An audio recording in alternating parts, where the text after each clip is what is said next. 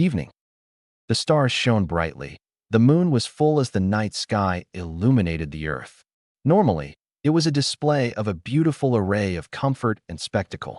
Unfortunately, the beautiful night that most would enjoy is merely a way to light up the ground while the sounds of battle cries and screams echo across the land. In a valley, the sounds of fighting could be heard everywhere, the clash of swords and shields, and a cry of pain. The battle came from three different armies, from three different groups of supernatural beings. One group was that of light from heaven, led by the biblical God, the angels. The second force came from the underworld, led by the four great Satans, the devils. Finally, the third group, composed of the fallen, was led by the strongest of all the fallen, Azazel, the fallen angels. Angels, originally from heaven, are powerful beings who serve the biblical God and have the power to inflict pain on demons through their light. However, despite their power, they are pure beings who follow the paths established by the biblical God. Demons come from the underworld, where they were led by the four great Satans, Lucifer, Leviathan, Beelzebub, and Asmodeus. They are powerful due to their mastery of dark magic, such as ice, fire, etc. Finally, the fallen angels are angels who have fallen from God's grace due to impure thoughts that led them astray from God's teachings in the Bible. They call themselves the Gregory group. They resembled angels, except their wings are black and they lack halos above their heads. As the battle raged on, a sudden explosion of such power erupted in the center of the battlefield that it pushed all three sides back. Those caught in the blast were killed, while those knocked down wondered what had happened. Suddenly, one of the fallen angels shouted, pointing his weapon skyward, drawing the attention of everyone nearby. Suddenly, a sapphire flame, with brilliant red sparks flying from its tips, descended upon the moonlit battlefield. The flames soon vanished as it slowed to reveal an armored body with four pairs of sky blue and silver angel wings that appeared to be made of steel. The body was uniquely armored, like a medieval knight, but designed differently, with the body itself being white. The chest plate was as black as night with red and blue outlines in various places. Its right arm held Excalibur, its scabbard behind its back. At its waist were two small, short, dagger-like swords with their scabbards that stopped mid-thigh. X-20A Strike Freedom, Gundam Seed, but more medieval in style. When every member of the armies saw the armor fly down, the commanding officers knew who it was. "It's the Blue Knight," said a devil. With the arrival of the Blue Knight, several factions ceased fighting amongst themselves and focused their attention on the newcomer. For all three factions, the Knight is considered an enemy. For the demons and the fallen angels, the Knight has killed several of their promising and prodigious members. The angels needed to kill him because, although he fought against them, he also defeated several members of the Seraphim elite, most recently Michael. The armies swiftly attacked the Knight, but he moved so fast that many didn't see where he was flying. He flew with incredible speed and agility, so much so that many believed he was teleporting. He quickly made his way to the center of the battle, where he began firing bursts of energy imbued with holy and demonic powers at everyone. His accuracy was astounding, as the Knight only targeted arms, legs, wings, and non-vital areas where he wouldn't cause death. At one point, he unleashed several magical beams at everyone, eliminating them from the battle. It was at that moment that the battle commanders approached the Knight. Upon seeing them, he flew into the sky, where the commanders also rose. The battle between the three and the Knight was intense. The commanders of the angel and the fallen angels had 5 pairs of wings, while the demon was known for his level. The Knight fought each of the three with incredible skill and strength, so much so that many on the battlefield stopped to watch the battle. With great skill and determination, the Knight cleaved the fallen angel commander in two with his Excalibur, impaling him with the same blade as he fought the angel a little longer before they both fired at each other. The Knight attacked with a second shot that continued forward and struck the angel's right arm and 2 wings, while the second shot struck his left leg and 2 lower wings. After the last commander's defeat, the second-in-command saw that the Knight was ready to continue the fight as the battle drew near. With this in mind, they ordered each of their forces to retreat, as their main commanders had been defeated and the battle had turned against them, and to report the incident to their superior command. Most retreated, while others remained hoping to turn the tide in their favor. Demons and fallen angels, but the Blue Knight swiftly silenced them. With the forces temporarily withdrawn from the battlefield, the Blue Knight flew swiftly toward the full moon and vanished. The Blue Knight, or the Knight of Life and Death, is a legendary warrior, unknown to the world, having appeared nearly 10 years ago. None of the three factions knew his true identity, as his aura always vanished like shadows, only appearing when the three forces clashed near human-inhabited lands, such as kingdoms or small villages. At such times, the knight would enter the battlefield and fight with all his might.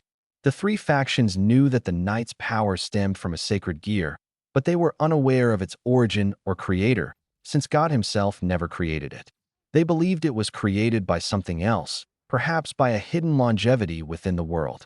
The only certainty was that the Blue Knight posed a threat to all three factions, attacking anyone, and almost no one survived, except for the angels, who suffered grievous injuries. 1 year later.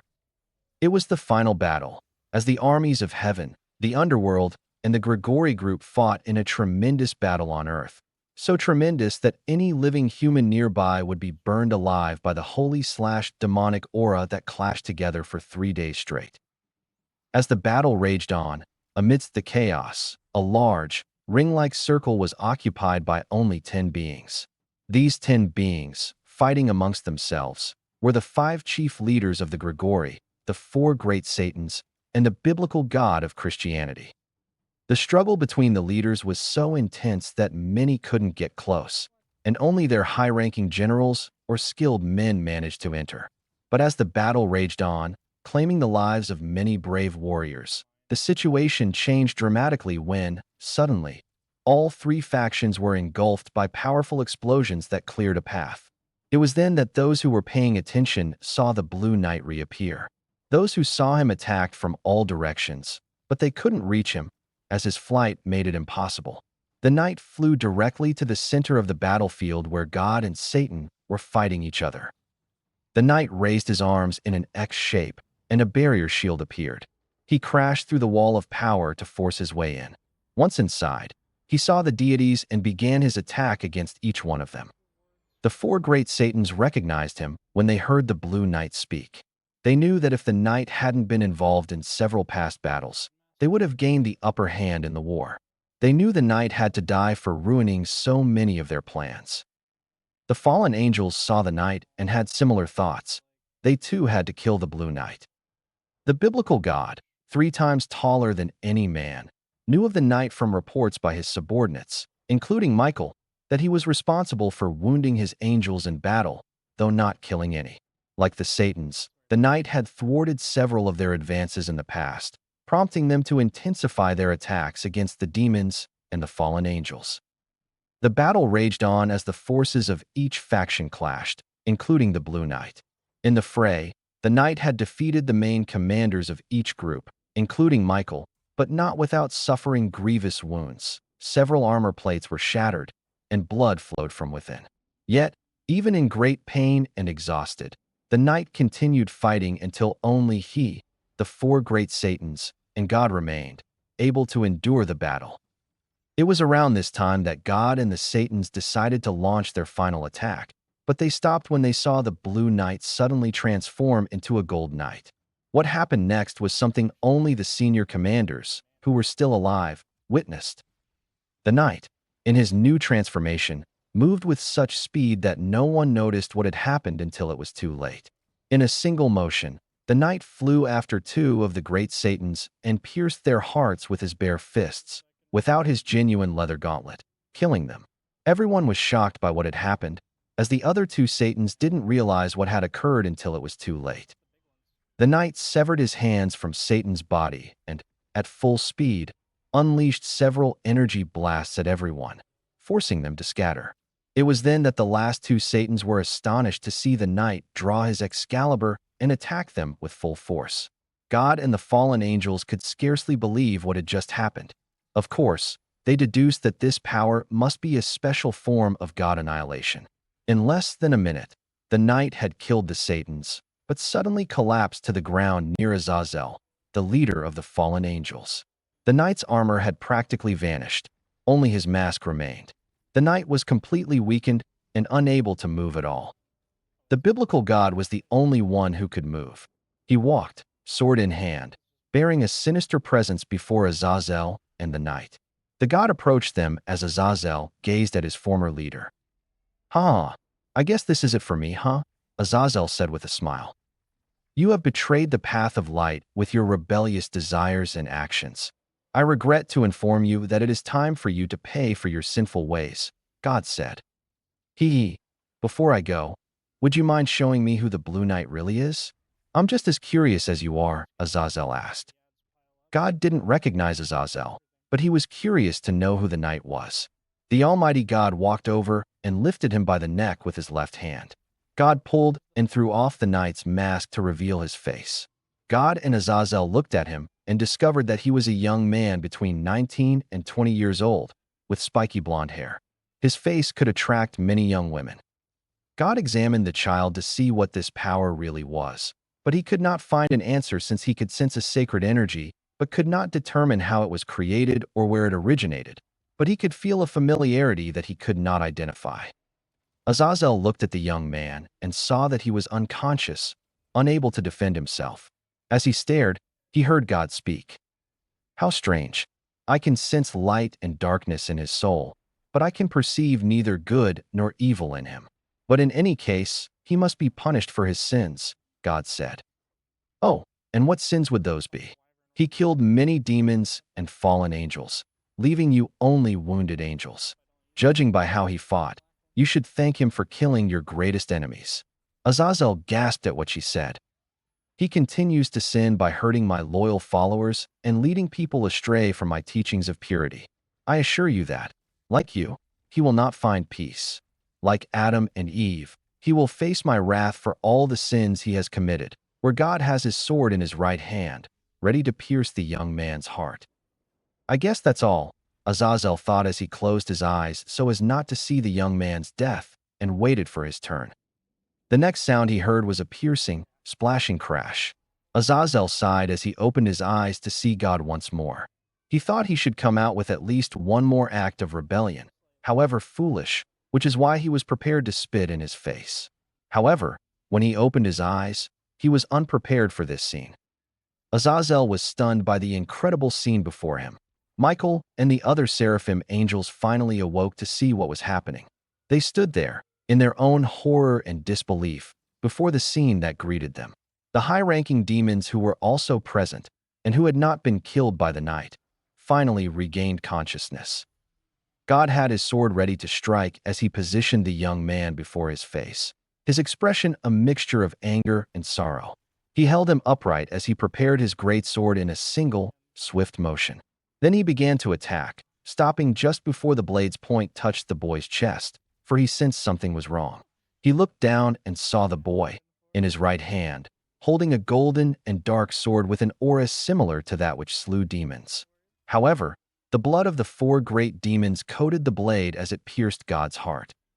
At that moment, God knelt, then knelt again, releasing the child, who regained consciousness just in time to use all his strength to create the golden and dark sword that slew the demons, piercing God's heart. God's grip on the child loosened as he fell upon him and released the sword. Everyone then heard whimpers and gasps. Then they saw it was the child, crying. "Finally, it's over," the boy said as tears streamed down his cheeks. It's time for you to pay for your sins, my lord." The young man stammered, and everyone, including God himself, opened their eyes wide at what the young man said. OST from Naruto Shippuden, Decision. As God's life began to fade, he saw in the child's eyes only pain, sadness, all kinds of sadness. Before he could say anything, the child continued. Add stuttering and whining here. "You have to die, for all those who believe in you, for all those who had faith in you, for all those who continue to worship you, and for all those who despise and hate you." He screamed as more and more tears ran down his face. "You are supposed to be the bearer of hope and peace, to show us the path to save our souls. And yet, you let so many suffer because of your war. For 100 years, many have prayed for answers, but at the same time, you have not helped those who begged for your protection. Where? They abandon you. Can you feel? Can you?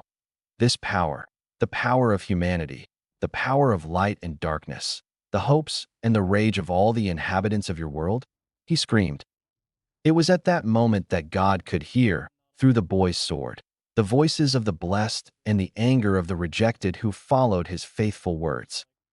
"Thank you for blessing my family with this food, my Lord," said a young woman who was praying to him with ecstasy. "I prayed for you, and you don't answer me. I have faith that you will deliver us from this darkness. Or are you testing my faith after I've lost my family? I beg you to at least return my children to me. Please, my Lord." That's what the woman said while crying in pain over the death of her children. More and more cries of pain and anger could be heard, as more and more people gave thanks for the blessing they had received. There were so many people filled with both hope and hatred toward him that even he couldn't help but be amazed. It was there that God knew what this power was. This power was the hope and despair of humanity, where their hearts finally gave birth to their own Savior and Avenger.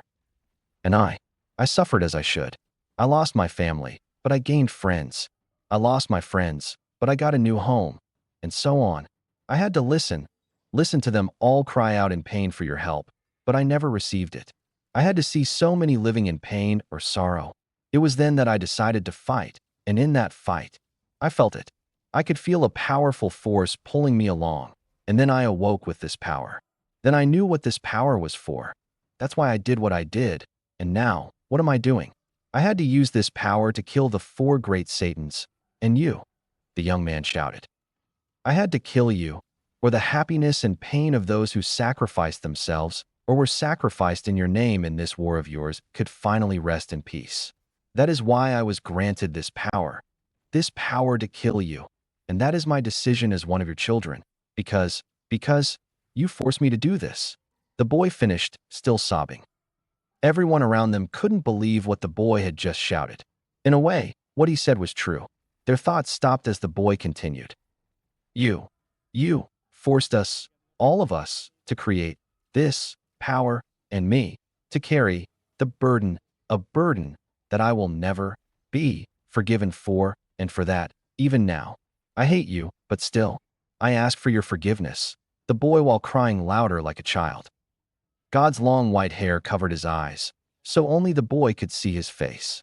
God brought his right hand to the blond boy's face as blood began to trickle from his mouth, his blood continuing to drip from the sword, where the blade had pierced his entire body.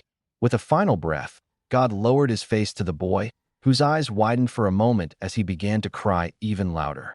It was then that God's hand fell to the ground as the boy lay motionless. The boy gasped a little longer before screaming loudly at the heavens above him. With a swift and violent movement, the boy raised his sword, creating a gaping gash in God's body where his blood splattered against his own. With that, God's body was flung away from him and landed face up, dead. The boy gazed at God's lifeless body, the sword clutched in his hands, which he shook sadly. He continued to weep before deciding to leave. He used the last of his strength to transform his sword into a pair of wings and flew into the night sky. Michael, Azazel, and the demons tried to catch him, but he was already gone. End of soundtrack. The armies outside the circular ring felt the sudden loss of the high-ranking satanic leaders and fallen angels.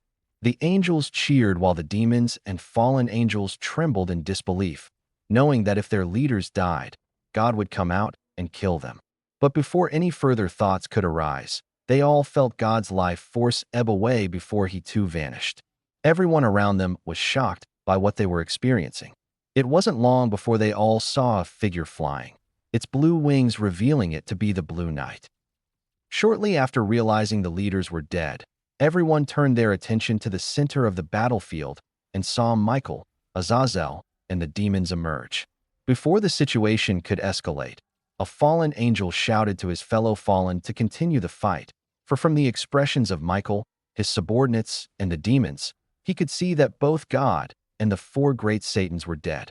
The fallen were about to attack, but Azazel stopped them, announcing a ceasefire for all.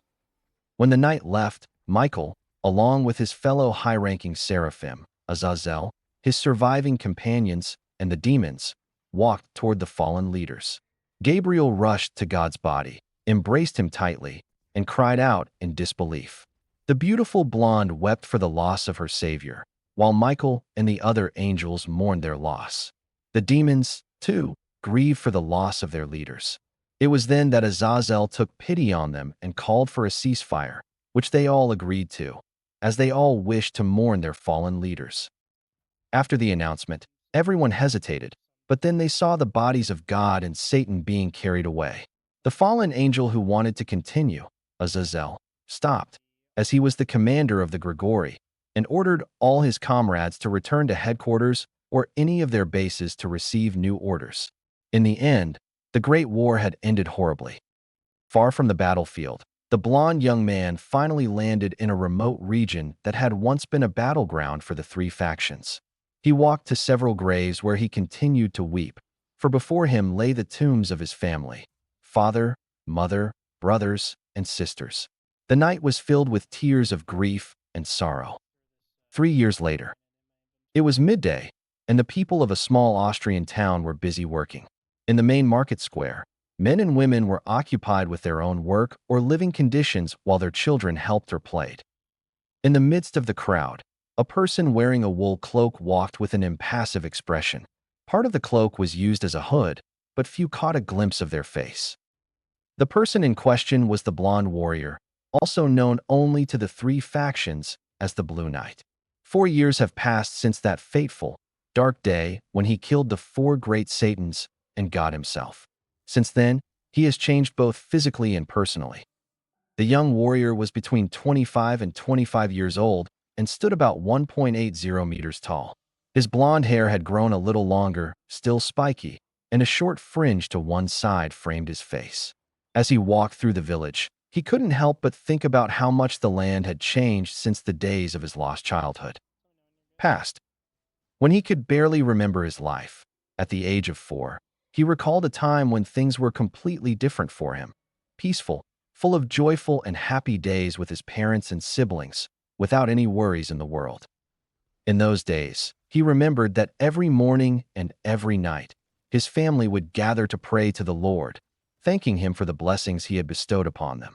Their home was modest, containing only the essentials, and surrounded by the beauty of nature. In a way, his family believed that God had given them the gift of living in the eternal garden described in the Bible. As a child, he felt completely blessed, for living happily with his family was all he desired, and he thanked God for it every day. Of course, that peaceful reality didn't last long after the night he lost everything. It was midnight, and he was sleeping with his brothers and sisters, while his parents were in another room.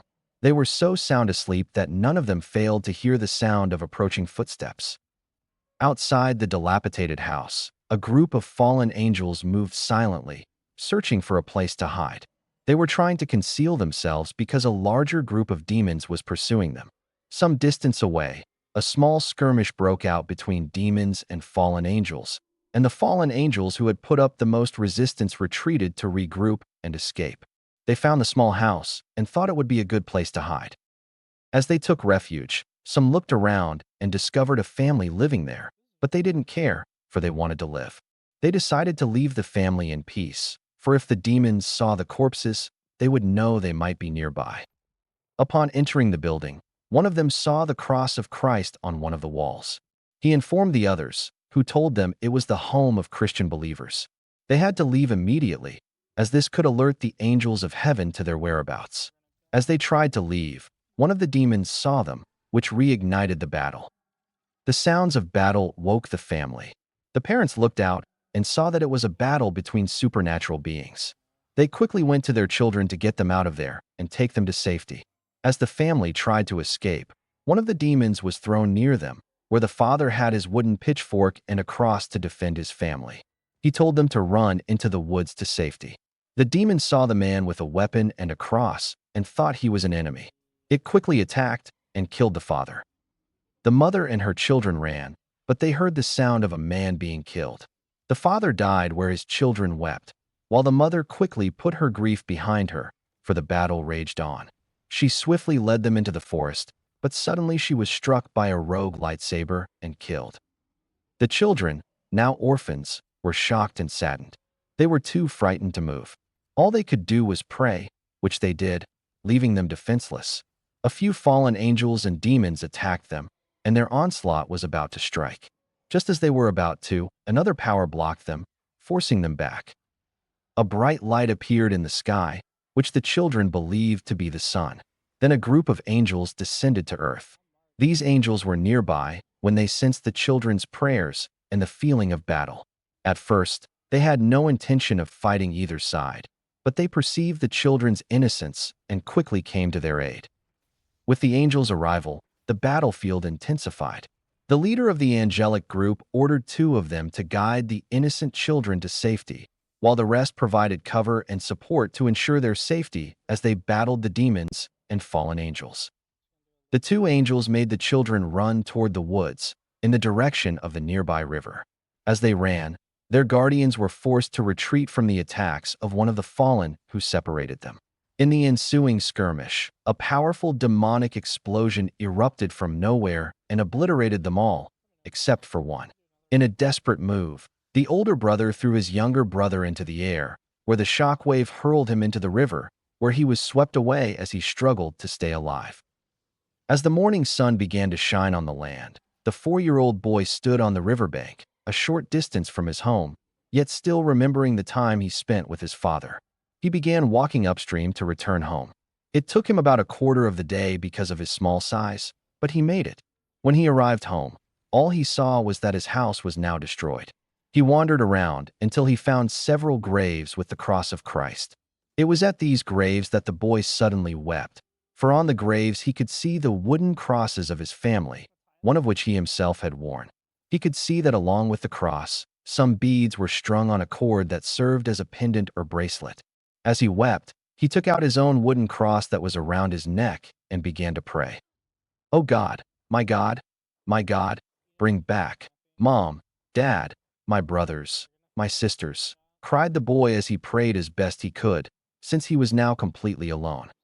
After the battle, several more angels arrived to help those who were still alive. The survivors felt the battle alongside the innocent Christian family who were praying for help.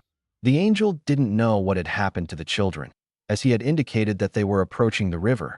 One of the angels investigated and only informed them that the children had died. This saddened them, especially considering the ruins of the house, since these people had a strong faith in the Lord, who had given them the Christian objects found in the house. All they could do was gather up the children's bodies, bury them with their crosses, and pray that the Lord would allow them to live in heaven. The boy had stopped praying when he received no answer. He decided to go to the home of a friend of his parents, also Christians, who lived nearby. It took him a couple more hours to get there, and there his parents' friends found out what had happened with their friends. Well, they would learn it from a 4-year-old boy. They welcomed him and made him part of their family, along with their 2 children, because they knew his old friends would like him.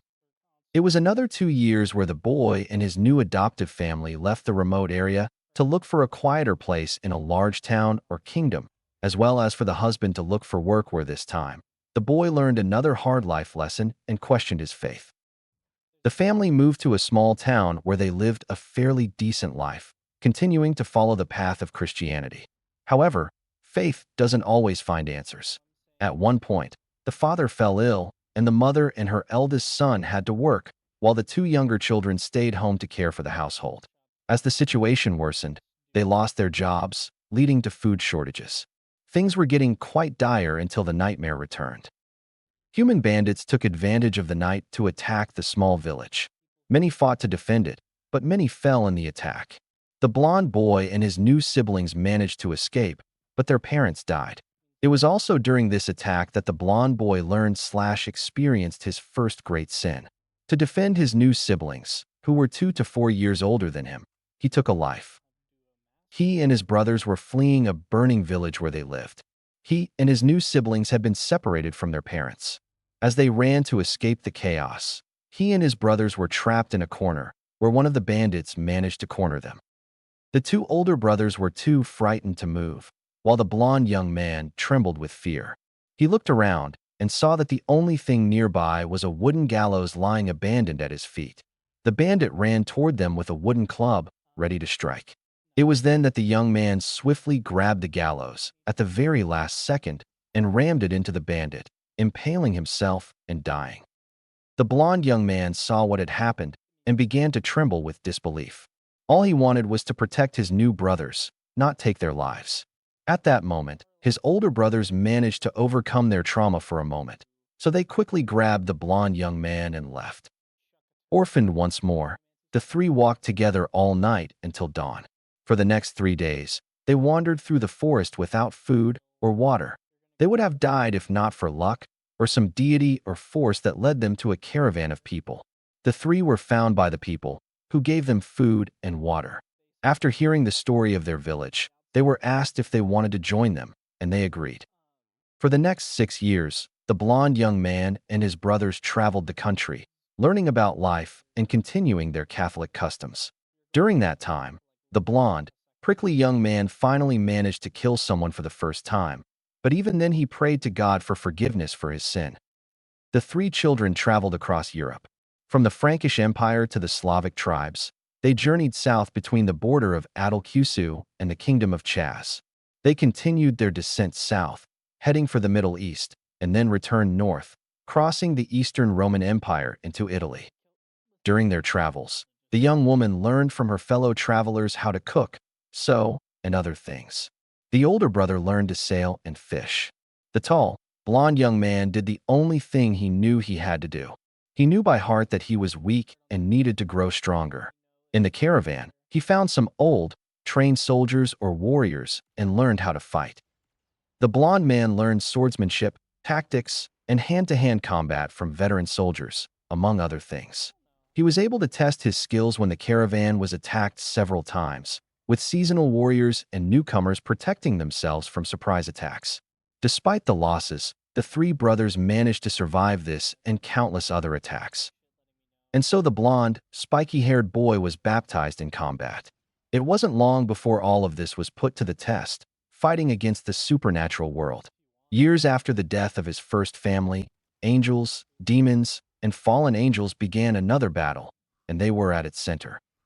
Over the years, the blond boy had heard stories about the battles of the supernatural world being fought on Earth as he traveled in the caravan. From the people they encountered, the devil and the fallen angels had intensified their struggles. God and his angels had fought against the other two factions to stop the war on the Earth's surface, but nothing had changed, except that the loss of life, including human lives, the destruction of homes, and food shortages continued to rise worldwide. All of this also made him question his faith in the biblical God, given the current state of the world. The battle was devastating as the caravan's people ran for their lives, families separating to ensure their safety, aided as best they could by the angels. The blond boy made sure his older siblings escaped while he watched their backs. He carried a sword and shield. His training had paid off, as he cut down any demon or fallen angel who approached them seeking comfort. The boy was so engrossed in the battle that he didn't notice the magical blast that struck him and sent him flying, along with his sword and shield. He struggled to his feet when he saw a light-bladed spear from a fallen angel hurtling toward him. With great willpower and pain, he caught the spear in his hands. He released it and he himself fell to the ground. As he lay there, barely able to move, he began to reevaluate his beliefs and teachings. Why? Why is this happening again? He thought as he looked at the burning and dead bodies that surrounded him, reminding him of that night so many years ago. I have prayed and followed his teachings just as my parents taught them to me. But everywhere I go, there is trouble or sadness, pain and misery from those who did nothing wrong while following and accepting God's path. So why does this happen? He said to himself. He continued to ponder this as his heart and mind began to stir with the idea of the Catholic path. After much reflection, he decided to fight not only against demons and fallen angels, but also against God himself. If no one can stop this war, this constant state of endless struggle, then I will, even if I have to do it alone, thought the blond boy. Something stirred within him. He felt as if a power had awakened. The boundaries of good and evil, light and darkness, right and wrong, shattered inside him. He arguably achieved his own mental breakdown. His senses and strength intensified as he battled demons and fallen angels with incredible speed and power, but it wasn't enough.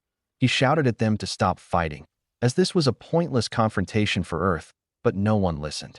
Another spear of light hurtled toward him.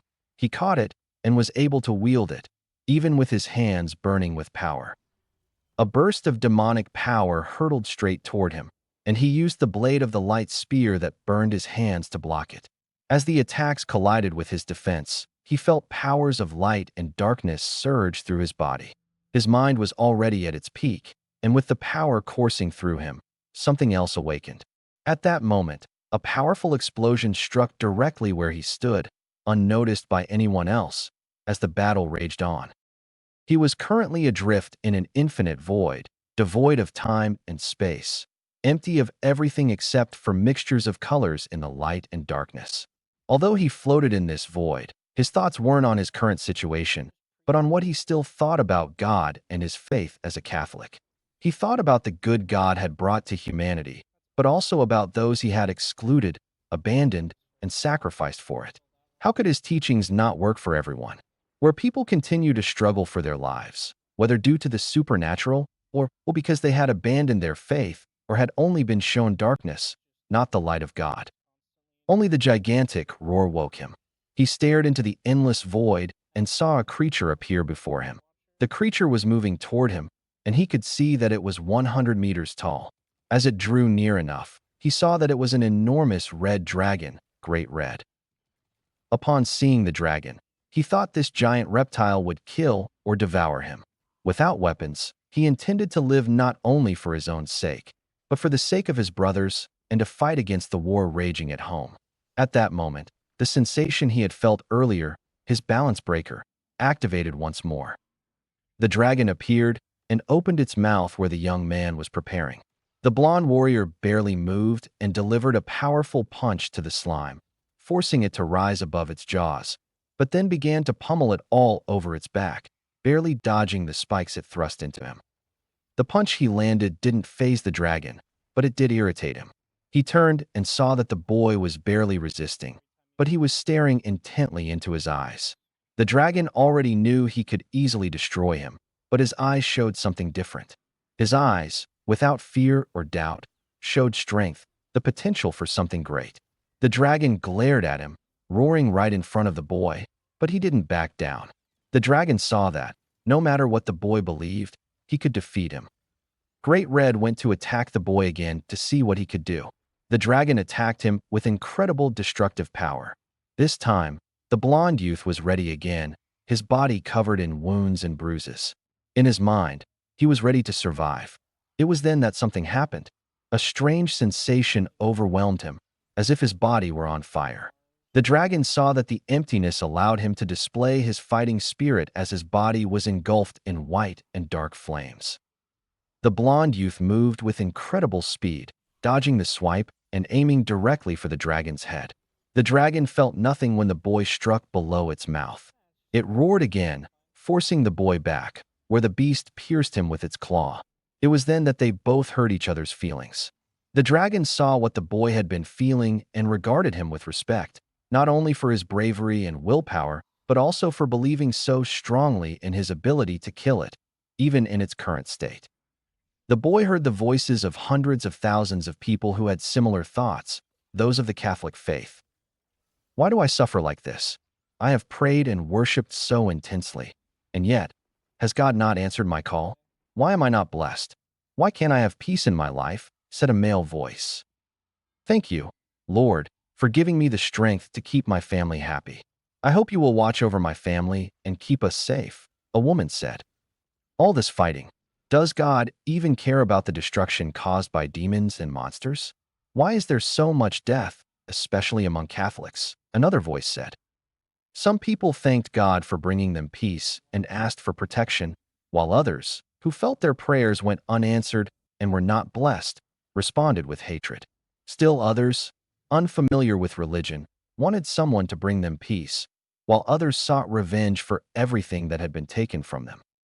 What everyone in the world longed for was peace and happiness, but Because so many had their own faith and beliefs, achieving it was incredibly difficult, as no one had the courage to act or knew how to obtain the power that would help them. As the blond boy neared death, his consciousness fading, the dragon had another idea. In his wisdom, I don't know how much, he gave the boy some of his power, healing him completely. Then, with that power, he gave him a fong, letting his heart decide its purpose. The blond warrior wanted a sword that would protect him, but also one that would help him survive the war, help humanity bring peace, and avenge what had happened to them. To put an end to all this senseless fighting and death, the Fong began to transform into what he desired, a hidden secret embedded within it, creating something powerful that absorbed not only his feelings, but also the desires and hatred of others. It transformed into a sword, with a hidden ability within it. The sword had a silver hilt with gold bands. In the center, two gold pentagrams overlapped. The blade had a sapphire/blue design with straight and curved edges, and two gold diamonds in the center and near the tip. Eternity, Sword Quest Wiki. In the morning, the sun began to rise as a light breeze swept across the empty battlefield. On the battlefield, the young blonde girl's siblings walked through the fields, searching for their little brother and scavenging for supplies. They hoped he was all right and prayed that nothing had happened to him. They walked a little further, and then the sister found her brother's body. The blond boy was unconscious when he heard the two of them shouting to him from afar. He woke with a start, stirred, and began to sit up. He felt a mess, as if he'd been run over by a bull or something. The two brothers wept with joy, seeing that their prayers had been answered, for their little brother was safe. The blond boy smiled at them, happy to see his older brothers alive. Just as he was about to get up, his older brother asked him something. "Hey, little man, how did you get that sword?" the blond young man asked, looking confused. The older brothers pointed behind them, and he looked down to see that it was the sword that had appeared before him. He began to wonder if the dream he'd had wasn't a dream, but had actually happened. His older brother went to pick him up. "Well, it doesn't matter how you got it. With this sword, we can trade it for supplies, another sword, and a new shield," the older brother said, touching the sword. The next thing he knew, his hand was slightly burned as the sword pushed him back. "Brother," they both shouted as they approached him. He said he was fine, but wondered why the sword had burned him. They all thought the sword must be magic and wondered how their little brother had gotten it. The blond boy looked at the sword before approaching. They tried to stop him, but the blond boy simply picked it up, where it glowed ominously. The sword vanished from his sight. The boy wondered how it had disappeared, but this time he focused on where it had reappeared in his hands. "I suppose this sword must be mine," said the blonde. After that, the three went their separate ways, with the blond man practicing diligently to master his new sword. At one point, he decided to leave his brothers, saying he would help end the war that God and Satan had been waging. At first, they thought he was crazy, but they realized he was serious. They wished their younger brother good luck and told him to move to their new home. For the next 3 years, he trained with incredible diligence to master his sword. It took some effort, but he eventually found work as a hunter against any evil demon or devil. At some point, he contacted the Vatican, where they offered him a place in their organization, since he possessed a powerful sword that God had given him. He declined the offer, but he had a few run-ins with them, though nothing serious. It was in his 4th year that everything changed for him. Several powerful fallen angels and demons had heard of the mighty sword and pursued him. The boy was pushed to his limits, as the sword's power increased his speed, strength, and skill, and he learned to use basic magic such as light, fire, lightning, and even water, thanks to traveling exorcists who hired him for assistance. He stood near the gate of death, where the two forces battled for the sword. It was then that both factions saw the boy glow ominously as the sword vanished, enveloping him in both light and darkness. In its place, he was now completely armored, as described earlier. He felt powers unlike any he had ever experienced, as if the armor absorbed his will, strengthening it even further. The boy moved with incredible speed and power, slaughtering his prey. In the end, he stood over fallen angels and slain demons. Thus was born the legend of the Blue Knight. Present. The boy's thoughts stopped when he heard that a monster was killing people on the northern road. the route usually taken by travelers from the other large villages. The blond youth decided to take care of it, as he also wanted information. Evening. The blond warrior moved through the dark forest where the slaughter was taking place. He walked calmly along the path, keeping his guard up, waiting for anything that might try to attack him. He didn't have to wait long before a blast of darkness erupted from the shadows. He dodged it with ease. He remained calm, sensing that a demon was near. Looking around, he realized he hadn't moved far from the demon, which was slowly rising behind him, claws ready to tear him apart.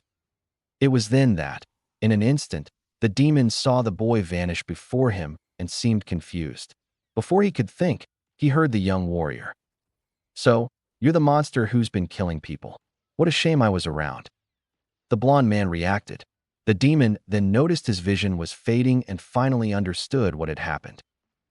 How could I lose against a human?" the demon said as he split in half before disintegrating into dust. The warrior began walking back to the village and announced that he had killed the monster. As he calmly made his way back, he reflected on what had happened recently. Although the world is a little calmer now that the ceasefire between demons, angels, and fallen angels has practically ceased, I still hear that demons are behaving. Strangely, for some reason, it's attacking territories inhabited by both angels and fallen angels. Is something happening in the underworld? I need answers, and I think I know how to get them. I just hope it comes to hear my plea, he thought. Church. It only took him 2 hours to return to the village. After defeating the murderous demon, he went to the church, knowing he could obtain the information he needed there. It took him half an hour to reach the local church, where he entered. Walking silently through the corridors, careful not to wake the priest, she reached the cloak, right beneath the cross. She gazed at it for a moment before sighing, for she knew she probably wasn't well liked by the angels at that moment. "No, Michael and the other seraphim angels. I know you can hear me. I've come to ask you some questions. And as one who killed your leader, I ask you to come out and listen to me. If you need proof that it is me, then feel this," the warrior said as he began to unleash his power, and the church candles that illuminated the place went out. He waited a moment in the darkness until he felt a pure, yet powerful aura appear behind him, where a light shone. The light faded when he could no longer see the person directly, but he knew who it was, given the shadow they cast upon entering. "It's been a while since we last saw each other," asked the blond warrior. "Yes, it has been. I'm even more curious, since I thought you'd avoid places like this," the angel replied. "Yes, well, things have changed. How's that wound on your shoulder? I hope it wasn't too badly damaged in our fight, Michael," the blond warrior asked, turning around to see the former Archangel Michael, the god's right-hand man. Michael is an attractive man with long blonde hair and green eyes. He has 12 wings on his back, golden instead of white. Michael looked at the man, who still had his hood over his head, and only his mouth was visible in the shadows. "My shoulder is perfectly fine after recovery, but I'm also wondering why the Knight of Life and Destruction is in this sacred place." Michael asked where the knight who killed God was looking. The Blue Knight raised his right hand and summoned his sword, slashing diagonally across the body. Michael stood there, nervous, but also alert to the situation. "Is that why you called us, to take us out one by one? Or is it for another reason?" Michael asked. In the shadows of the church, an angel was hidden in the hallway to make sure nothing happened to Michael. When the sword was summoned, Michael and the hidden angel held their breath, anticipating what might happen. The Blue Knight's expression remained unchanged. It was then that he released the sword, striking the ground and raising his hands in submission. "Let this be proof that I did not come here to fight, but to talk," the knight stated. Michael recognized him and requested a visit. The knight asked him if he knew anything about the sudden demonic attacks on the angels or Grigori's territory. Michael explained that the underworld was currently embroiled in a civil war that began a year prior. From some representatives of the anti-Satan faction, Michael had learned that the original faction, which followed the former leaders he had killed, wanted to continue the war between the angels and the fallen angels.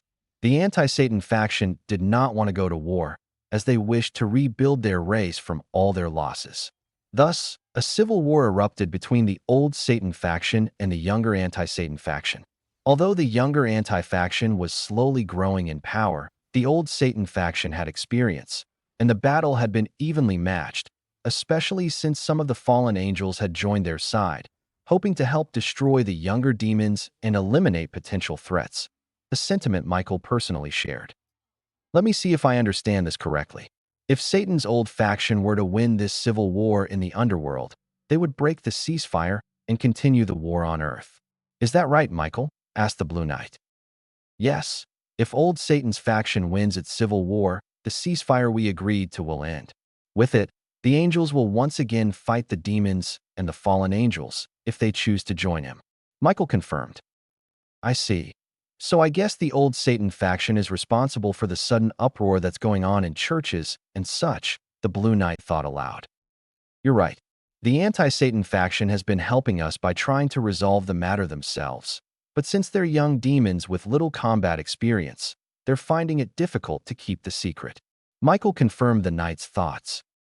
The young gentleman remained silent, allowing Michael to see that he was lost in thought. It all ended when Michael saw, even in the darkness that enveloped them, his serious and piercing blue eyes. Michael, I have a favor to ask of you, the knight asked, looking at Michael. What would that favor be? Michael asks. I need you to let me into hell, he pleaded with determination. Field. The sun was high in the sky as a gentle breeze swept across the land. Birds and other animals were busy going about their business, giving the atmosphere a relaxing feel. As the terrain offered a beautiful landscape, a young man stood along a path, wearing a hooded cloak that was pulled down to reveal his face.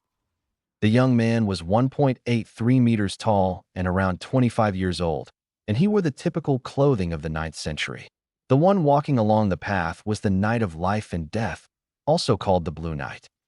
Currently, he was traveling to the far northwesternmost territory of the Frankish Empire, Britannia, which was only half a day's journey away. It had been a week since his conversation with the Archangel Michael, who had asked him to descend into hell. Flashback. The great Archangel Michael, the first angel created by the biblical God, couldn't help but look surprised and incredulous. Right before him, the knight who had killed his leader/father was asking him for a passage into hell, willingly. The great angel gazed into the warrior's piercing sapphire eyes before adopting a serious expression. Michael took a deep breath before letting go and looked at the young man. Why are you asking me this? What do you hope to achieve with such a request? Michael asked seriously. The young warrior looked at Michael seriously. I intend to help the anti-Satan faction win their war by killing the leaders of the old satanic faction, he said clearly. Why do you want to do that? Is it for glory or for revenge? Michael asked. I don't fight to make a name for myself, and I've been through enough to forget any long-ago revenge. The reason I want you to send me to hell is to ensure peace in this world, the knight declared. For peace? Do you intend to throw yourself into the depths of the underworld, where sinners and the darkest souls are sent to maintain peace? Michael clarified. Yes, declared the young warrior, who told her he would go to the underworld and help end the demon war so that the human world would be safe for the time being.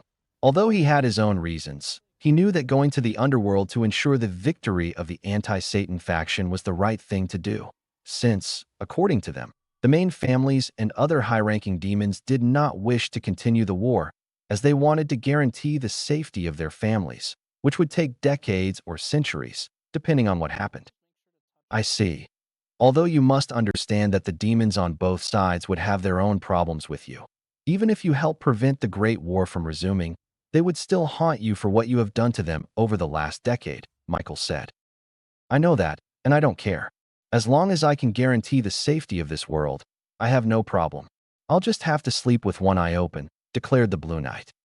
And if you manage to survive until the end and destroy this world, I suppose you'll return to Earth, Michael remarked. The Blue Knight looked at Mikael and said, I intend to survive to the end, but I'm not coming back.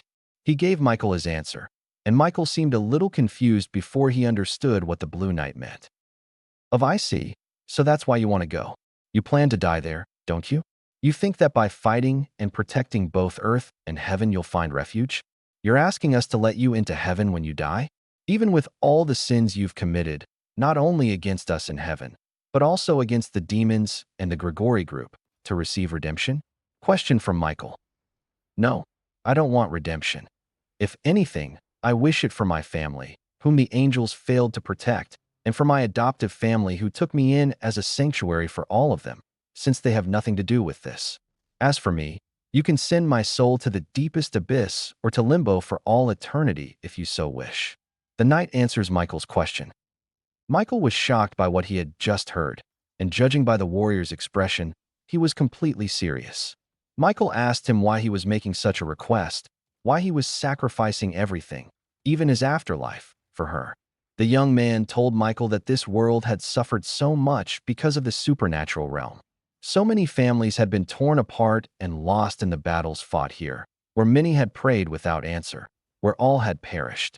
The young knight would have elaborated further on his reasons, but instead said that he had chosen to be the guardian of the world and intended to protect it with everything he had, even sacrificing his own peace. After hearing the knight's plea, Michael looked into his piercing eyes to confirm that he wasn't lying and that he was willing to try any method to reach the underworld. With that, Michael sighed as he looked at the Blue Knight. Okay, give me a little time and I'll have everything ready for your trip to hell, Michael replied. The young knight nodded and said he had business to attend to before leaving. He extended his hand again, and the sword he had dropped instantly returned to his hand. Once retrieved, he resealed it within his body. With that, he prepared to leave the church. As he exited, Michael turned to the young man and asked him something. Out of curiosity, stopping the knight and calling his attention, "Can I know the name of the one who killed my father? If not, at least let me see your face, since I haven't been able to see it the times we've been together," Michael asked. The Blue Knight turned his head, his sapphire blue eyes visible only from beneath his hood. The young man paused for a moment before reaching for his hood and pulling it down, revealing his face. Michael and the hidden angel were finally able to see who the Blue Knight really was. They saw that he was in his mid-20s, with short, spiky, golden blonde hair. Small bangs framed his face. From Michael's perspective, the young man seemed attractive, while the hidden angel couldn't help but blush at the sight. Of course, there was also something about him that piqued their curiosity, as his features revealed a non-local ancestry. Now you know my face. As for my name, I discarded the one my biological parents gave me. If you must call me something, call me by the name of my weapon, the Blue Knight declared. And what would that name be? Michael asked. Nexus. Nexus called itself. Very well, Nexus. In 1 week, come to the Vatican. There you will find information on how to go to hell, Michael declared. Can you give me 2 weeks since I like to do my goodbyes? Nexus asked, to which Michael agreed. With that, Nexus left the church, where he could see that the moon had already begun to descend, indicating that it was past midnight and early morning. Then, Nexus used his power to summon a pair of his legendary sky-blue wings from behind him and flew into the night sky. As he left, the hidden angel approached Michael. Michael, are you sure it's okay to do this? The angel asked. Yes. From his expression, I can see he was very determined and serious about going to the underworld. This way, he could control any potential danger that might arise from the underworld if Satan's old faction wins. And in this way, he intends to die as he wishes. It may be an unjust punishment or sentence, but I believe he made his own decision. Don't you agree, Gabriel? Michael said as he looked at the most powerful and beautiful woman in heaven, the seraphim angel, Gabriel. Gabriel nodded, and she looked in the direction Nexus had gone. She couldn't help but blush slightly at the sight of his face. End of flashback. As he finished reminiscing, he realized he was finally here, in Britain. He quickly made his way to the sea, for one of his most precious treasures lay near the shore. It took him a few more hours as the sun began to set, and finally he reached his destination after passing several other houses along the way. A small, comfortable cottage near the ocean's edge. The house was built of rocks and thick timbers to ensure its resistance to storms and the harshest seasons, and it was large enough to house a family of 6. Around it were a few groves and a small vegetable garden. On the beach, there was a harbor with a fishing boat moored nearby. However, what caught his eye most was the Christian cross that crowned the front door. Nexus walked across the grounds toward the main house, where he saw candles illuminating the interior. Nexus guessed that the people inside were ready to enjoy dinner. He went to the door, hearing the bustle of young and old, and knocked. The house fell silent for a moment before hearing someone approach the door. She waited outside before seeing the door open, revealing a beautiful young woman in her early 20s. She was a few years older than Nexus, with braided brown hair, and wore a stylish short-sleeved blouse and a long skirt. She had beautiful light brown eyes and seemed a little confused before finally recognizing the person in front of her. "Are you?" the young woman stammered before Nexus spoke to her. "It's been a few years, hasn't it, Elizabeth?" Nexus smiled. It was then that Elizabeth rushed to hug her younger brother with a joyful shout. Those present approached the door and saw Elizabeth cheerfully greeting the guest. The young man, the same age as Elizabeth, quickly greeted Nexus with a smile. "My God, it's been quite a few years, hasn't it, brother?" said the young man. The last time I saw them was when this little girl was a year old."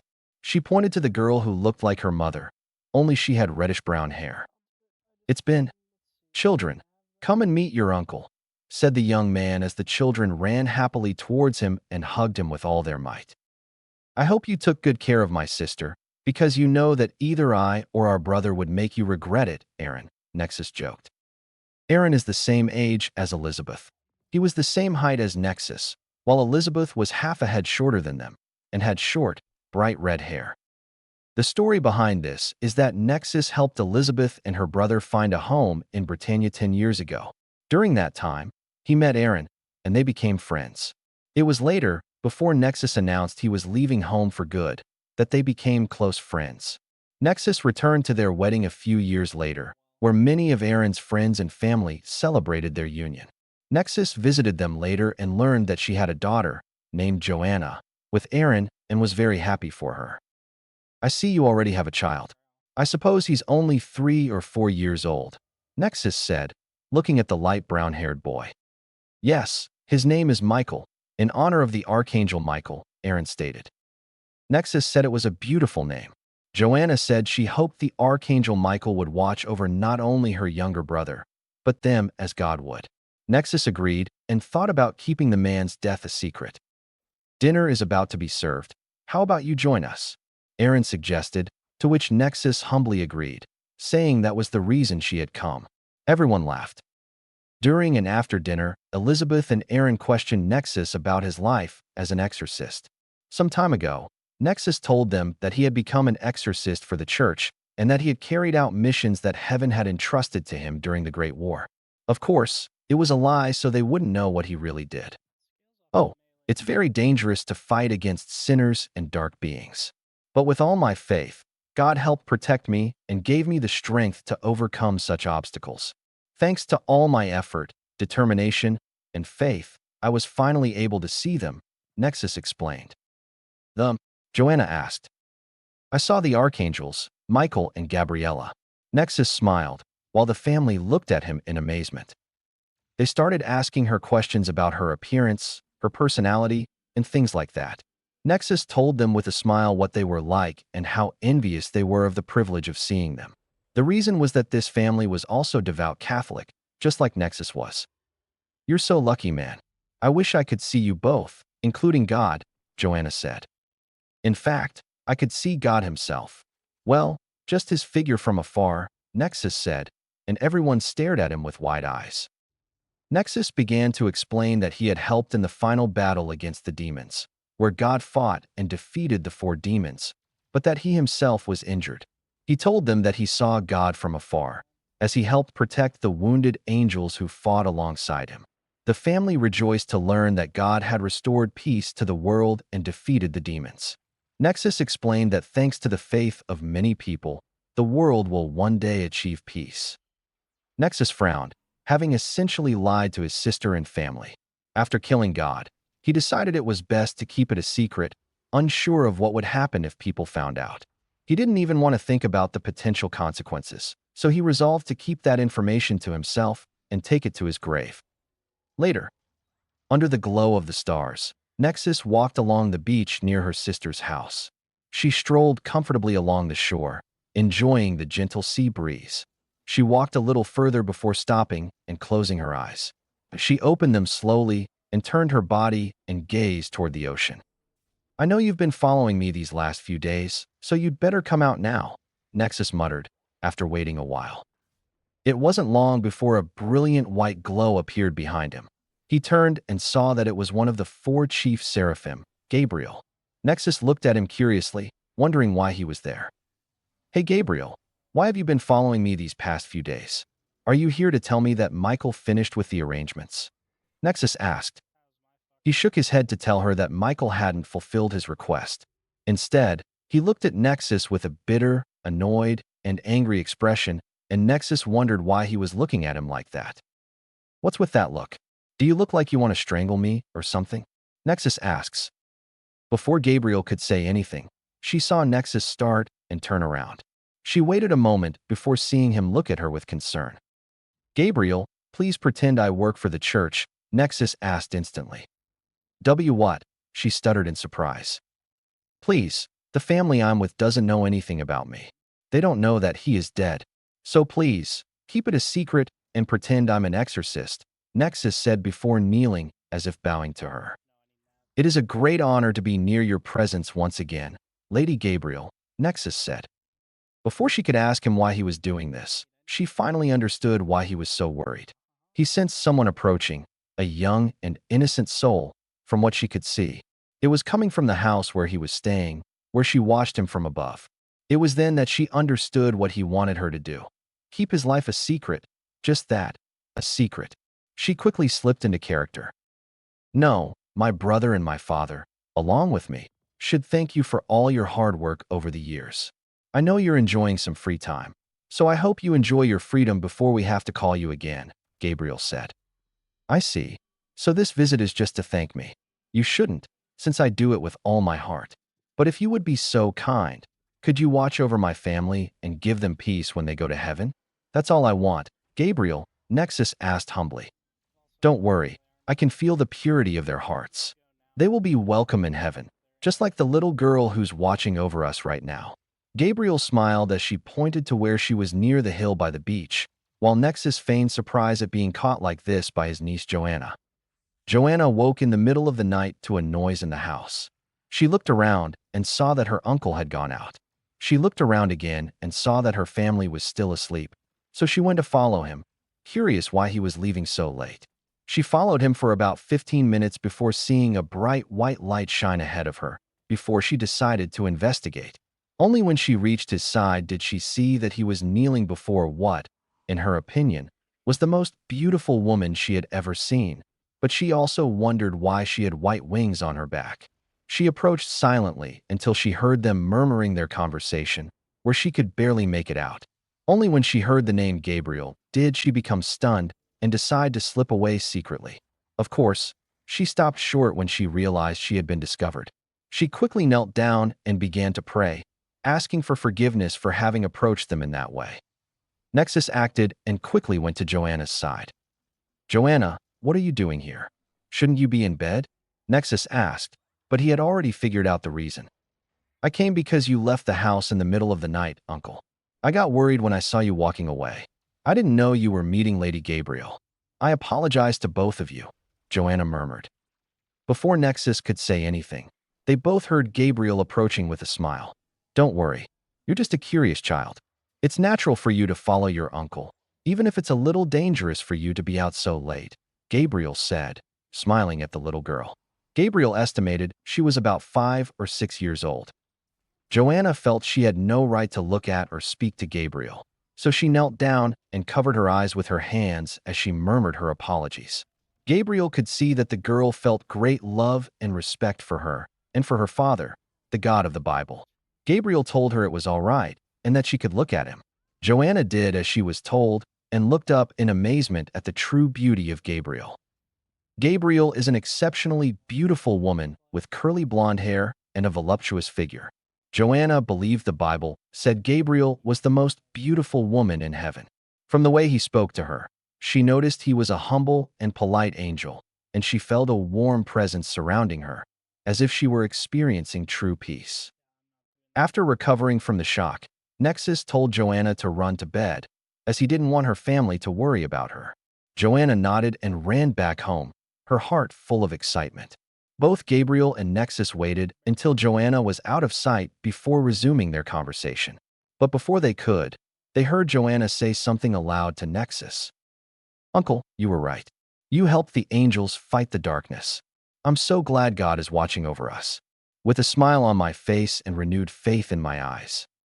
Gabriel looked hurt and then looked back at Nexus, who had already turned his gaze back to the ocean. "So, have you told your family that you work for the church and that you've been fighting with heaven in the Great War?" he asked. "Yes. I can't say for sure that I fought not only against demons, but also against angels and God himself, since they are Christians," Nexus explained. "So, they don't know about my father?" Gabriel asks. "No. My sister and her family are very devout. I can't tell them that their beloved uncle was the one who killed him, can I? Besides, I don't want them to feel like they're carrying a burden. If anyone should carry that burden, it should be me," Nexus explained. "I see," said Gabriel as he turned around and started to leave. "Where are you going? I thought you were talking to me about something," Nexus asked. "I already received my answer. Good night," said Gabriel as she disappeared in a white light and returned to the sky. Once she left, Nexus returned to her sister's house so she could enjoy the time she had left. It's been a few days since Gabriel visited. During that time, he spent time with his family, catching up on what was happening, connecting with his nephews, and making memories with his sister and brother-in-law. He enjoyed creating all these memories with them, which was the most important thing for him, as it strengthened his resolve in what he intends to do. His 2 weeks were almost over, so he decided to tell his sister why he had come with her and her family. Nexus asked Elizabeth to walk with him near the beach so they could talk. They walked for a while before stopping to watch the sunset over the horizon. "Hey, sister, I have something to tell you," Nexus began. "What's wrong?" Elizabeth asked. "This is the last time I will visit you," Nexus stated. Elizabeth sighed as she crossed her arms. "I already know that." Nexus didn't seem surprised, just a little surprised. He sighed and asked her how she knew. She replied that it was because of his behavior, his closeness to his family, and his constant gaze fixed on the distant horizon. She guessed he was going to do something important that would take him away from his family. "You're right. I'm leaving and I won't be back," Nexus replied. "Is this a request from the church?" Elizabeth asked. "No, it's more for God's sake that I accepted. In fact, I'm supposed to leave today," Nexus stated. "I see. Jay," Elizabeth began to say before Nexus interrupted her. "Don't call me that. My name is Nexus now. I dropped that name when I joined the church," Nexus remarked. "Nexus, if you're going to leave forever, at least promise me one thing," Elizabeth asked. "What's wrong, sister?" Nexus asked. "Promise me you'll have a happy life like mine." Elizabeth asked her younger brother to do so. "I don't know if I can, but I'll try to find it," Nexus said, and Elizabeth smiled in response. They stayed like that until the sun had completely set, at which point Nexus told her he had to leave. He said goodbye and wished her and her family a happy life. He asked her to say goodbye to his nephews on his behalf, which she agreed to do. He also asked if she would see his older brother again to tell him he was sorry he hadn't been able to say goodbye to him in person, to which she agreed. With that, he started walking away from her and the house without looking back. Nexus walked for a good hour before using her power to form 2 pairs of blue wings and take to the air. Nexus decided to head to the place she knew would be best for her meeting with Michael, the Vatican. The journey took her all night, during which she used the stars to navigate. It was early morning when he arrived at the Vatican. He slipped into the main hall of the church, reaching the front. He looked around and noticed that no one was there. Confirming this, he looked up at the main stage, where the cross stood. "Michael, I'm here. I came to see you 2 weeks ago. I'm here to ask if you've completed my application," Nexus said loudly so Michael could hear me. Nexus waited a moment before receiving his answer. Gabriel appeared before him. Nexus wondered why he was appearing to him and not to Michael. "I see you've arrived," he said. "Yes, I'm curious to know why Michael isn't here," Nexus commented. "Michael is very busy, as he and the other seraphim are busy remaking the system that God had established," Gabriel explained. "I see.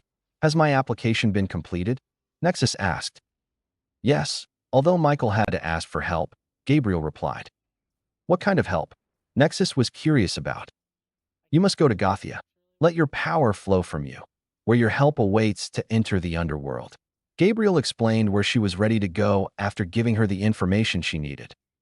Wait, stopping Gabriel from leaving. I know heaven won't forgive me, nor did I expect it to, but still, thank you for letting me do this, Nexus said to Gabriel gratefully. Nexus ran out of the church, where Gabriel prepared to return to heaven, not without first controlling the blush that appeared on his face. Day after, Nexus had flown from the Vatican to Gothia, arriving at midday. He traveled silently to the most populated town/village, where he decided to eat and rest until nightfall. When night came, he went to the tallest and most isolated building in the village. Once there, he spread his sky-blue wings, allowing his helper to find him. He waited an hour before sensing a strong, familiar aura coming from the north of the village. He quickly rose into the air and traveled to its source. It was a short journey to a secluded area, a cemetery. Nexus walked toward the source of the power. It was a short walk until he saw a small, old body containment building. I'll find out its name later. As he approached, he felt the great power drawing near, and he stopped right in front of the structure. Nexus turned his face to the right to see who his assistant was, something that surprised him a little since he had once spared that person's life. He wore dark, somewhat noble clothes and stood about 5 centimeters taller than Nexus. He appeared to be in his mid-20s, with black hair and a golden fringe. But what made Nexus recognize him was the 12 jet-black wings on his back. So, you're my helper to enter the underworld, aren't you, Azazel? Nexus declared as Azazel approached him with a relaxed look on his face. My, how time flies.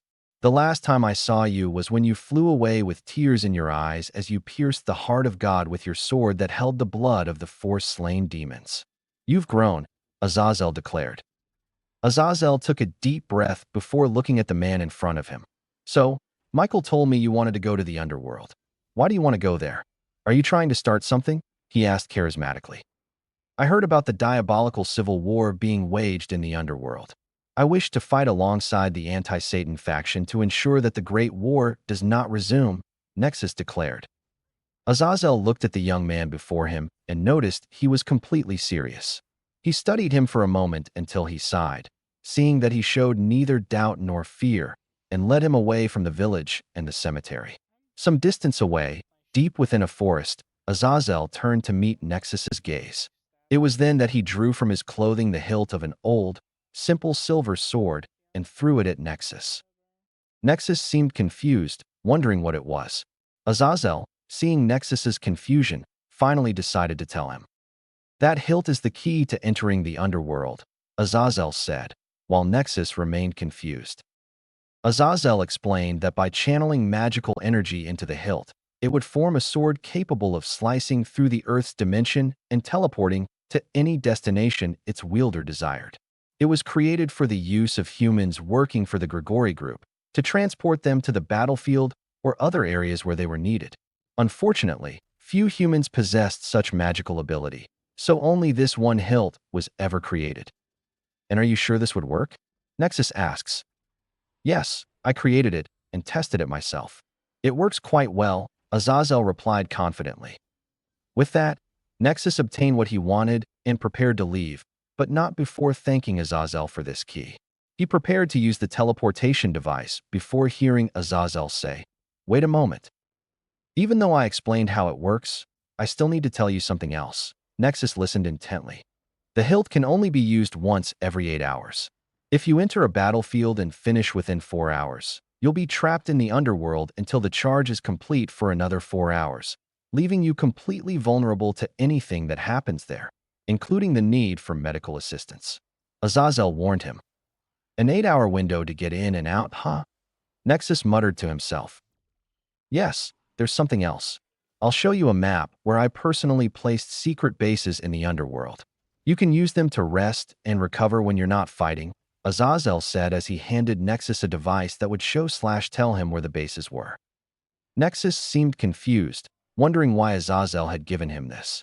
Azazel sighed as he told him that, although they were enemies, he owed him his life, since Nexus had spared his life some time ago. His intention was to repay him in full, which would settle any debt. With this, you are alone, Azazel said. Nexus thanked Azazel and prepared to leave, but overheard Azazel asking where he had obtained his sacred equipment, as it was something he didn't know. Nexus replied that it was sacred equipment born from the light and darkness of humanity, in a way. He also hoped that this power would be lost forever, as he planned to take it with him and seal it away for eternity. By the way, what's your name? Azazel asked curiously. My name is Nexus. Nexus replied. Nexus. Well, good luck. Azazel agreed as he began to leave the area. After explaining, Nexus activated his sword and sliced through the void before him, where a large door for two opened. Nexus began walking toward the illuminated door, and Azazel could see that there was no fear or hesitation in his step into the underworld. As he entered, the door closed, sealing Nexus's fate. As Azazel left, he thought about what he had just done. I hope you come back. After all, someone capable of setting aside their feelings for the good of the world is someone this world will need someday. It would be very interesting to see how things would unfold if you returned. Azazel thought as he left the forest before spreading his jet-black wings and flying away from the area. Tokyo Airport. It was early afternoon when a plane from the U.S. finally landed in Japan. As the passengers disembarked, one person couldn't help but feel that something was about to happen, something that would change their life. Tomorrow. The sun rose over the horizon as the suburban city of Kuo began to stir. In the city center, students from a prestigious academy headed off to begin another day of classes. The academy's name was Kuo Academy, named after the city/town, and it was a recently established private all-girls school that had become coeducational. The academy building was more European than Japanese in style.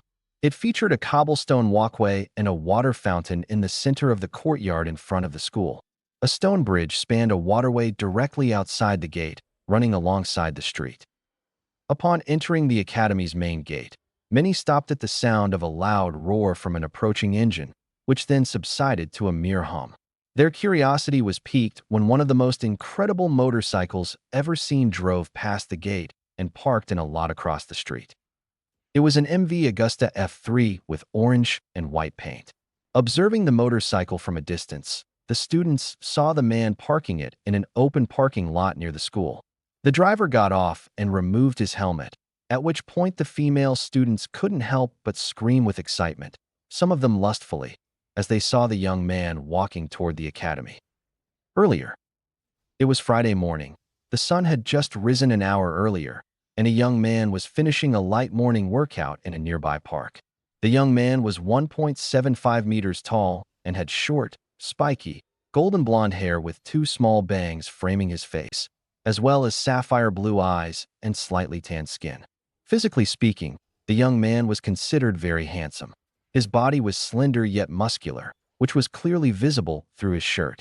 The young man was Naruto Uzumaki Namikaze, the future heir to the Namikaze Corporation. Naruto is an 18-year-old considered a prodigy at such a young age. He recently returned to Japan after 13 years abroad. This is because his parents own Namikaze Corporation, one of the most profitable companies in Asia and Europe. Growing up traveling the world, his parents raised him to be a very respectable and honorable person. Even with a busy schedule, they did their best to raise him like a normal child, never spoiling him, but instilling in him important values such as respect, loyalty, and truth. Naruto finished his training and headed home, as it was almost time for all the high school students to leave for school. Of course, his classes didn't start until Monday morning.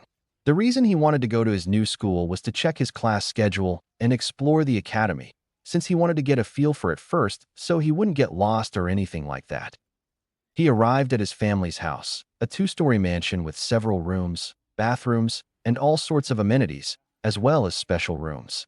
Inside, there was an oval office filled with books, Detective Conan, Kudo Home.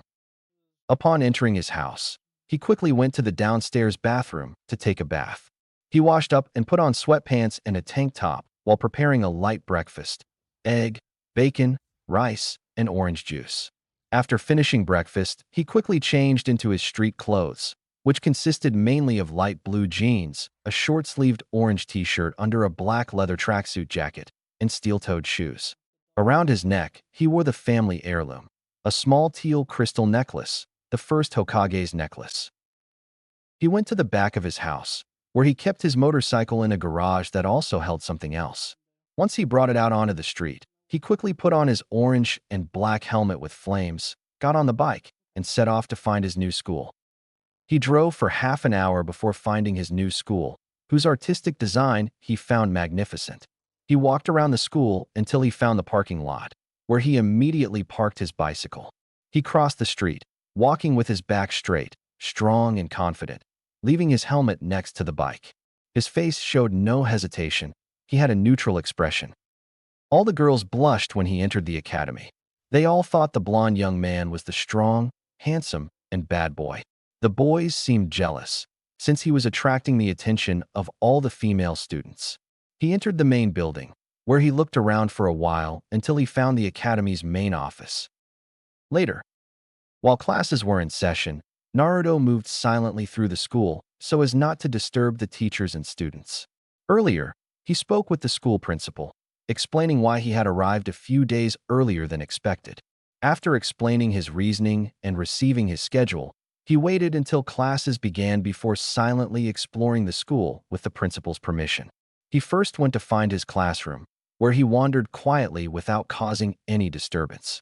Once he found it, he headed to the student council room to introduce himself, as the principal had explained that the president could help him obtain information about the school. After exploring a bit, Naruto located the academy's student council room, where the president's office was. He looked inside and saw that the student council members weren't there, so he assumed they were in class. He decided to wait, since he wanted to finish this as soon as possible and not waste time wandering around. He stood by the window, gazing at the campus landscape. He decided to pass the time by sketching the view before him. He looked around and found a pencil and blank sheets of paper, along with a clipboard. Midday. It was lunchtime, so the students were given permission to leave class to eat. It wasn't long before the current student council members headed to the student council room. Upon entering, they all noticed the person sitting in the president's chair, their attention focused outside. The council members parted to allow the student president to advance and see the young blonde woman sitting in her chair. She approached calmly and coughed a couple of times to get his attention, though he didn't even notice. She moved closer to get his attention, only to see that he was clearly engrossed in his task, sketching the landscape in front of him while applying a bit of imagination. It was a while before the president nudged him in the shoulder to break his concentration. He snapped out of his trance to see who had pricked him. He turned and saw a young woman standing in front of him with an impassive expression. He saw that she was 1.65 meters tall, had black hair styled in a bob, violet eyes, and red glasses. Naruto stood up and looked directly at the young woman, apologizing for being there. "Okay, although I'd like to know who you are," the president asked. "I'm the new transfer student, Naruto Uzumaki Namikaze. I arrived a little early to get my class schedule and explore the academy a bit to get my bearings." Naruto introduced himself. The president thought for a moment before realizing who it was. "Oh yes, I heard you're coming to the academy next week. You're a little early, but that's okay. You said you came to pick up your class schedule and to explore the academy's facilities," the young woman said. "Yes, what's your name?" Naruto asked politely. "Oh, my name is Sauna Shirtori," Sauna replied. "Nice to meet you, Shitori-san. And yes, I came for a short stroll, since I don't want to get lost on my first official day of classes," Naruto explained. Sauna nodded as she looked at the other council members. "Well, Tsubaki, would you mind showing Namikaze-san around the school a bit?" she asked her vice president. "No, I don't mind showing you around," Tsubaki replied as Naruto looked at her. Sabiki is a young woman, 1.70 m tall, with knee-length black hair, a parted fringe, and light brown eyes. She wears blue half-frame glasses with square lenses. Naruto looked at her and bowed in thanks for taking the time to show him around. But before they could begin the short tour, Naruto spoke first. I know it's lunchtime right now because I see students eating around the school. So if you want to eat first, I don't mind waiting a little longer, since I don't know how long your break will be. Besides, I can finish my drawing, Naruto said. Tsubaki thanked Naruto and accepted the offer, as she was feeling a bit hungry. The student council ate lunch while working on some papers. During that time, Naruto took an empty chair in the room to finish his stage sketch. Tsubaki finished her lunch in a few minutes and told Naruto-san she was ready. Thank you, and then placed the sketch in front of Sauna. Consider it a thank you, Naruto said with a smile before following Tsubaki out of the room. Sauna looked at the sketch and admitted that it was very well drawn, where not only the landscape, but also a fictional environment blended together to give a dreamlike world effect. He's a pretty good artist, Sauna said, regarding where he continued working. The tour only lasted 30 minutes, which Naruto appreciated, as he still needed to explore the rest of the city. Tsubaki accompanied him to the main points of interest in the school. During the walk, he noticed that she gazed at him adoringly, with a hint of lust in some of her expressions. It wasn't until they reached the music department that the tour paused briefly upon seeing the beautiful black grand piano. Tsubaki watched as she ran her hand over all the keys and repeated this a couple more times in certain areas. There are a couple of out-of-tune keys. I can see the outside of the piano is well cared for, but no one seems to have taken care of the inside, Naruto stated. In that case, I should let Kaicho know so he can tune the piano later, Tsubaki said before giving him an impressed look. I must say, you have a good ear, Namikaze-san. Thanks. I play the piano pretty well, although, Naruto explained as he put down the piano and picked up a violin. I play the violin or any other stringed instrument much better. He began to play it in a hip-hop style. See Josh Vietti's promotional video, Hip-Hop Violin Medley .1, without the background music. Naruto's violin playing drew the attention of many nearby students, even those outside the building. Tsubaki had to admit that Naruto's violin playing was the best she had ever heard, and that no one else in the academy could play so well. She could also see the joy on his face, knowing that he was truly passionate about music. Once his little bit of fun was over, Naruto asked to continue the tour. He visited all the places, such as the cafeteria, the library, and other important areas, including the outdoor tennis court. At the end of the tour, Naruto bowed and thanked Tsubaki for showing him the school. She told him it was no problem and that she was leaving, but she also thanked him for his violin performance. Leaving school, he decided to explore the wooded area, hoping to find a good spot to practice another of his passions. He walked near the old school building, close to the gymnasium. He looked around and heard giggling coming from some bushes. He went to investigate and found 3 boys kneeling on all fours, peering out of a window. He looked around and saw several young women changing clothes. From the clothes scattered about, he guessed they were from the Kendo Club. Naruto narrowed his eyes, valuing respect for others' privacy, and being an honorable fighter who followed the path of Bushido. He looked away from the 3 grinning boys when he heard a cracking sound. The 3 boys turned and saw a furious blonde boy with his knuckles ready to beat them up. The 3 screamed when Naruto grabbed them and punched them repeatedly in the head, leaving bruises all over their bodies. The girls from the Kendo Club heard the screams and cries of pain coming from the locker room, where some of them immediately noticed the commotion. They all saw the handsome blonde boy giving a beating to the 3 perverts they knew. Well, I think that's enough of a lecture. However, I think the girls from the Kendo Club want to talk to you, Naruto said as he turned to face them.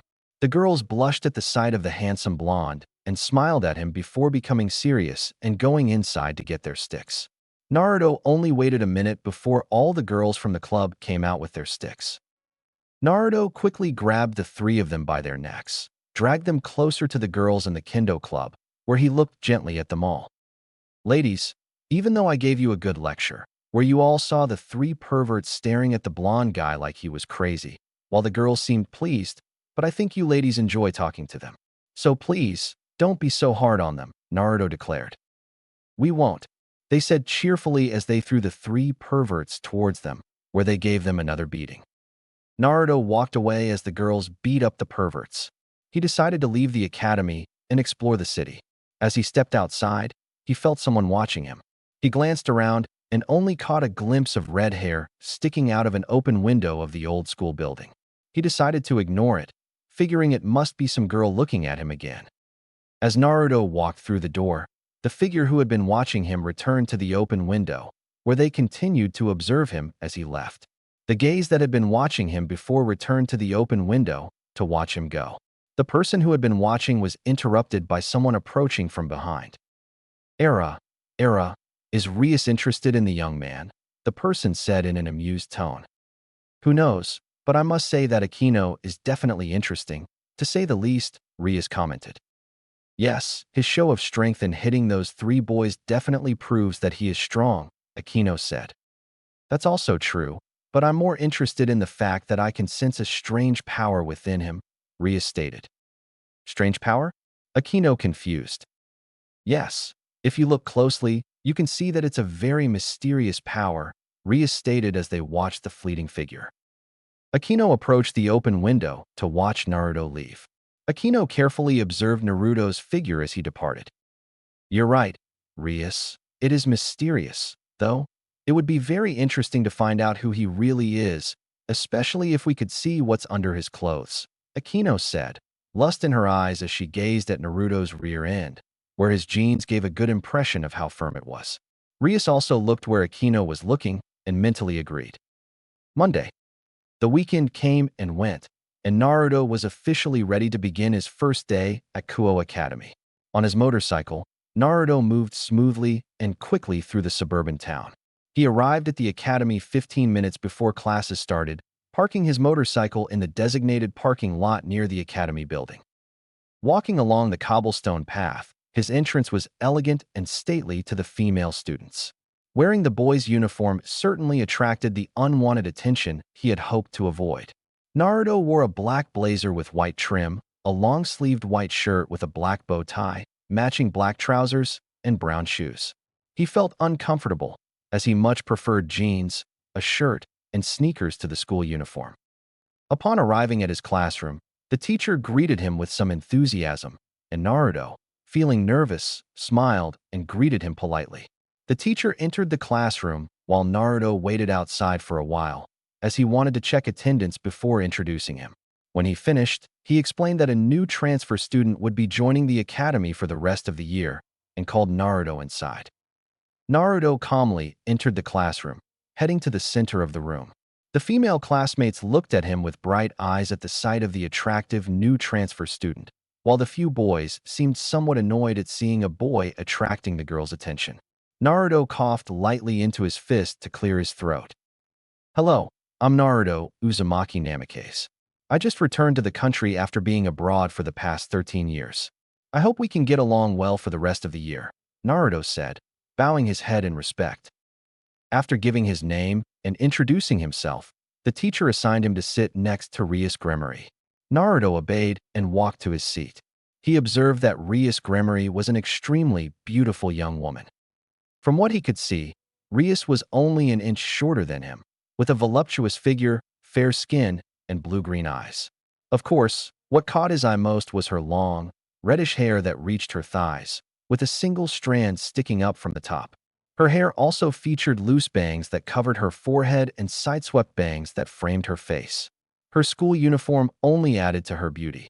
The uniform consisted of a long-sleeved, button-down white shirt with a black ribbon at the neck, worn under a black shoulder cape and a matching button-down corset, a magenta skirt with white rises, and brown dress shoes over white knee-high socks.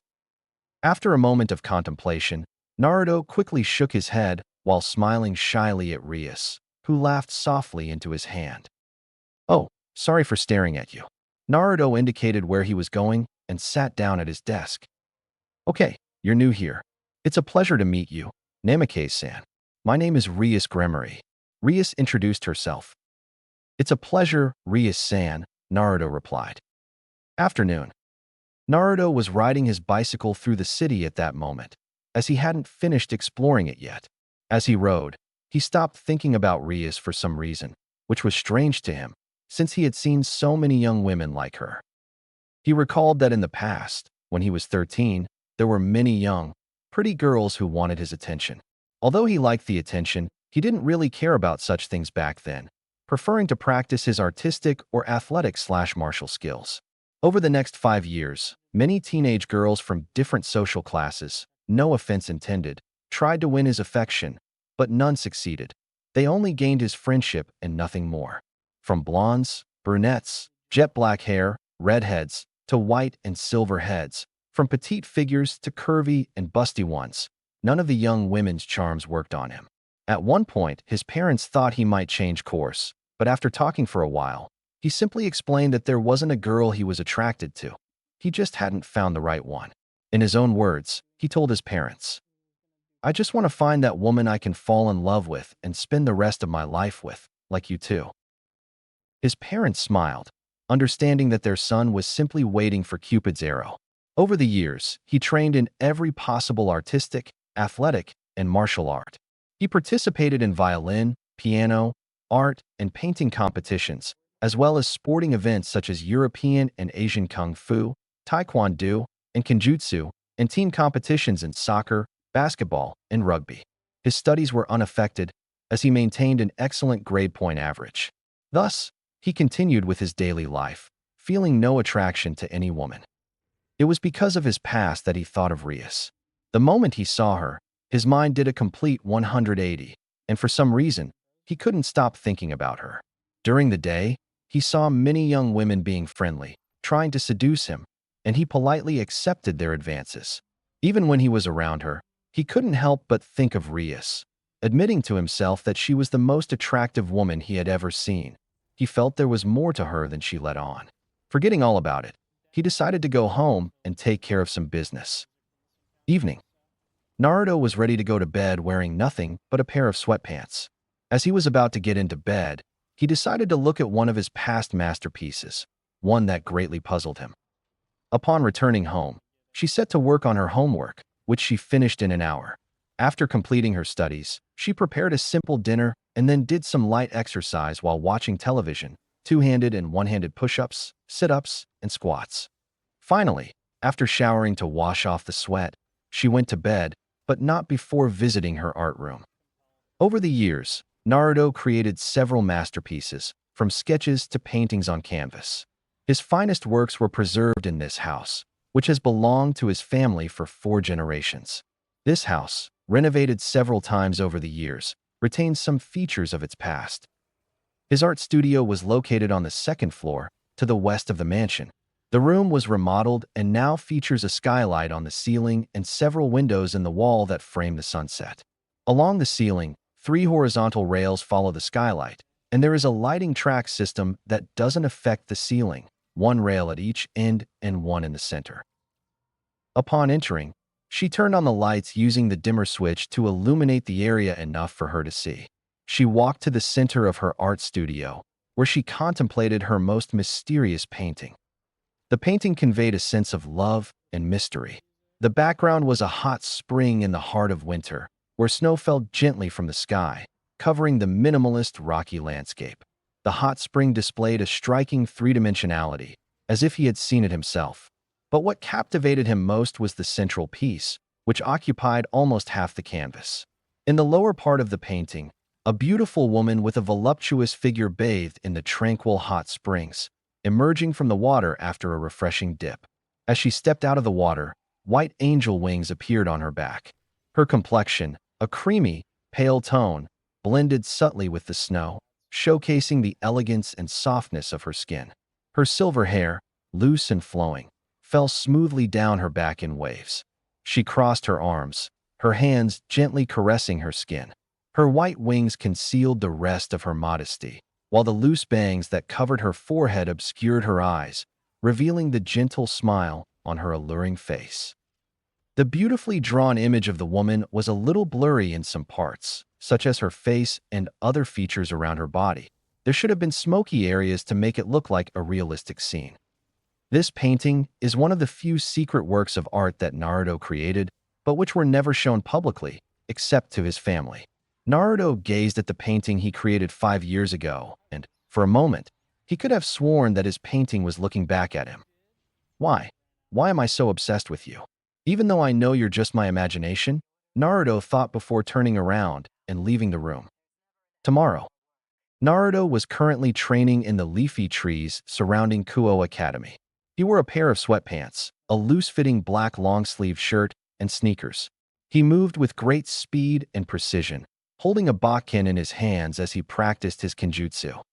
Spinning, slashing, and thrusting with his bakken while running, jumping, and dodging in different directions, he honed his swordsmanship technique. He has a fixed schedule for each week, morning and afternoon. Mondays, Wednesdays, and Fridays are physical training days.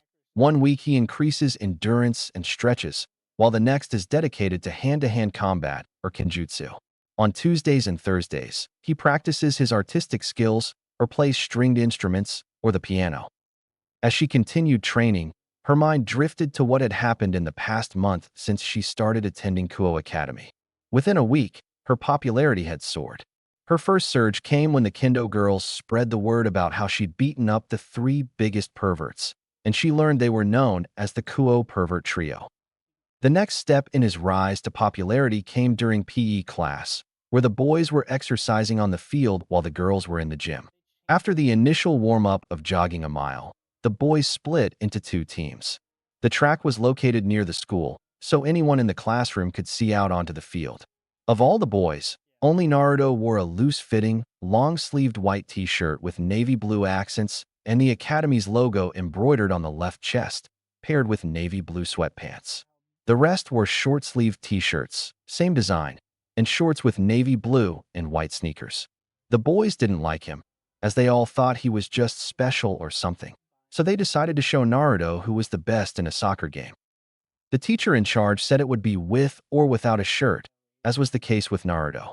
Naruto asked to be allowed to change seats, since he didn't want to take off his shirt, but the teacher gave him no choice and told him to behave like a man. The boys mocked him for his effeminate behavior, but he quickly silenced them when he demonstrated his behavior, and he chuckled at their looks. Retrospective.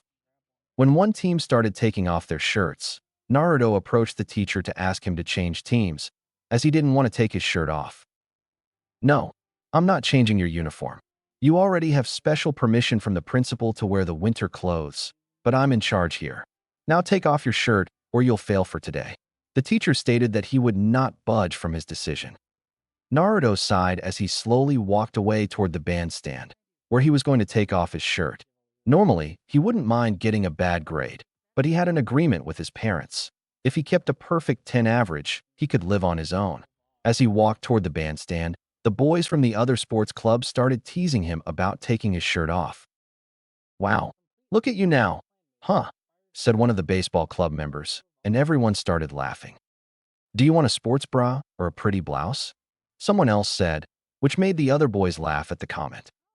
The trot continued until he reached his destination, where he began to take off his shirt, where the sideline was located in front of the academy building, where people inside the class could see them. Introduction to Hercules, the legendary journey. Slowly, Naruto placed his hands on his shirt and lifted it over his head to take it off. Once he had it off, he threw it to the ground, leaving his chest completely exposed. The students fell silent at the sight of Naruto's physique, their faces red with embarrassment, especially because of what Naruto had. Naruto has a muscular but slim body that would make any man jealous. Negima Chapter 238 Page 2 Negi Springfield. Besides his sculpted physique, he bore several scars. A shallow diagonal cut ran across his left shoulder to his heart, while on his back, two deeper scars crossed diagonally. This showed that Naruto had been involved in violent fights with sharp objects. As they stretched their arms and upper bodies in some way, the teenagers looked at Naruto while looking at their own bodies, so they lowered their heads even further in shame or discomfort, since none of them came close to having a six-pack or even a four-pack of abs. Then, Naruto started walking towards the field, where he looked at them with a mocking smile. "Now, what's this about girls in this class? I definitely see a lot of them here." Naruto pointed to where he was getting ready for the game. Before taking his position in the center garden, he looked at them once more as he said aloud, "Oh, and just so you know, the only reason I wear these sweatpants is gym shorts are too tight and short, as they would reveal more than I'd like, especially since I don't wear underwear, just knee-length swim trunks," Naruto said with a mocking smile. A couple of moments passed before everyone received the message, in which they seemed even more embarrassed because of the inappropriate difference. End of soundtrack. End of flashback. It was after gym class that he noticed the sudden change in the female students' attitudes towards him. During lunch, walking through the hallways, he noticed that all the teenage girls had flushed faces and lustful eyes directed at him. He wondered why, when he then noticed a couple of girls laughing at a cell phone screen. Out of curiosity, he stood behind them to look at a picture of himself, shirtless, from gym class. The girls looked at him, blushed, and ran away in embarrassment. He guessed that some girl or girls must have seen him like that, taken pictures, and sent them, something the whole school now knows. The final step in his popularity came when he befriended the great ladies of Kuo, Rias Gremory, and her best friend, Akino Himejima. He recalled that, after a week at school, his friendship with Rias began when they had lunch together, and Akino joined them as well. Retrospective. Sitting outside under a tree overlooking the tennis court, Naruto sat peacefully, enjoying the view, while eating his homemade lunch, 2 ham and cheese sandwiches, potato chips, and a sports drink. As he ate, he noticed 2 people approaching. He looked around and saw his classmate, Rias, and someone else behind her coming toward him. He looked at them and greeted them politely. "Good afternoon, Grimmer-san, and who are you? Please tell me." He greeted Rias and her friend, whose name he also asked. "Good afternoon, Namikaze-san. I hope you're having a nice lunch." "Oh, the person behind me is my best friend Akino Himejima," where Rias introduced her friend behind her. From what he could see, Naruto couldn't help but think of Akino's beauty, which rivaled Rias's in both appearance and physique. Akino was also a voluptuous young woman with very long black hair and violet eyes. Her hair was tied back in a long ponytail that reached her legs, with 2 antennae-like strands sticking out from the top and curving backward, held in place by an orange ribbon. "Oh, well, hello Himejima-san. I'm Naruto Uzumaki Namikaze. It's a pleasure to meet you." Naruto greeted the newcomer. "Fufufu, hello to you too, Namikaze-san. I hope you're having a good first week here in Kuo," Akino greeted. Naruto nodded, telling him that he was where he was looking at Rias. "So, Gremory-san, are you going somewhere to eat or something?" Naruto asked. "Actually, we're hoping that, if you don't mind, we can have lunch with you, as I'd like to know more about you," Rias explained. "Do you know more about me? What do you mean?" Naruto asked. "Well, you've been abroad your whole life, and I'm interested to know where you've lived all that time," Rias admitted, though she actually had other plans in mind. "Oh, sure. Okay, but you also have to answer my questions," Naruto asked, and Rias nodded. Rias and Akino sat down beside him. Rias asked Naruto where he lived when he was abroad. Naruto told her that, since his parents owned a large company, he had moved from Japan to live in major cities in European countries such as Portugal, Germany, Italy, France, and the United Kingdom on his last visit. He used to study in each of these countries for 2 or 2.5 years before moving to another when his parents had to relocate for business. During his childhood, he excelled in several activities that many European schools wanted him to attend on scholarship. His parents, of course, didn't want that, as they wanted him to be close to them. Even with a busy work schedule, they strove to be good parents and did their best to raise him whenever they had the time. His father, who seems like an older version of himself, as Naruto describes him, has taken him on trips, from fishing to camping and climbing. There, they not only enjoy the activities, but also spend time together talking about anything important that's on their minds. He also learned all the martial arts, along with the accompanying etiquette, from him, since his father was quite skilled in his day and still keeps his body in shape. Actually, Naruto said as he unbuttoned his shirt and collar, revealing his chest. Rias and Akino blushed slightly at the sight of his well-toned chest, but then they noticed the faint scar that ran diagonally across his left shoulder. "I got this scar when I fought my father, sword to sword." Rias and Akino looked at it, and then at Naruto, as it seemed to be a mark of honor for him. He then spoke of his mother as the best mother in the world, personally, for having done so many things for him. She was always there when he felt depressed and taught him how to be a good person. She taught him to play the piano and stringed instruments, and encouraged his passion for drawing and painting. Whenever he visited his parents during his free time from school, she would always prepare homemade food, trying to be the best mother she could be. As he grew up, his parents, Whenever he had something important in his life, would drop everything and come to see him, whether it was his sports team slash martial arts competition or his artistic slash musical events. They were there to cheer him on. Once Naruto answered Rias's questions, he asked Rias and Akino about themselves, with Rias explaining herself first. She said she was studying abroad in Kuo from home because she wanted to be more independent. Her parents came from a noble lineage and were also partly in charge of a business she hoped to take over someday. Akino had lived in Japan her entire life, where she was descended from Shinto priests. When Rias arrived, she quickly met Akino, and they soon became best friends. Rias also explained that she was the president of the Occult Research Club, while Akino became its vice president. The Occult Research Club? Do you mean supernatural things like monsters, yuki, and stuff like that? Naruto asked. Yes, although now we focus more on Eastern mythology, such as angels, fallen angels, and demons, Akino explained.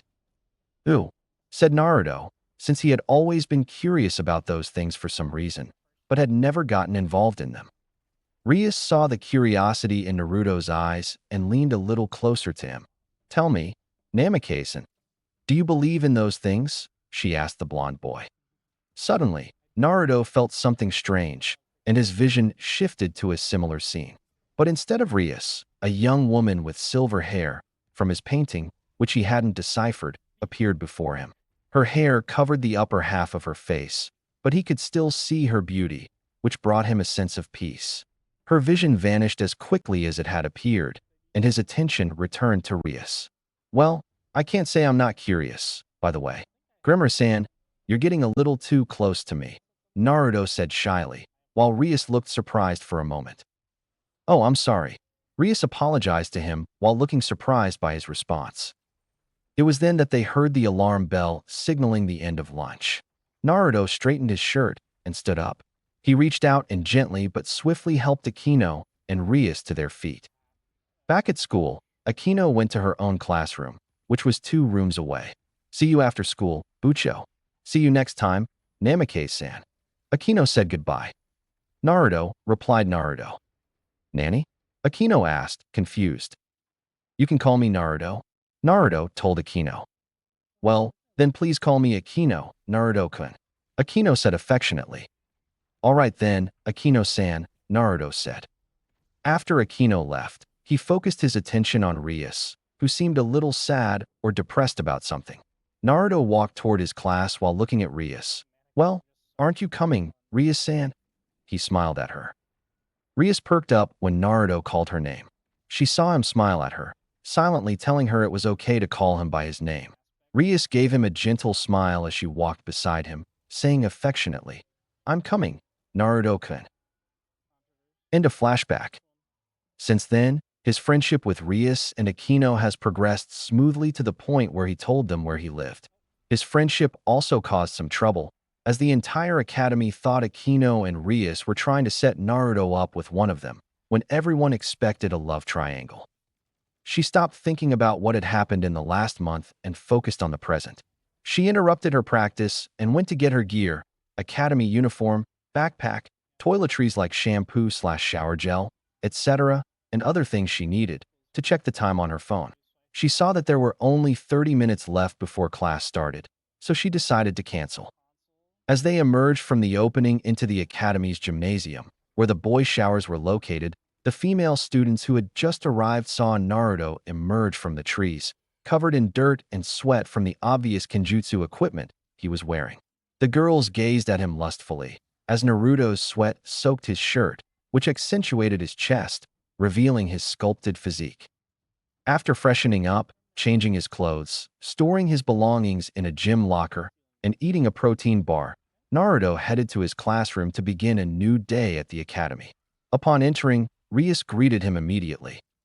Good morning, Naruto-kun, Rias said casually. Good morning, Rias-san.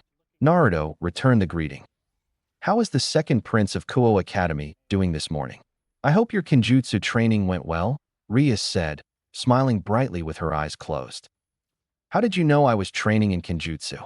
And more importantly, why did you call me the second prince of Kuo Academy? Naruto asked, confused by the last question.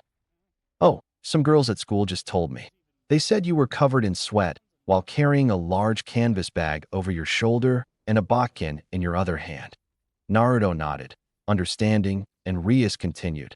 And the second question is, why do the girls, seeing how polite and respectful you are to them, in addition to having an attractive face, started calling you that? Rias finished speaking, looking at Naruto and seeing him giggle foolishly at the idea of being called the second prince of Kuo. Naruto-kun, what's wrong? I thought you'd like all the attention. He asked. Most guys do, but I'd rather not have so much attention drawn to me because of my talent or looks. It's annoying since almost every girl I've met has wanted me as their boyfriend just because of what I can do or who I'm related to. Personally, I'd like a girlfriend who's more of a friend. Like you, Rias-san, Naruto admitted, to which Rias looked a little surprised, a blush creeping across her face. It took Naruto a moment to realize what he'd said. With a slight blush, he apologized to Rias, as class was about to start. Rias accepted, and after Naruto left, she took the opportunity to reflect on what he'd just said about having a girlfriend who was also her friend. Sunset. A couple of days had passed since the awkward conversation he and Rias had. Not much had changed, except for Rias's reaction to him. He saw that she was trying to get closer to him, but not like any of her fans or anything like that, as if she actually wanted to get to know him. Over the past few days, she'd started opening up to him a little, and he'd done the same to her, which felt really good since, aside from his family, he'd never really opened up to anyone before. He also felt like he could see Rias more as a friend, but he wasn't going to try anything until he was completely sure. Naruto was walking back home, carrying his school backpack over his shoulder while in his other hand he carried his violin case containing his own, an original Stradivarius, which he held with great pride and honor. Naruto found his instrument in an abandoned house in Italy 8 years ago. He was exploring the surrounding desert area while on vacation with his parents. While exploring, he came across an old house that he remembered people saying was abandoned and unmaintained, as evidenced by the old, rotten wood. He decided to explore it just to see how he got in. It wasn't long before he fell through the floor into the basement. He wasn't hurt, but he was annoyed by the fall. He looked around for a while to find a secret compartment. He opened it to find some things and an old violin case. Inside, he found a beautiful violin that appeared to be in excellent condition. He took it to his parents, who had it appraised by a professional. After several days of evaluation, they soon received the answer. It was an original Stradivarius, which changed the total number of original Stradivarius instruments from 650 to 651. The instrument belonged to Naruto, since he had found it, and the original family who had lived in the house were no longer there. They took it to a professional to have it maintained, tuned, and its authenticity verified at the Interpreti Veneziani Music Museum. For the past 2 years, he and his violin had given several concerts where many were unaware that the instrument was authentic, and where he and his family laughed heartily. On the other hand, only a couple of people know about Naruto's Stradivarius, and only the curator of Interpreti Veneziani, a trusted tuner of the curator, and his family. As Naruto walked home, he went to an elevated pedestrian bridge where he saw something very unusual. He saw Issei in the middle of the bridge, standing in front of a young woman, as far as he could see. He knew about Issei from what he'd overheard the other students saying, that he was one of the 3 perverts, also known as the Kuo pervert trio. Based on what he'd heard, he approached and saw who it was. The young woman standing next to the perverted young man was very attractive, with long black hair that reached her hips and violet eyes. She wore a school uniform consisting of a dark red blazer with the letter P embroidered in gold, a white t-shirt, a W logo, and a green skirt with a thin white stripe at the hem. As she approached, needing to cross the bridge to get home, she felt something was off. As she drew closer, she heard the dark-haired man speaking loudly enough for her to hear. "Okay, I'd like to go out with you," Issei replied, blushing from embarrassment at speaking too loudly. The young woman laughed at Issei's behavior, and he laughed along with her. After chatting for a while, they exchanged numbers and went their separate ways to go home. Naruto, judging by the brunette's behavior, realized she must be daydreaming, and he couldn't help but think how strange the situation was before dismissing it. Who am I to judge? As far as I know, that raven-haired girl might like guys like him. or she might be just as perverted as he is. Everyone has their quirks, Naruto thought. The young woman smiled gently as she walked to the other side, while Issei walked in the opposite direction. It wasn't until she reached the other side that she saw Naruto walking toward her, his eyes closed. She seemed a little surprised, but instantly returned to her happy, casual expression. Naruto opened his eyes to take in the girl, whom he admitted was truly beautiful. Just as they passed each other, Naruto's body suddenly jerked up, sensing danger nearby. He looked around, wondering why he felt this way, but saw nothing but the raven-haired girl. He pondered for a moment before shrugging and heading home. Unbeknownst to him, someone was watching the unfolding scene. From the shadows, a young woman emerged slightly from behind some traffic signs. She had hazel eyes, white hair with two fringes that reached past her shoulders, and several loose strands that fell over her forehead, while the back was cut into a short bob. She wore a black cat-shaped hair clip on either side of her hair. But what was curious was that she was wearing the Kuo Academy girl's uniform, without the shoulder cape. Seeing Issei and the girl part ways, the young woman was about to call her superior, but she stopped when she saw one of the two princes of Kuo crossing the same bridge. She witnessed his surprised expression upon seeing the raven-haired girl. The young woman watched until the blonde prince continued on his way home. In a Gothic room, Akino was busy preparing freshly brewed tea while humming a pleasant melody. On a nearby coffee table, a chessboard with its pieces was strategically placed. As Akino finished preparing the tea, Rias entered the room after attending to some matters. She glanced around and saw the chess pieces. It took her an instant to checkmate the puzzle before her. "It's not bad, Akino, but it was still too easy," Rias said simply. Era. That was very fast, Bucho, and I thought I made it harder than usual," Akino replied, then poured tea for Rias.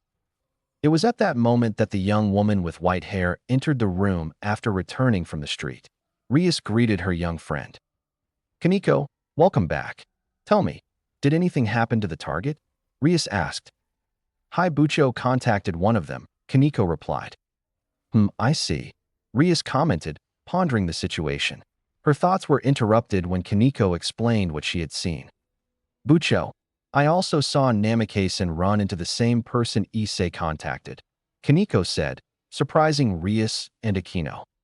As for Naruto, Rias couldn't help but think about and blush at the conversation they'd had a couple of days ago. She thought about what Naruto had said, about how he wanted a girlfriend who was more like a friend, something she agreed with, since she wanted a boyfriend who loved her as a friend. She thought about Naruto more and more often, especially because he was capable of something no mortal had ever done before. "It's certainly interesting, isn't it, Bucho?" Akino stated. "Yes, especially because his strange power nullified my charm magic over him," Rias added. Akino seemed curious when Rias explained that, over the past few weeks, her relationship with Naruto had improved so much that she could trust him. Of course, what intrigued Rias so much was that, after she had used her magic against him several times, he seemed to ignore her in one way or another, which intrigued her. "I understand why you're so interested in him, Bucho. If he can nullify a simple spell and pass through a simple barrier without even noticing, anyone would be interested," Akino remarked, and Rias agreed with her friend. Rias's thoughts were interrupted as Akino continued. "Personally, I'm more interested in seeing what's under his pants, since seeing his chest up close promised a lot." Akino chuckled as she put a hand to her face at the thought, while Rias blushed at the image of Naruto's chest, and even admitted to having dreamed about it while sleeping, touching it with her hands. Her thoughts about Naruto's body stopped when the little girl spoke up. "What do you plan to do next, Bucho?" she asked her leader. Rias thought for a moment before replying to her young companion. "With Issei, it depends on what he does next. For Naruto's sake, I'll face him myself," she said with a smile. Akino and Kaneko seemed a little surprised by that last part. They both knew that Naruto and Rias had grown closer over the past month, but they didn't think she would face Naruto alone, so they assumed she would use some other method. One thing was for sure, tomorrow morning would be exciting. Midday. Naruto leaned against an open window, feeling the gentle breeze on his face. The female students gazed at him admiringly, as he looked like a model. Her pleasant view was interrupted when she looked down and saw Issei looking at his cell phone, chuckling to himself, while his two companions watched him with envy. She guessed it must have something to do with the girl he'd spoken to yesterday afternoon. Naruto's gaze shifted from the perverted trio to the approaching sight. From behind him, he heard a couple of girls gasping in amazement at something. He glanced around and saw Rias walking down the hallway. As she walked toward him, he couldn't help but admire her beauty, especially since for a moment he felt attracted to her. He even considered asking her out, but decided to wait until he was sure, as he didn't want to ruin their relationship with awkwardness. When Rias approached, he greeted her as usual, and she did the same. Once they had greeted each other, Naruto expected her to leave, as he knew she was busy, but he noticed she was acting a little strangely around him at that moment. "Hey, Naruto-san, do you mind if I ask you something?" Rias asked. "Are you sure? What's wrong?" Naruto replied with a confused expression. Rias took a deep breath and was about to speak, but as soon as she looked at him again, she began to get nervous. She didn't know why, but she felt her heart racing, her face burning, and her mouth hanging open, as if she were trying to find the words. Naruto looked at her, confused, because Rias was acting strangely around him. From what he could see, Rias seemed shy and nervous, and he wondered why she was acting this way, since, from the moment he'd seen her, she'd always seemed so confident. It took him a minute or two before he finally sprang into action, took a deep breath, and looked at Naruto with a nervous expression. Naruto-san?" "Oh," Rias began. "Yes, Rias-san?" Naruto asked. You see, I was hoping you could give me French lessons." Rias blushed as she asked Naruto. With an intimidatingly curious look, he stared at Rias in amazement. "You want me to help you speak French?" Naruto said, raising an eyebrow. "Hi. You see, I've been wanting to learn a new language for a while now, since I already speak English, Japanese, and Swedish. I was hoping you could help me learn it, since you already know how to read and speak it," Rias asked, blushing. Naruto thought for a moment before cheerfully replying, "Okay, I have no problem teaching you French." Rias seemed pleased. "Since it's Friday and you're free later, we can meet at the library or wherever you like," the young blonde suggested. "How was your Sunday at home?" Rias replied, "I have a couple of things that will keep me busy for the rest of today and tomorrow." Naruto shrugged, accepting it, as he saw no harm in it. They discussed where to meet before heading to the blonde's house, from where Rias walked away with a satisfied smile as Naruto watched her go before turning back to admire the scenery outside the school. Evening. It was late at night when Naruto was finishing playing Mozart's Piano Concerto No. 5 in a major, second movement, on his violin, not his Stradivarius, but a different violin. He played it not only to enjoy the music, but also to help focus his mind on a few things. She thought about Rias Gremory, as she was going to visit him at home tomorrow for her French lesson. She wondered why he had agreed to help her learn another language. At first, he wondered if there was something more, as if she were more curious about him than about learning another language. He figured if she was interested in him, then she could understand, since he was also interested in her. So much so that he actually wanted to ask her out, which surprised even himself. Over the years, many teenage girls, as beautiful as Rias, had asked him out, but he felt nothing for them. With Rias, he felt special and was comfortable around her and Akino. In fact, aside from his family, Naruto had never opened up to anyone else. After finishing his thoughts and his piece of music, he placed his precious musical instrument back into its special case before going to bed. Sunday. It was late morning when Rias Gremory walked down the walkway toward her meeting. As she walked, she noticed the stares many people were giving her. Teenage boys and young men looked at her with a blush because she was beautiful, while women looked at her with envy or jealousy because of her incredible figure. Rias wore a fitted, sleeveless red-striped blouse that showed off her bust and narrow waist. She wore tight white jeans that revealed her toned legs and firm bottom, along with casual sandals. She also carried a medium-sized handbag over her right shoulder. Upon arriving at the meeting point, she checked her phone and saw that she had arrived about 5 minutes early, where she decided to wait for Herodiles while she waited. She thought about how she had ended up having a deal she was with Naruto, though it was to investigate him. Of course, She found him attractive, but it was his power that interested her even more. As she was reflecting, her thoughts were interrupted when a group of 3 boys approached her. The 3 young men, in their early 20s, strolled along casually until they spotted Rias. One of them decided to go see if she wanted to go out with him, and his friends followed. As he got closer, he caught her attention and acted intriguing. Rias looked at the young man and thought he wanted a date with her, so she asked for his help as if she needed it. She smiled gently at him. "No, I don't need help. I'm just waiting for my friend. He should be here in a little while." The young man frowned as his 2 friends laughed at his calm demeanor. He decided to raise his voice and approach her. "I don't know about you, but personally, I should be waiting for you here. How about you forget about him and come with me and my friends? I'm sure you'll have more fun with us," the conceited man said. Rias was tired of being flirted with by a stranger and was about to tell him to leave her alone when she heard a motorcycle engine approaching.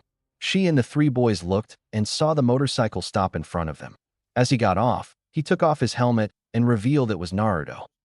"Hey Rias, sorry if I kept you waiting. I was delayed a bit by traffic," Naruto said.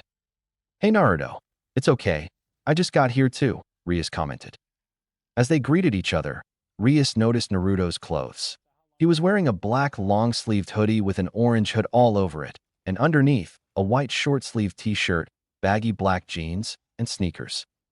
Rias blushed because her clothes looked amazing on her. Her gaze drifted away from Naruto's body as the boy who had been trying to convince her to go out with him walked ahead. Well, well, well, so you're her date. I don't understand why she'd want to go out with you when she can go out with a guy like me, right?" said the young man, standing up straight, almost half a head taller than Naruto, with somewhat more developed muscles. "Unlike you, she's interested in dating a man like me," Naruto replied, making the boy's friends laugh at him. Enraged, he threw a surprise right punch to the man's face, but Naruto caught it with his right hand. The man tried to pull his hand away, but Naruto gripped it tightly, squeezing it even harder. Naruto made a fist before anyone could hear it crack under the pressure as he knelt in pain. Naruto sighed before looking at the punk. "How about you leave now? Or your friends and family will have to visit you in the trauma unit." He gave the guy his only 2 options. The boy struggled to get up, or at least break free, before accepting Naruto's offer to leave, as he felt his fist was about to break. Naruto let go and started walking away, where his friends helped him. When they left, Naruto fixed his gaze on Rias, even noticing her clothes. Well, Rias, you look fabulous in those clothes. I hope those idiots didn't bother you too much," Naruto asked, looking her up and down. "No, you arrived just in time. And thank you for that kind comment," Rias replied kindly. "I'm glad to hear that. Now, how about we begin your lesson?" Naruto suggested, to which Rias agreed. Naruto opened the storage compartment of his motorcycle to retrieve another helmet. He gave Rias his full-face helmet and put on the half-helmet he had taken out. As he climbed onto his motorcycle, he glanced back and saw that Rias seemed a little nervous, guessing it might be because she had never ridden a motorcycle before. Rias, are you nervous about traveling with me?" Naruto asks. "No, it's just..." Rias began before Naruto interrupted her, saying, "You've never been on a motorcycle, have you?" She nodded. After persuading her a little, promising that nothing would happen to her, Naruto managed to get Rias to sit right behind him. After she got up, he looked at her and said, "All right, Rias, hold on tight, because the first time is usually the most surprising." Rias wondered what he meant, but she put her arms around him. Once he knew Rias had made sure, he started his motorcycle and accelerated instantly, where Rias screamed in surprise. Namake's mansion. After riding for a while, Naruto and Rias arrived at the young blonde woman's house. Rias seemed impressed by the house, especially because it was so spacious. Putting his bicycle away, Naruto led Rias to the front door and opened it for her. Upon entering, Rias could see that this house was definitely one of the most beautiful and largest she had ever seen in the human world. "All right, then let's go to the Oval Office, since it has a couple of books on how to speak French," Naruto said, to which Rias nodded. She led him to the enormous Oval Office. She seemed impressed by the number of books in the room, which spanned 2 floors. As she looked around, Naruto wandered for a while until he found the beginner's French book in Japanese. All right, let's get to work, Rias. Naruto smiled, and Rias nodded in agreement. Afternoon. For the past 2 hours, Naruto and Rias have been studying. Rias had to admit that when it comes to giving private language lessons, he's quite good. Taking a break where she prepared some snacks and drinks for them, they talked a little more about whatever came up. As the sun began to set, Naruto thought it would be a good time to call it a day. Since the sun is starting to set, how about we call it a day? I'm pretty sure your family must be starting to wonder where you are, Naruto said. Yes, I think that would be a good idea. Thanks for helping me. Or perhaps I should say thank you for taking the time to give me a tutorial for Popar. How do you pronounce the language? Rias asked. Is language, and you made a mistake in some words of your sentence by changing the E and the U to I and O, Naruto explained, while Rias laughed at his clumsiness. I guess I'll need more practice after this, Rias commented as she looked at the Japanese to French book. Hey, that's why we're practicing, so you can improve. Believe me, I've practiced almost my entire life for everything I've achieved, the blonde young man explained as the red-haired beauty looked at him. Really? Would you mind showing me some of your accomplishments? Rias asked, pleased that her patience had paid off, although she admitted that spending time with Naruto was fun. Naruto led Rias to one of the first-floor rooms, guiding her down the hallway. Once they were a little further into the house, Naruto opened the door and turned on the lights so they could see inside. The room was decorated with photos and trophies from various events, sports, arts, and academics. Upon entering, Rias had to admit that Naruto had accomplished many things she hadn't yet achieved. Looking at each photo, she could see that Naruto had been a musician for almost a decade, and the sports photos showed the same. However, what caught her eye the most were his martial arts/kenjutsu trophies and academic awards. So what do you think? I did a lot as a kid, Naruto said with a mocking smile, but a genuine one as he looked at some photos. Yes, this is truly impressive. I'd heard you were a great musician from the other Kuo students, but I didn't realize you were also an artist, Rias admitted upon seeing several art awards. Thanks. The truth is that when I was younger, I was never interested in painting or drawing, before I realized something. In fact, I don't even know why I started painting, Naruto murmured curiously. His thoughts stopped when Rias asked if she could see some of his paintings. Naruto agreed and decided to show her his private works, located on the west side of his house. He accompanied her upstairs to his art room, where he kept his most personal pieces. Seeing the paintings and sketches, he had to admit that he was very skilled. He observed amazing landscapes and depictions of buildings that existed centuries ago. But what caught his attention about all these paintings was that, somehow, they were painted with a biblical or diabolical theme, representing various events or something similar. Her thoughts about the Naruto painting shifted when her attention was drawn to a painting in the center of the room. She approached and contemplated the mysterious piece. Seeing the alluring and enigmatic woman made her wonder who she was. As she observed it more closely, something clicked in her mind. For some strange reason, I feel like I've seen this woman before, but where?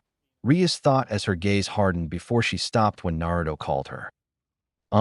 Rias, are you okay? Naruto asked. Yes, it's just this painting. It really caught my eye. I'm surprised you've painted someone without clothes before, Rias commented. Can you tell me who the model is? She asked curiously, and the blonde man shook his head.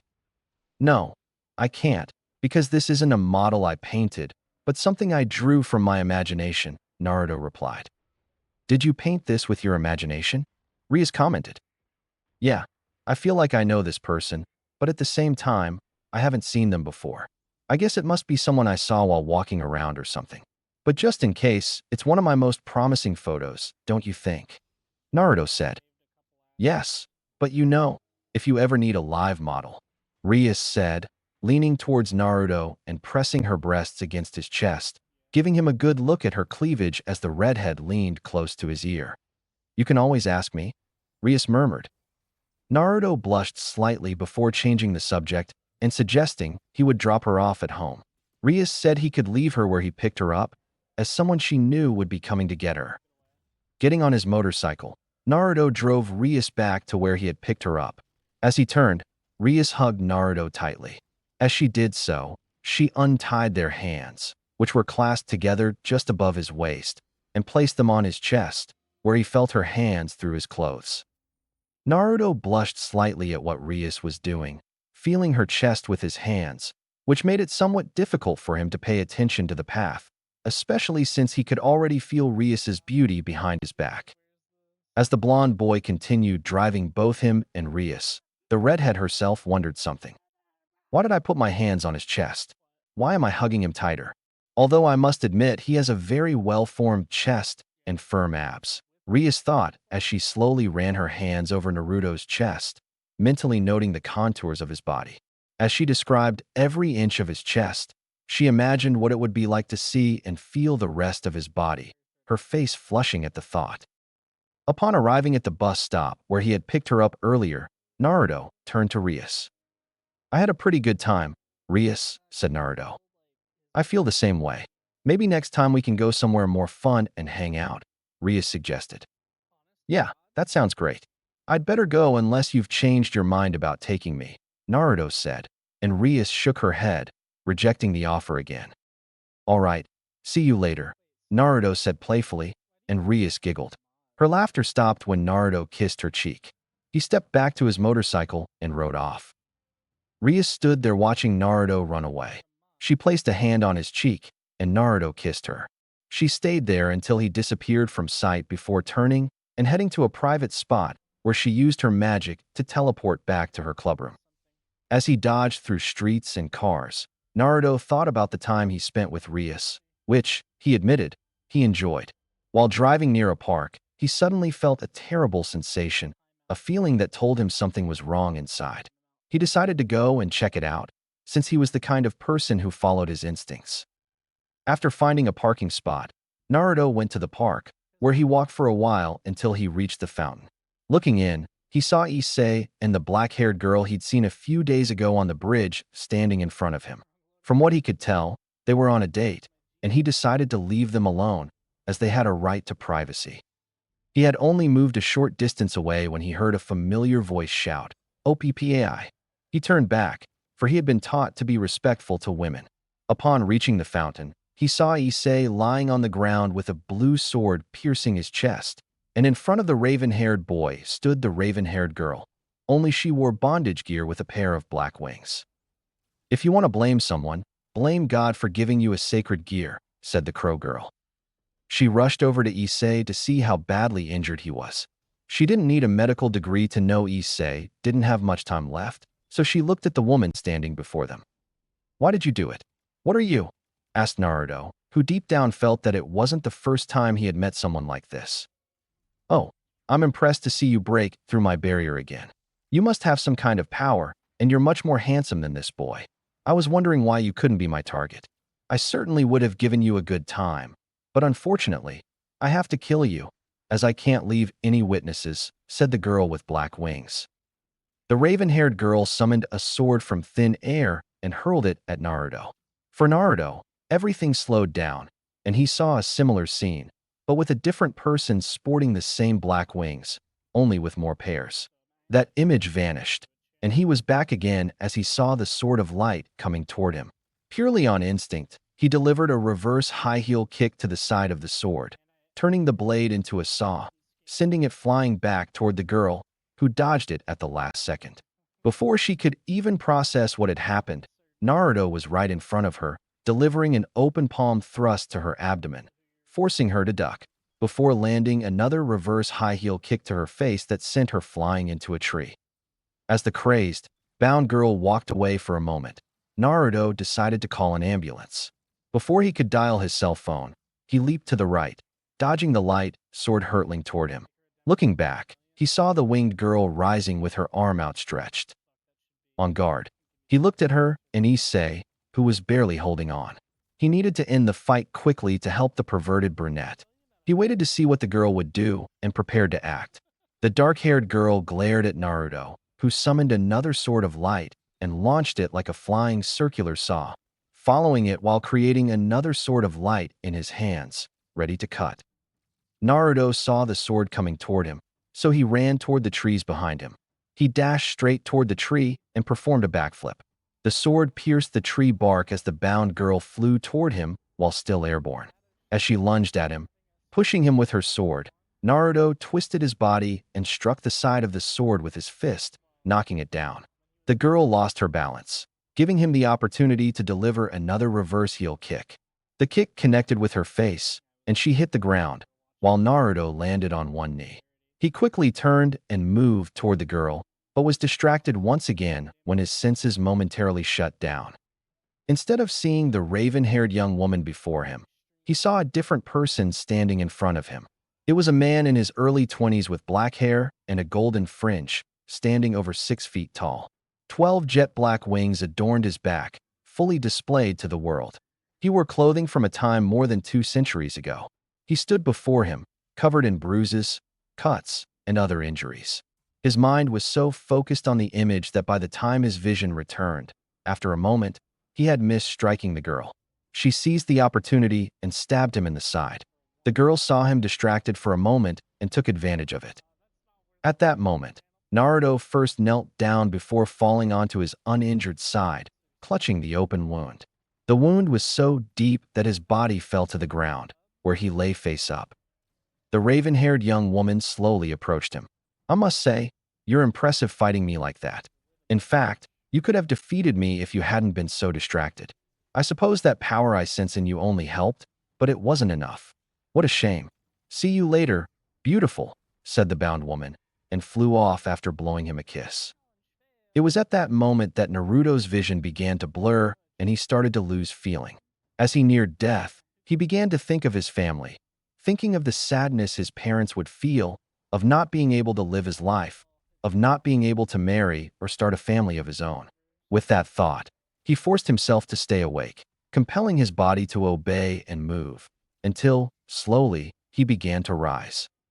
No, no, I won't go out like that. I have so many other things to do. I'll live no matter what, Naruto said to himself, but his body couldn't get up on its own, and he fell back to his side. It wasn't long before a crimson glow appeared out of nowhere, near Naruto and Issei's bodies. Rias emerged from the glow and, looking around, saw Issei lying in a pool of his own wound. "So it was you who called me," Rias said before looking around until she saw Naruto lying a short distance away. Rias immediately rushed to his side, where she could see that he was barely alive, just like Issei. "Naruto-kun, don't worry, you won't leave my side," Naruto heard as his blurred vision only allowed him to see crimson hair. The redhead hugged Naruto while looking at Issei. She gently placed him on the ground and told them, "You will not leave my side. From now on, you will live for me," Rias said, and Naruto fainted. The mindscape of Naruto. Everything was dark, darker than the darkest night, and Naruto felt like he was in a place where there was nothing. He opened his eyes to see nothing, not even his own hands as he tried to look around. Then a sudden burst of light pierced the darkness. He was blinded for a second until his vision returned, and he saw that his entire body was in a straight line. He stared straight ahead before glancing to his side to see that he had cut someone he felt he had seen before. She couldn't see his face clearly, as his long white hair almost completely obscured it, but she could see the blood coughing from his mouth, dripping onto his body. She felt his hands and saw that he was holding a sword piercing his heart. As he stared at him in shock, the man leaned closer and whispered in a divine, soothing, and agonizing tone directly into his ear. "I ask for your forgiveness. I ask for forgiveness from everyone. I had no idea I had failed so many. I thought I had given people hope. And yet, I have also brought them pain. I'm sorry that, no, not just me, but that everyone has placed the burden on you. That's why. I'm so sorry for the pain of your feelings. I will give you a second chance for true happiness." And he put his right hand to his face. "That I've failed you. The S-most. S-O, lowering his face closer to the child. "I forgive you," where the divine person finally died. Naruto watched in shock what was happening before everything returned to normal. He found himself back in darkness, where a sword appeared before him, gleaming with astonishment. He was about to reach for it when he heard it speak to him. "If you grasp this sword, you will regain wholeness, but you will live forever in darkness. The voice of the divine being she had just seen spoke to her. She began to panic and wondered why it said she would regain her wholeness. Her thoughts stopped when she heard the divine voice. But in doing so, all your goodness and your past sins will return when the time comes. If you wish to forget and live in the light, then let it be lost in the darkness, he finished explaining. Naruto didn't know what it meant, but he knew this sword was something special. He didn't understand what the voice was telling him, but he felt he needed it. He felt this sword was both a gift and a curse.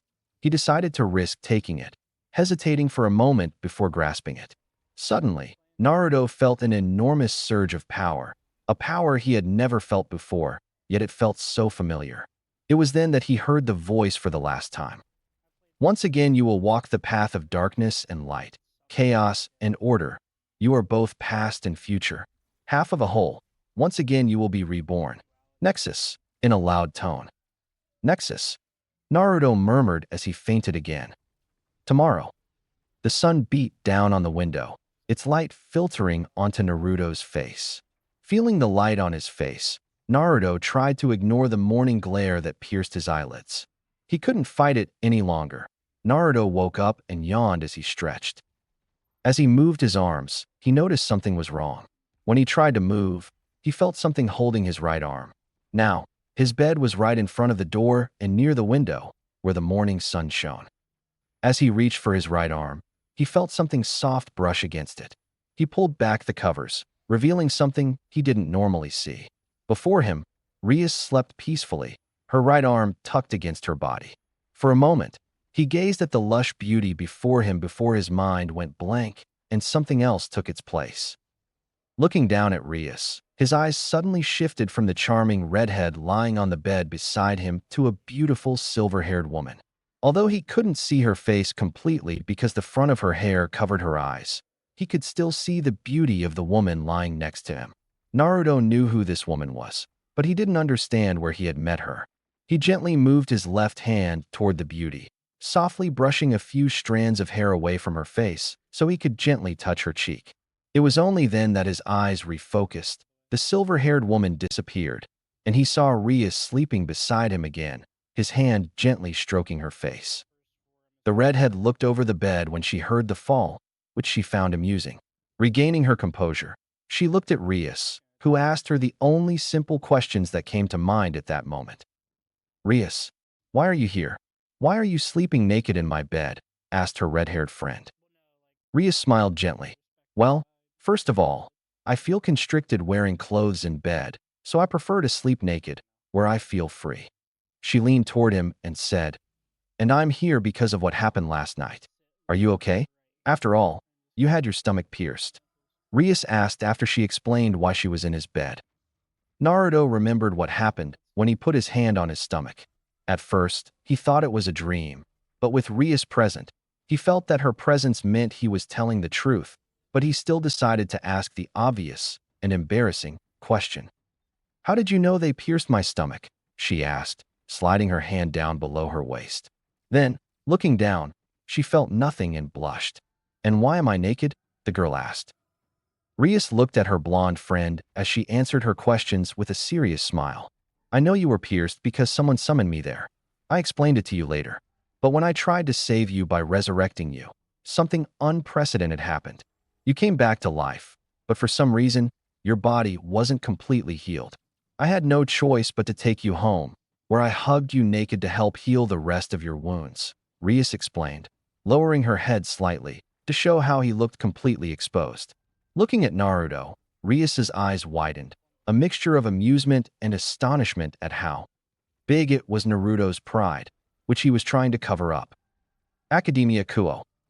At the academy gate, many students entered the grounds, heading towards the school building. While many continued walking towards the academy grounds, some stopped suddenly, mainly the female students, upon hearing the familiar sounds of a motorcycle approaching them. After a while, many eagerly awaited the sight of Naruto walking towards the academy, just the women. Of course, this only lasted a moment, as they spotted the number one beauty, Rias Gremory, walking beside him. Everyone at the main entrance seemed surprised/astonished by the situation. Many knew that Naruto was friends with the two slackers from the academy, Rias Gremory and Akino Himejima, also known as the two great ladies. But the two of them entering together like that were filled with many thoughts, such as, are they dating? Did Rias ride on Naruto's motorcycle? Etc. Upon entering the academy, Naruto thought about what had happened that morning after the uncomfortable awakening. Retrospective. Seeing Rias staring at him, he realized she was looking at his private parts, so he immediately turned around, not only to show her his most important part of his body, but also to give Rias some privacy, since he was standing naked in front of her. Controlling his emotions, he spoke to Rias, avoiding eye contact. I don't really understand what's going on. But, for some reason, I should trust what you say, so if you saved my life, thank you, Naruto said gratefully. Rias dismissed her imagination and listened to what Naruto was saying, replying, no problem. Besides, you don't have to turn around. I'm fine if you want to see me naked. She said this before getting up from Naruto's bed, pressing her body against his back. Actually, I'd prefer it if you saw me naked. She murmured the last part in his ear. Naruto blushed as he felt her breath near his ear. Naruto shook his head slightly, before turning it to look at her face. So what happens now? The young redhead smiled at the blonde teenager. Now, get ready for school, since today is Monday. Not only that, I need to introduce you to the rest of the nobility, since you are now one of them, Rias said. Part of what? He asked, confused. That's right. You are now part of my peerage. This means I am your master from now on. Please take care of me, Namikaze Naruto-kun, Rias said with a smile. End of flashback. After the awkward moment, Naruto and Rias dressed for another day at the academy. Things were a bit confusing for Naruto, so he canceled his normal routine to have the day to think things over. After a light breakfast, which he also offered Rias, they both got ready for the academy, where he gave Rias a ride on the back of his motorcycle. As they entered the main hallway, Rias looked at Naruto. I'll see you in a bit, Naruto-kun. I have to meet someone right now. I'll have someone pick you up later, Rias said as she walked away down another path. Naruto decided to go to class. Standing by the railing, the student council president looks down from the top floor of the new school building towards Naruto, as she was intrigued by him just as much as Rias, and can't help but think how lucky she was. After school, Naruto sat in his classroom, waiting for Rias to pick him up. Although they were in the same classroom, Rias had to leave a little early today. Now he was just waiting for her to come and get him. As he sat there, he couldn't help but wonder about a few things. During lunch, he ate quite quickly before going for a walk. Walking gave him a sense of calm, as it helped clear his mind. As he walked, he toured the school, focusing on the morning's discomfort. But it was during his walk that he suddenly noticed something about certain people. As he walked, he saw his classmate, Kiba Yudo, walking away from some girls who were trying to win his affection. Seeing Kiba like this wasn't unusual, since several girls were doing the same thing, but it didn't catch his attention. His way of walking, of moving, of feeling. Naruto couldn't help but feel that Kiba was exactly like Rias. He walked away and encountered several other people, including the student council members, Rias's best friend Akino, the school's mascot, Kaneko Tuju, and some others from the school he didn't know or hadn't even heard of. His thoughts stopped when he felt someone coming towards him, and he recognized who it was from seeing him before. Hey, Akino-san, did you come to pick me up? Naruto asked without looking at him. A little surprised, the busty, dark-haired beauty replied politely, Hey, Bucho asked me to come and get you. She said it in a cheerful tone. With that, Naruto followed Akino out of the classroom, where the blonde teenager couldn't help but wonder what Rias was going to talk to him about. As the two walked together, many of their classmates seemed pleased, only the girls, that is, by the beautiful sight before them. They couldn't help but blush and giggle at the sight of one of the great ladies walking with one of the two most handsome men in the academy. The male students groaned with jealousy or anger at this scene, since Naruto was the only man, besides Kiba, known to be close to the great ladies. Leaving the new school building, they approached the old one, which was nearby. As they walked toward their destination, Akino discreetly glanced at the blonde teenager with spiky hair. She thought about what Rias had told her about Naruto and what had happened to him. Retrospective. Waiting inside the clubroom, Akino waited for her king to arrive this morning to find out what would happen after the previous night. Last night, Rias contacted her to ask for help taking care of one of Harif, the new servants. Upon arriving at the location, he saw Rias resurrecting Issei and Naruto. Seeing Naruto on the ground, he immediately went to his side, as something was wrong. Reviving Issei was easy, but Naruto was a completely different problem. When the blonde boy was revived, the evil fragment successfully transformed him into a demon, but his wound remained open. Even with the evil fragment transforming him into a demon, Naruto's life was still in danger, so Rias decided to stay with him that night to help him heal, while Akino took Issei home to rest. After making sure Issei was safe in his room, Akino returned home, where she slept. Now she waited for Rias, but she didn't have to wait long. Upon entering the clubroom, Rias greeted her queen, who returned the greeting. After exchanging words, Akino asked what had happened to Naruto, since, like Rias, she had grown fond of her friend. Naruto-kun is fine. It took him almost all night, but his wounds are completely healed, which surprises me greatly, Rias stated. Oh, is that so? Personally, what really surprises me is that you now have 2 new members, since I thought you were only going to get Issei for now, Akino said. Yes, that was the plan, but I couldn't help it if Naruto was already in the situation, so I took the opportunity and took him along, Rias said sincerely. So what pieces are they? Akino asked curiously. Rias explained that she made Issei her only pawn, since reviving him was too costly. This raised the question of what piece Naruto is. This is where it gets interesting. Naruto. I don't really know which room Naruto-kun is in, Rias said. Akino seemed confused because she knew that in addition to the rest of her king's nobility, Rias still had a bishop, a rook, and a knight, which she would have to use to revive Naruto. I didn't use any of my pieces. Instead, I used the piece Oni-sama gave me a few years ago, the special piece, Rias said, as Akino recalled the piece her king had spoken of. Step back even further. Inside Ria's older brother's house, the young redhead, just starting high school, headed to his office with Akino following close behind. Upon entering, she glanced around at the room. She was seated in an office chair behind a desk with an assistant standing beside her. The person in front of her was a handsome young man in his early 20s, with shoulder-length reddish hair and blue-green eyes, similar to Rias, but with a slender build. It was Surzex Lucifer, leader of the 4 great Satans. His assistant is a beautiful woman in her early 20s, with silver hair and matching eyes.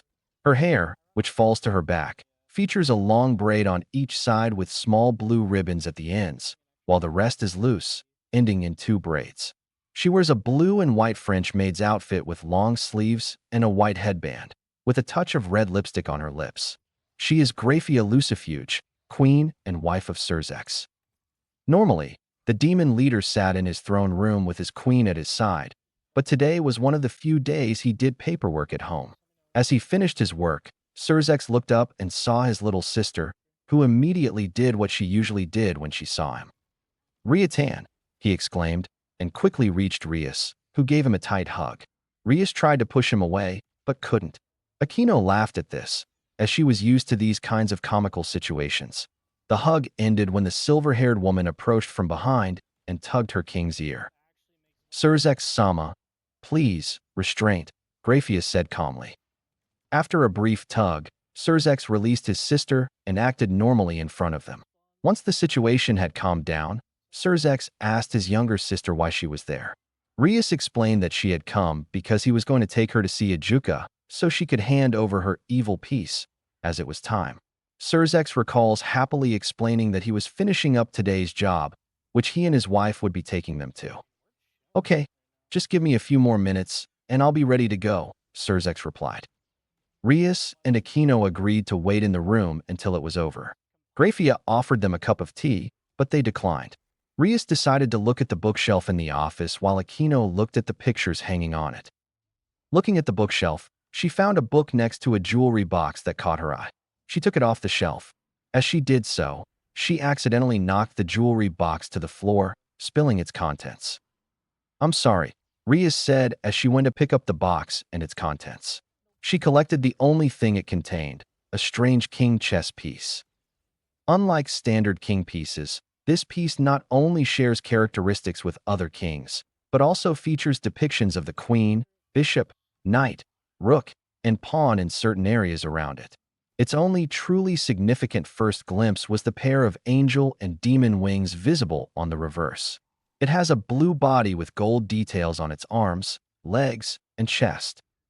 Oniai-sama, what is this piece? His older brother asked curiously.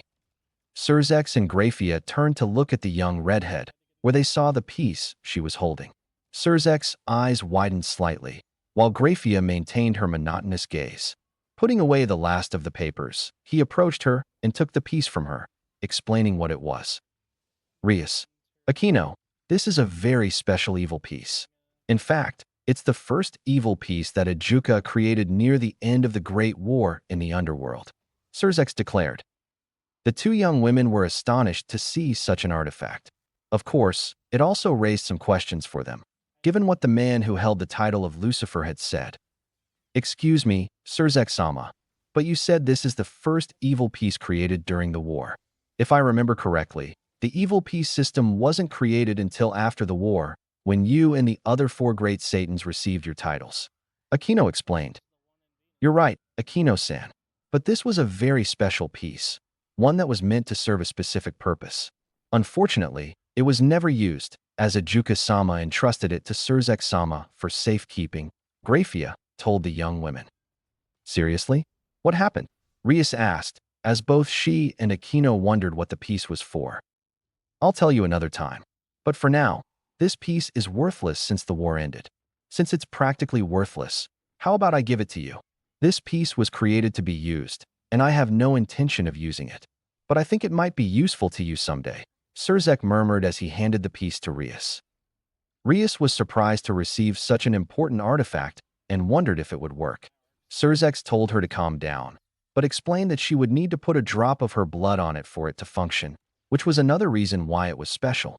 The first existing evil artifact contained the blood not only of Surzex, but also of the other three great Satans, who had to be purified before they could use it. After the explanation, he thanked his older brother and decided to try it out when he found the right person. He thought about using it on Aquino, but he was going to make the dark-haired girl his queen. Surzex suggested they leave now, after saying goodbye to his son. As they left the office, Surzex noticed that Graphia was the last to leave. He saw her looking at the jewelry box, which made sense. The jewelry box containing the malevolent piece was one of two reminders of the past for Graphia. The other always hung around her neck, under her clothes. End of deep flashback. Did you really use such an important piece on Naruto-kun? Wouldn't it be better if you used one of your other pieces? The young king questioned. I tried, but as I got closer, I saw that the cost was really high. Only my 8 pawns would have had a chance of resurrecting him, but even then it wasn't enough. That's when I remembered that special piece, which was the perfect cost for him, the redhead replied, as Aquino silently absorbed everything Rias was saying. End of flashback. Upon entering the old school, Naruto followed Aquino up the stairs to a certain floor. Heading towards the clubroom, Aquino led Naruto inside, glancing at him one last time. Inside the building, Naruto saw 3 more people. Inside, he saw Kaneko, Kiba, and Issei. He knew the first 2 from what he'd heard from the other students. He also knew the last one, but his reputation was more infamous than famous. Ah, you just arrived. And you brought Naruto-san too. Issei-san and I just arrived as well, said the second idle man in the school. I'm glad to hear that. Where's Bucho? Aquino asked her classmate. Kiba pointed to the shower, located in the corner of the room. There, Naruto and Issei heard the sound of running water. They saw the silhouette of a woman and assumed it was Rias. Naruto turned his face away to give her privacy, but saw Issei looking at her with disdain until Naruto hit him on the head. Issei glared at Naruto for interrupting his lecherous gaze towards Rias, but he shuddered the moment he saw that Naruto had narrowed his eyes, looking at him in a way that said, "Try it and you'll no longer be a man." While they waited for Rias to finish showering, Aquino decided to take the initiative and introduce them to Naruto. She approached Issei and introduced herself as the vice president of the ORC. He wore a look of pure bliss and foolishness as he took in Akino's assets, which moved slightly as she approached. It's a pleasure to meet you. I'm Hayato Issei. Issei introduced himself cheerfully. Akino then turned her attention to Naruto and began introducing everyone present. Akino noticed the cute white-haired girl sitting on the sofa eating a small piece of cake. This person is Tuju Kaneko, a first-year student. She pointed to the other blonde boy, who looked handsome, unlike Naruto, who was more of a handsome but tough guy. And finally, this is Yudo Kiba, a second-year student. They both greeted Naruto, who responded politely. It was then that they heard a familiar voice coming from the shower. I'm glad to see that everyone gets along well. Everyone's attention turned to Rias walking to the front of her desk, wearing the Kuo Academy uniform, while holding a towel in her hands to completely dry her hair. I hope you didn't wait too long.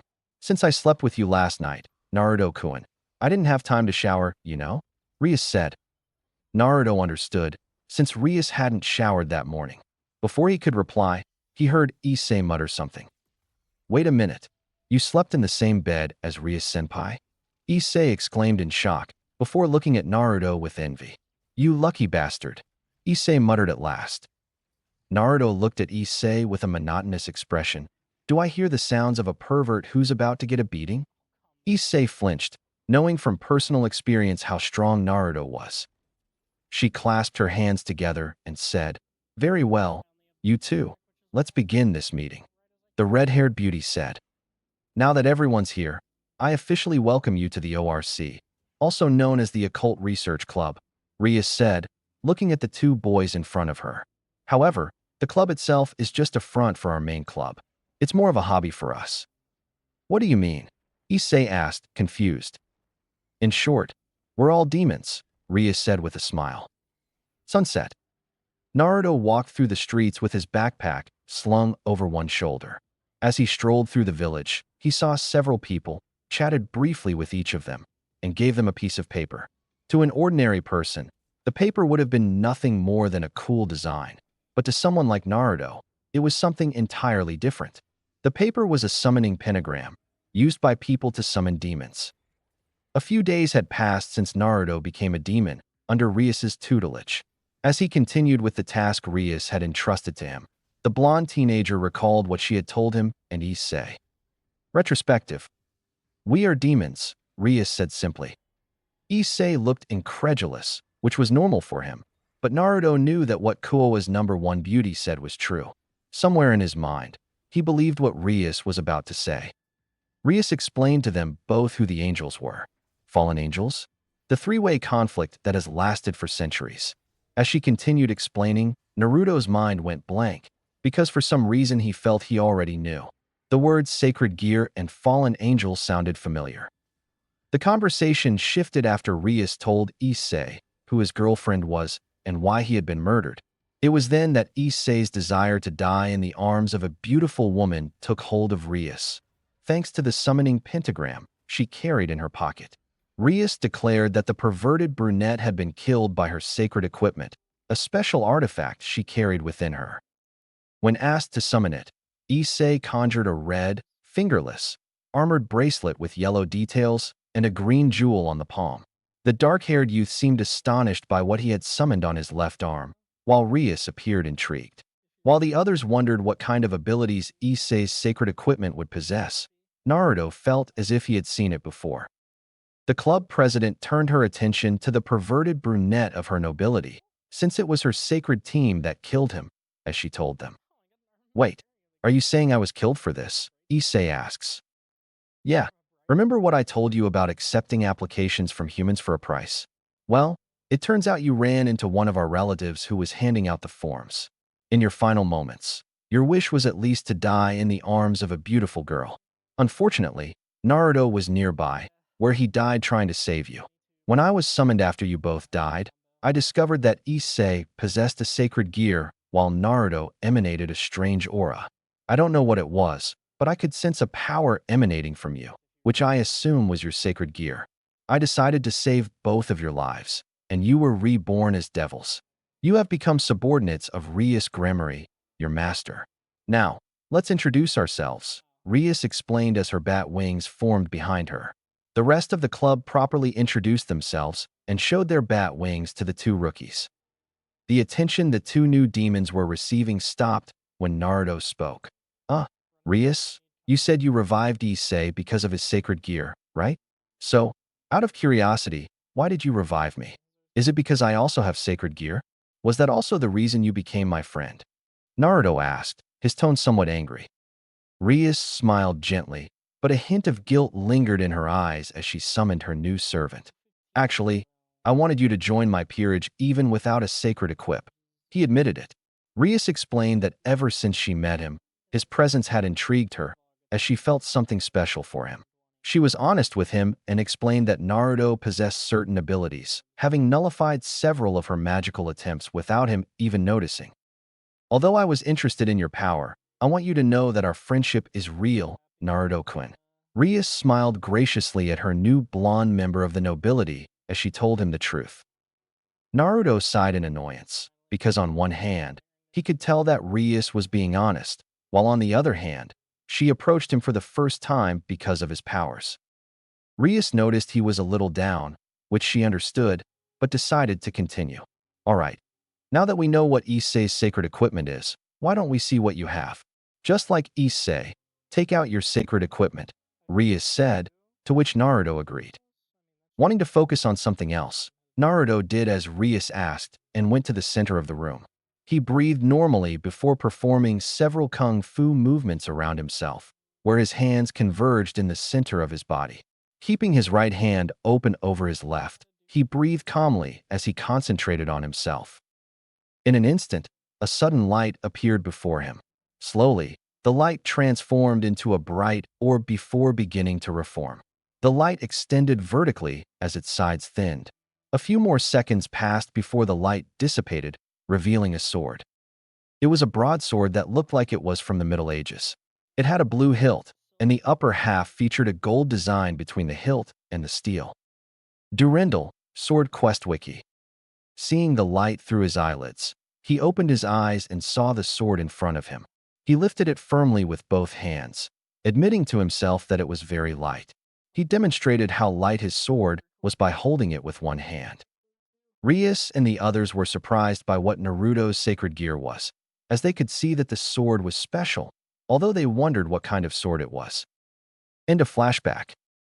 Her thoughts about what she had learned focused on what she needed to do. She had learned from Rias about the demon ranking system, where she was only a low-level demon. With that, she learned ways to increase her ranking by completing certain tasks. He chuckled shyly at Issei's reaction to how he would become king of the harem while still unsure of what to do. Although, as a human, he wanted to follow in his father's footsteps in research and development, since the family business focused on achieving better technology through less waste and more environmentally friendly methods, such as converting carbon dioxide into a new form of plastic and so on.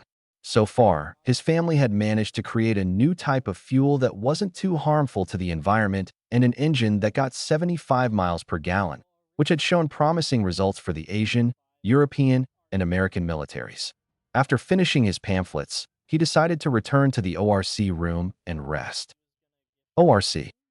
Upon entering the room, he saw Issei standing on the magic diagram on the floor, where it was bathed in light. Seeing his anxious expression, the dark-haired Muntreat, he used the diagram to teleport himself, only for the boy to still be standing in front of everyone present. Issei looked confused as Rias approached him, a sigh in her voice as she placed a hand on his forehead. To jump through the magic diagram, you must reach a certain power level. Your magic level must be too low, so the diagram isn't activating at all. Even so, Rias ordered Issei to go on foot and answer the summoner's call. It was truly astonishing to see Issei crying in disbelief as he went to fulfill his first contract.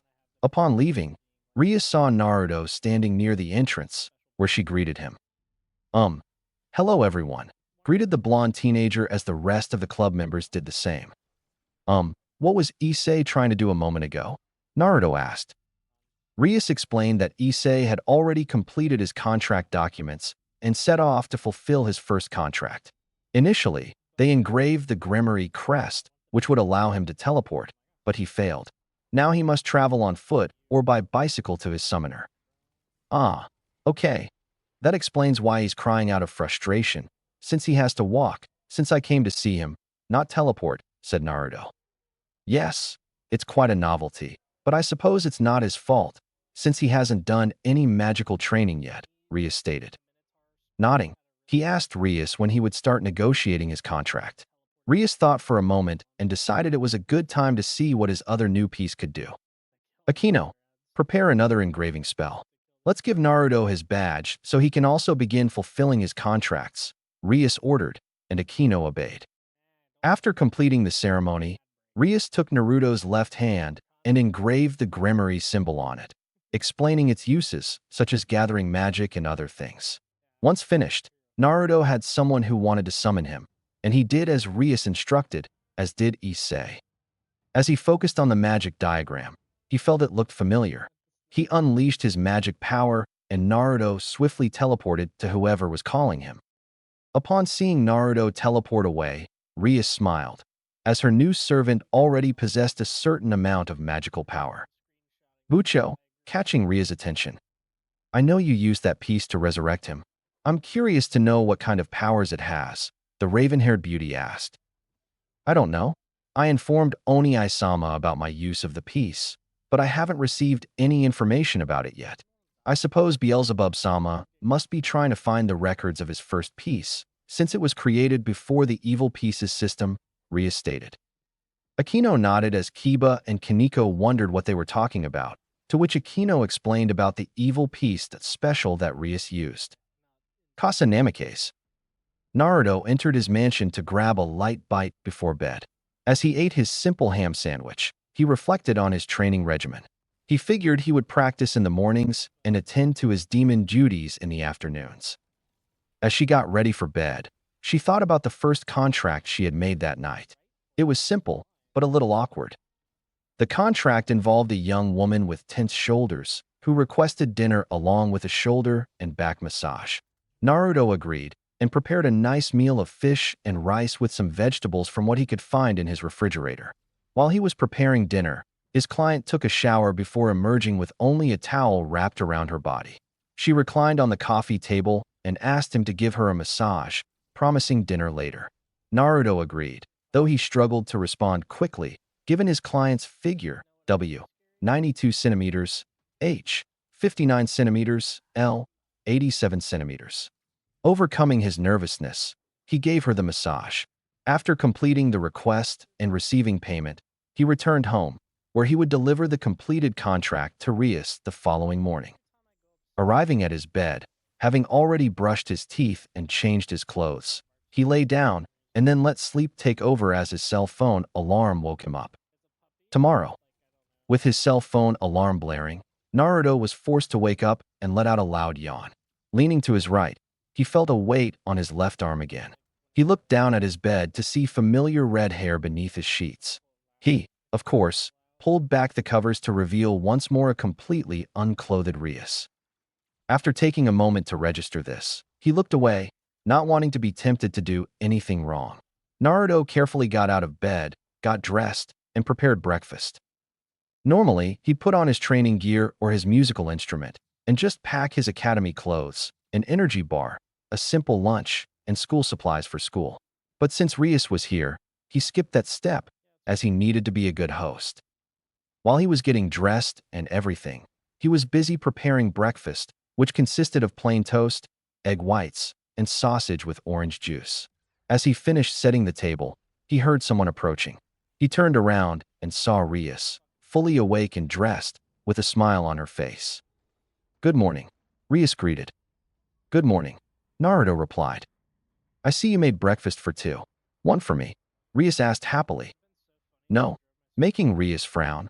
This is for the redhead girl who slept next to me this morning, said Naruto, where Rias blinked a couple of times before understanding the small and not at all funny joke. Haha, very funny, Rias replied as she took a seat next to him. When they started eating, Naruto was the one who broke the pleasant silence. Rias, catching the attention of her red-haired master, when? Or, to be more precise, why did you sleep with me in my bed last night? Asked the curious blonde. For some reason, your bed is very comfortable, so I came after you fell asleep. I was able to sleep like a baby, Rias replied, while Naruto looked at her shyly. After breakfast, they both left for school on Naruto's motorcycle. Just as they were about to leave, Naruto felt someone watching him. He looked around, and Rias saw his confusion. Is something wrong, Naruto-kun? Asked the blonde boy she was holding tightly on her back. After one last look, she simply dismissed it.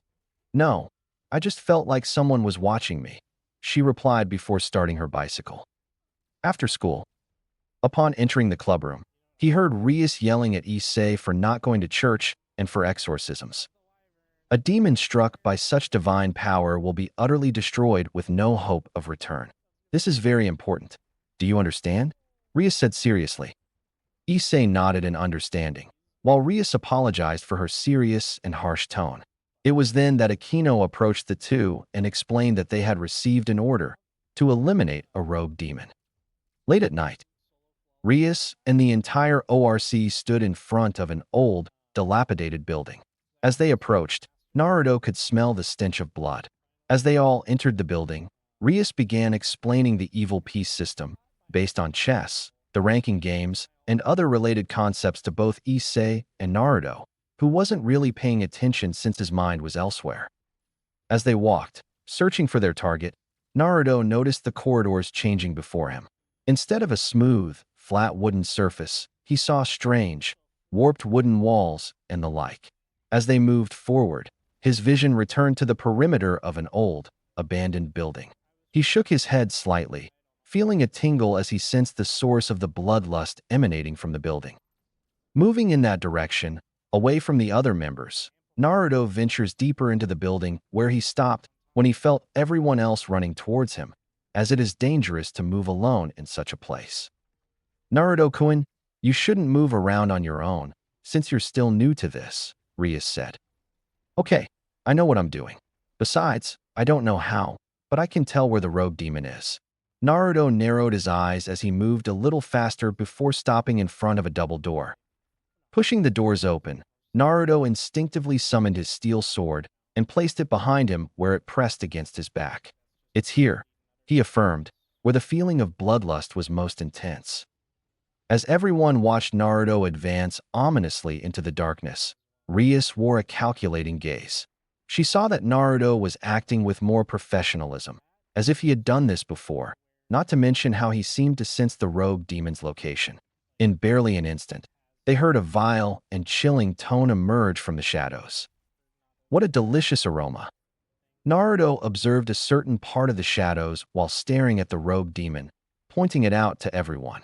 Rias advanced while declaring her attention to the present demon. Visor, you rebellious demon, we are here to destroy you, he said confidently in his tone. The next thing that happened was the corpse of a young woman. Her lower half, missing while the rest of her body was covered in cuts, was thrown toward them. Issei was stunned by the sight of the woman's body, but his moment ended when he heard a dark and vile voice emerging from the shadows. Before them stood a demonic woman whose lower half was that of a chimera. She held 2 spears in each hand as she declared she would kill them all. The demonic woman tried to kill them, but their teamwork proved that each of Ria's current nobles possessed remarkable abilities, along with the traits they represented in the evil pieces system: Kiba the knight, Kaneko the rook, and Akino the queen.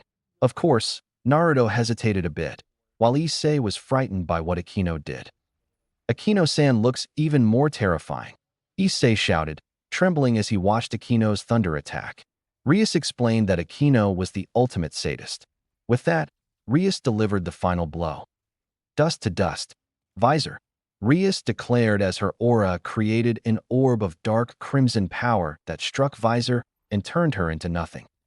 As Issei watched in amazement, Naruto, who had stayed behind and paid close attention while the others fought the weak monster, couldn't help but feel that Ria's attack, or more precisely, her power, seemed familiar, as if he had seen it before.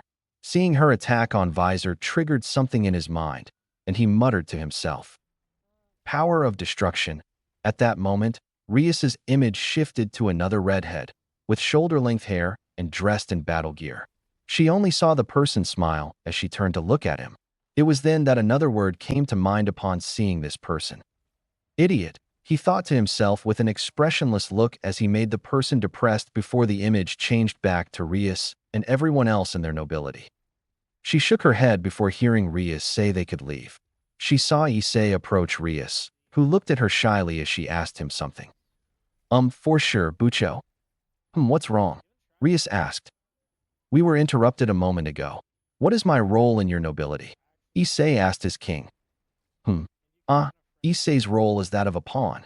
Rias simply explained where Issei believed he had obtained the lowest rank. It was here that Naruto's curiosity reached its peak, because, although he didn't care, he felt the same curiosity to know his role in his peerage. What about me? Naruto asked as she retrieved her sacred equipment. Rias looked thoughtful as she answered Naruto's question. That's an interesting question, since I have no idea. Both the blonde and dark-haired rookies looked at her uncomfortably. Rias explained to Naruto that she used a special piece of jewelry, the same explanation she had given Akino earlier. So, until I hear from the underworld, you're listed as a mysterious piece. Naruto nodded, understanding. Tomorrow. As daylight began to stream through the windows, Naruto awoke to a very interesting moment. Waking from the sunlight, he felt something on his right side holding him, something soft and smooth. Opening his eyes, he glanced to his side to see his teacher, Rias, asleep next to him again, completely naked. It's been a few days since Rias, along with her peerage, destroyed the rogue demon Visser. During that time, nothing has really changed. They continue fulfilling contracts with their summoners and training. For Naruto, his routine has changed a bit, as he only practices his martial arts, artistic skills, and so on in the morning before school, while after school, he does his ORC activity, which is his devil job. Now, all he wanted was to get out of bed without waking Rias or letting his teenage hormones take over. As he tried to get up, he felt Rias squeeze his right arm, moving closer to his privates, while her hand moved toward the redhead's most sacred place. Just as she reached out, Naruto pinched her left leg with his left hand, calming her passionate impulses with a painful jab to help clear her head. Breathing easily, as if it had worked for a moment, Naruto breathed a sigh of relief before looking back at the lush beauty beside him. Then he saw her eyes flicker slightly as she began to stir before him. She sat up, yawned, and stretched her arms. Naruto. Good morning, Rias said lazily as she looked at the boy in front of her. Naruto glanced to his side, trying to avoid seeing Rias swaying her breasts in front of him. Good morning, Rias? Why are you in my bed again? And more importantly, why are you naked? The blonde asked nervously. I can't sleep unless I'm completely naked, as I feel suffocated in my pajamas. Of course, I feel better if I'm cuddling a stuffed animal as a pillow. Rias happily explained why Naruto thought Rias saw him as her stuffed animal. Shaking his head slightly, Naruto focused on what he had to do, since there was still more than an hour before classes started. He took a deep breath for a moment and turned to Rias, who told him it was best to get ready for the day. Rias agreed on where they would both go to get ready. After eating a small breakfast, while Rias listened to Naruto practice his violin for half an hour, they both left on Naruto's motorcycle. Afternoon. Naruto was sitting in the ORC common room, typing something on his laptop, which he had brought to school. Rias, Kiba, and Kaneko were also in the room with him, each doing their own thing. Just a short while later, Rias received a summoning request, at the same time that Issei returned from delivering his summoning flyers. How convenient, Issei. Even though you just arrived, there's a summoning. Can you go? Rias asked as she approached her pawn with the information about the client. Issei agreed, since he needed to finalize a contract. After obtaining the location, the perverted brunette left without hesitation. Evening. Naruto was finishing his work on his laptop when he heard Rias frantically enter the room with a worried look on her face. Following closely behind her was Akino, who also had a worried expression. Naruto, Kaneko, Kiba, we have to go? Issei's in trouble, Rias ordered, and everyone set off. As they got ready, Naruto asked what had happened, and Rias explained that she couldn't sense anything from where Issei was, like a barrier or something that was making it difficult for her to know what was going on. Everyone was ready when Rias initiated the teleportation spell to break through the barrier that Akino was already destroying with her magic. After passing through it, all the members teleported to Issei's location. Issei was ready to fight the exorcist, Fried Zelzen, who was also happily killing the young novice demon. When Issei arrived at the client's house, he expected to sign a contract, but instead he encountered a deranged exorcist who was waiting for him after killing the summoner who had contacted him. He found the summoner completely dead, his corpse utterly desecrated, having been tortured and disemboweled. After a brief argument, Issei and Fried had a small fight before Issei was surprised to see the nun he had helped a few days earlier working with the deranged priest. Issei thought he would get into trouble, but he was surprised to see Asia defend him. While arguing with Fried, the mad priest slapped Asia when he was about to do something perverted to her, but stopped when Issei jumped in to stop him, which led to their current situation. It was at that moment that a pentagram formed between them, where they wondered what was happening before Issei discovered it. Before them, the members of the ORC emerged from the light of the pentagram. Hayadu-kun, we're here to help you, Kiba greeted. Ah, you look pretty bad, Akino said in a playful yet concerned tone. Priest, Kaneko said monotonously. Stand back, Issei, we'll take care of this, said Naruto. Upon seeing so many demons appear, Fried became excited and prepared to attack the newcomers with his light sword artifact. Kiba blocked it with the sword he had summoned. As they fought, it was revealed that Fried was a wandering exorcist who committed violent acts not only against demons, but also against humans who associated with them. That's when Rias entered the room and drew everyone's attention. Rias checked on Issei to see if he was all right, and said he'd only been shot in the leg. Fried confessed to being the one who shot him, and Rias showed her anger by destroying the wall right behind him. For my part, I cannot allow anyone to damage my property, especially someone as vulgar as you, Rias declared. Before I could go to punish Akino, sensed something outside, from the nearby window, as her common enemy approached. She informed Rias that a group of fallen angels was getting closer. Rias ordered Akino to prepare a teleportation seal to draw them away, with Kiba to help Issei to his feet. Issei asked Rias if they could take the long-haired blonde girl named Asia with them, since she had helped and defended him against Fried. The ORC chairman said no, as she couldn't be teleported because she wasn't part of their peerage. Issei argued further, but Rias silenced him after explaining that Asia would be safe since the fallen angels still needed her. Akino finished the preparations, and they were ready to teleport. Fried tried to stop them, but Naruto played a trick, surprising the crazed priest by approaching him and then unleashing a powerful judo attack that sent him flying across the room. As they teleported home, Naruto saw the young nun thanking Issei for trying to help her, while Issei apologized and promised to come for her. Academia. The next day, sitting in class, Naruto tried to pay attention to the teacher's lesson, but his mind was focused on Rias, who was sitting next to him. He could see that Rias was worried about something she assumed was Issei and his obsession with the nun. Secretly glancing at the teacher, he wrote her a simple message and then tossed it to her. Rias was a little surprised to see Naruto pass her the folded paper. Opening it, Rias read what the message said. Rias, you seem to be in trouble. Let's meet under the tree by the tennis courts during our lunch break. I'm sure you'd like to talk to someone about what's on your mind, and I'm guessing it's quite likely. Looking back at the blonde man beside her, she smiled slightly, knowing that something was wrong, and mentally agreed with Naruto's request. Lunch. Sitting under a tree, Naruto ate some of his lunch until he felt someone sit down next to him.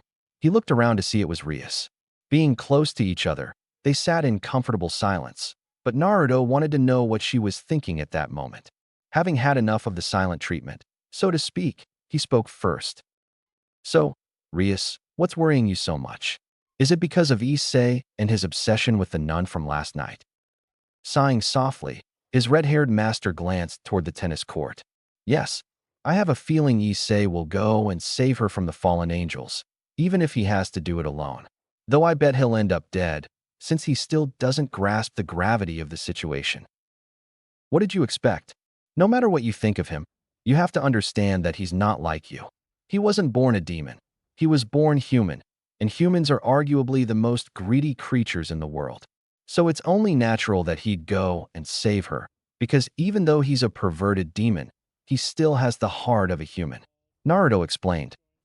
Rias was a little surprised by the way Naruto spoke to her, as if he were talking to a small child who needed a lesson.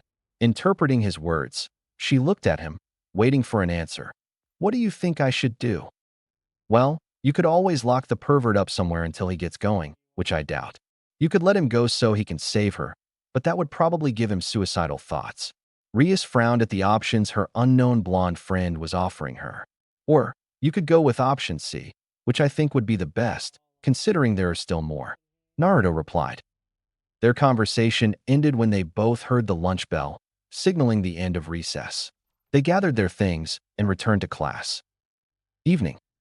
Sitting inside with everyone else, Naruto listened to the argument Issei was having with Rias. The blonde demon heard Issei say that he had gone out with the nun earlier that day, and that right after sunset, Asia was snatched away by the fallen angel who killed them both. Issei wanted to go save her, but Rias wouldn't allow it, as the friction between the two factions could lead to a war with a high cost in lives. Issei wanted to discuss it further, but Rias declared the matter closed and explained the purpose of a pawn, the power of promotion, and how a sacred gear works. Leaving with Akino, Rias left Kiba in charge of important matters. Once the two great ladies left, Issei soon began walking towards the door, but was stopped by Kiba. Issei-kun, are you really leaving? Could you really die? The brunette asked. I have to do it because Asia is my friend. Even if it's suicide, I have to save her, Issei replied. How daring to act without a plan. If you die, no one will be able to save her, the blonde knight stated. So what should I do? Issei asked the blonde man in frustration. I'll go with you, Kiba replied, explaining that he wasn't one to let a comrade go alone to an enemy base. Besides, I personally dislike the fallen angels and the priests. No, hate is a better word, Kiba said. Kiba explained that she planned to go with him because Rias had hinted at it while discussing the promotion of the malignant piece in enemy territory. Issei was grateful that Kaneko was accompanying them. Hey Kaneko-chan, Issei said in surprise. I'd be worried if it was just the two of you, Kaneko admitted with her usual monotone expression. Issei thanked her for the hug, but then rejected it, as Kaneko didn't like the hug due to her perverted nature. Kiba then turned to Naruto. Are you coming too? He asked the blonde boy. Naruto nodded, as he too planned to come, since his father had always taught him to support his friends and comrades. Stretching, the four of them went to the church area. It was night, and the four current demons were some distance from their destination. Issei felt a chill run down his spine when Kiba said it was probably the fallen angel. Pulling out a blueprint, Kiba explained the interior of the building, also stating that the ancient sanctuary might contain other things. I suppose you mean an exorcist, right? Naruto replied, to which Kaneko nodded. Hey, we won't be able to get into the room where the ceremony is being held so easily, Kiba said. After completing their assessment and plan, they all moved forward. They crossed the threshold, ascended the stairs, and headed to the building's main entrance, where they entered silently. Entering the chapel calmly, Naruto took the initiative, feeling more at ease there. The church was as silent as the darkest shadows, yet they remained vigilant, for they were being watched. Over there, Kaneko pointed to where applause began to be heard, and Freed appeared before her eyes. Hey, it's a meeting. How touching. Freed simply waved in a cheerful tone before turning depressing. There's never been a demon who's seen me twice. I'm extremely strong and always defeat demons on the first try. But thanks to you all, my policy has been ruined. This isn't going to work. It makes me angry. Then his body threw a tantrum. That means I want you all dead. Just die. Die, you fucking demons. Freed wanted. Issei asked where Asia was, to which Freed pointed out her hiding place. Issei wondered why Freed had gone into such detail, to which he replied humorously, because everyone's going to die here anyway. Kiba readied his sword, while Issei drew his sacred weapon. Before they could do anything, Kaneko threw a bench at him, which he sliced with his light sword. Kiba seized the opportunity to attack, striking where they both expected, with their swords. Freed managed to create some distance, switching his attack from sword to gun, and fired at him. Kaneko took several blows for Kiba, shielding him. "You're certainly tough for being so small," said the mad priest cheerfully. Being so small, Kaneko murmured monotonously as she looked at her body. The statement irritated her so much that she started throwing any bank she could get her hands on. This gave Kiba the opportunity to attack Freed's blind side. Behind the scenes, Issei was impressed by Kiba and Kaneko's teamwork. Just when things got interesting, the fight ended when everyone, especially Freed, suddenly saw Naruto approach Freed as if he weren't there, grabbing the wrist where he held the sword. "This is getting annoying," said Naruto as it seemed that Freed wasn't even a threat. "You fucking demon, I'm going to kill you," he said, drawing his weapon and pointing it at Naruto's head. Before the mad priest could fire, Naruto simply said, without looking, "Shut up."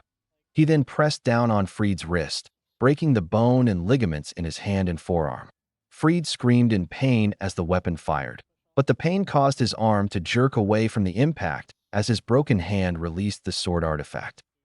Freed tried to resist, but Naruto threw him to the ground and kicked him in the legs, making him fall face down on the ground while twisting his broken arm and breaking it even more. Kneeling on his back to secure the mad priest's body, Naruto placed his hands on Freed's forehead, tilting it slightly upwards. What are you doing?" he shouted. Naruto muttered indifferently, his hair covering his eyes. "When you see the real Satans, give them this message for me. I win." Then he added more force, and Freed screamed loudly before falling silent forever. The only sound that escaped him was the crack of his neck snapping into 3 different parts, his nervous system breaking. Issei, Kiba, and Kaneko watched what Naruto had just done, and they were both amazed and frightened. Amazed that he could defeat the mad priest in a second without help. Frightened because he killed him in a gruesome way, with the appearance of someone who had done it before, since it hadn't affected him at all. "Well done, Naruto-san." Although a little unsettling, Kiba admitted. "I'm sorry you had to see that, especially you, Kaneko, since a lady shouldn't see what a man does with something like that." Naruto apologized. Kaneko accepted his apology while Issei asked her how she had managed it. Naruto confessed that his father was friends with a former U.S. Navy SEAL who taught him how to permanently eliminate a degenerate like Freed solely in self-defense. After finding the hidden staircase beneath the altar, they quickly made their way to the ceremony. For some strange reason, Naruto felt something as he ran into the hidden chambers, as if he had done it before. Upon reaching the bottom, they arrived at the hidden chamber where 2 double doors separated them from the challenge that awaited them inside. "There are probably fallen angels and exorcists inside. Are you all ready?" Kiba asked. Everyone nodded as they prepared to open the doors, but Issei, Kiba, and Kaneko watched Naruto step forward and, with a monotonous look, kicked the doors open with incredible force. Inside, they were greeted by dozens of rebel priests, while on the other side of the room stood the fallen angel, Rainier. That's what Issei said her name was, who killed Naruto and Issei. The fallen angel was next to the nun, Asia, who was tied to a cross on the wall. "We've come to save you," declared Issei, standing to Naruto's left, while Kiba stood to his right, with Kaneko right behind them. Naruto wasn't just looking at the person they were supposed to save, but was also carefully surveying everything in the room.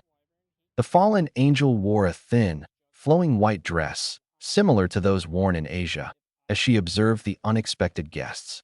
She smiled at them and said with great confidence, "This is a touching gathering, but it's already too late. The ceremony is about to end." As she lowered her dress a little more, revealing more cleavage, a symbol on her chest, which Asia also wore, began to glow more intensely, while Asia screamed in pain. "Asia!" Issei shouted in horror. Suddenly, a light began to emanate from Asia's chest and began to form into 2 rings. "Here it is, the power I've longed for. If I have this sacred gear, I will be loved," Rainier said joyfully, blushing, as the sacred gear was about to emerge. As they watched, Naruto could only look on in disgust at how this fallen angel treated this girl. For some reason, this girl made him feel like he knew someone who reminded him of that. But the only thing he did know for sure was that this feeling also told him he needed to save her, just as Issei wanted. Naruto then felt a pulse within him, allowing him to identify his sacred equipment. It throbbed so strongly that it practically begged him to use it in battle. He did so, drawing his sacred equipment and standing alongside Issei and Kiba. As he held his sword, it pulsed as if it wanted to help him save the girl, and he agreed, hoping it would do something. Making several clean cuts in front of him, he raised his sword above his head and then lowered it to the ground. The instant it struck the ground, the aura contained within the sword was released in a burst of energy that sliced through the earth as the shockwave rippled around him. The impact continued, the shockwave creating a path for the blow to continue, pushing the rogue exorcists back. The blast continued until it struck the wall where Asia stood. The energy burst, then rose as if slicing through Asia, the shockwave swirling around her.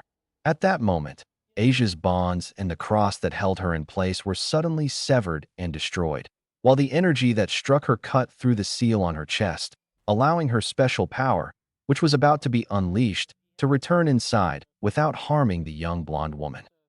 The ceremony has been cancelled. Impossible, Rainier declared incredulously. Naruto stared at his sword in utter amazement. I really like this sword now, he said, as he looked at it. The rebellious priest shouted an attack, but Kiba, Kaneko, and Naruto, after looking away, proceeded to annihilate them with blows. Issei went to save Asia, and the other three cleared a path for him to reach her. At the start of the fight, Naruto single-handedly faced half the exorcists, suddenly moving with incredible speed and strength that surpassed even Kiba and Kaneko's. He used his sword to block or deflect several of their light blades, while simultaneously using his fists and kicks against their faces and various points on their bodies. While Naruto fought the exorcist before them, Rainier watched the blonde demon intently studying his sword.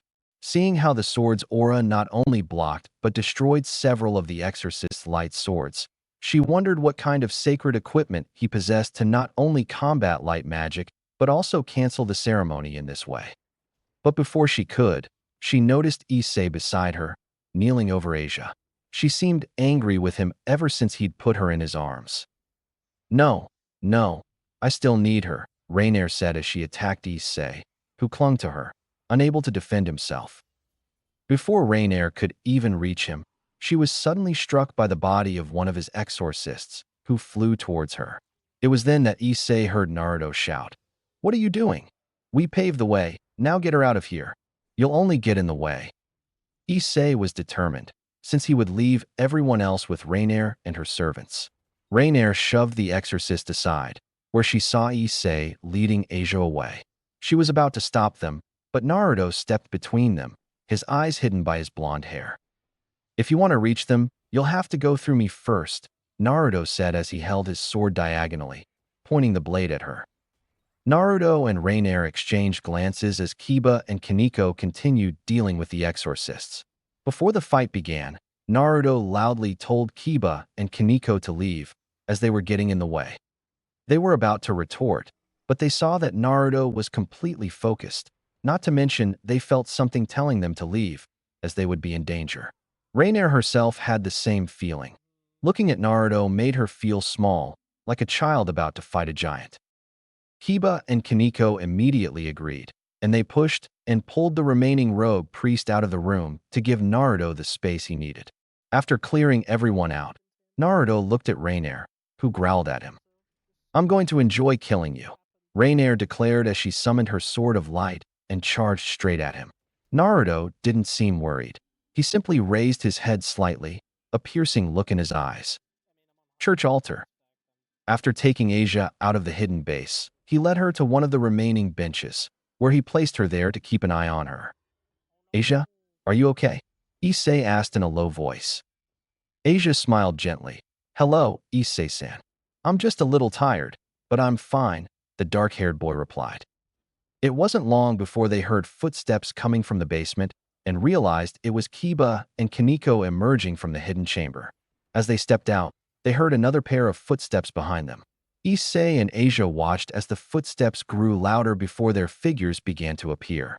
Naruto walked out, his sword in his right hand, while on his left shoulder he carried an unconscious Rainier covered in cuts, her clothes now in tatters. Walking toward them, he simply dropped the wounded fallen angel to the ground with a grunt before heading straight for them. Well, I say mission accomplished. Although, I'm curious to know why Aure. He stood on the sidelines watching us struggle against an obstacle like this. Naruto said before looking at Rias, who was leaning against the wall with Akino by her side. Issei and Asia looked towards the wall that Naruto was looking at to see that the red-haired demon was there. Bucho, Issei shouted. Rias approached to see the outcome of the battle her servants had fought. It seems everyone won, she said, and they all nodded. Oh, isn't the church badly damaged? Akino asked as she surveyed the devastation caused by the battle and looked at the dead priest, freed.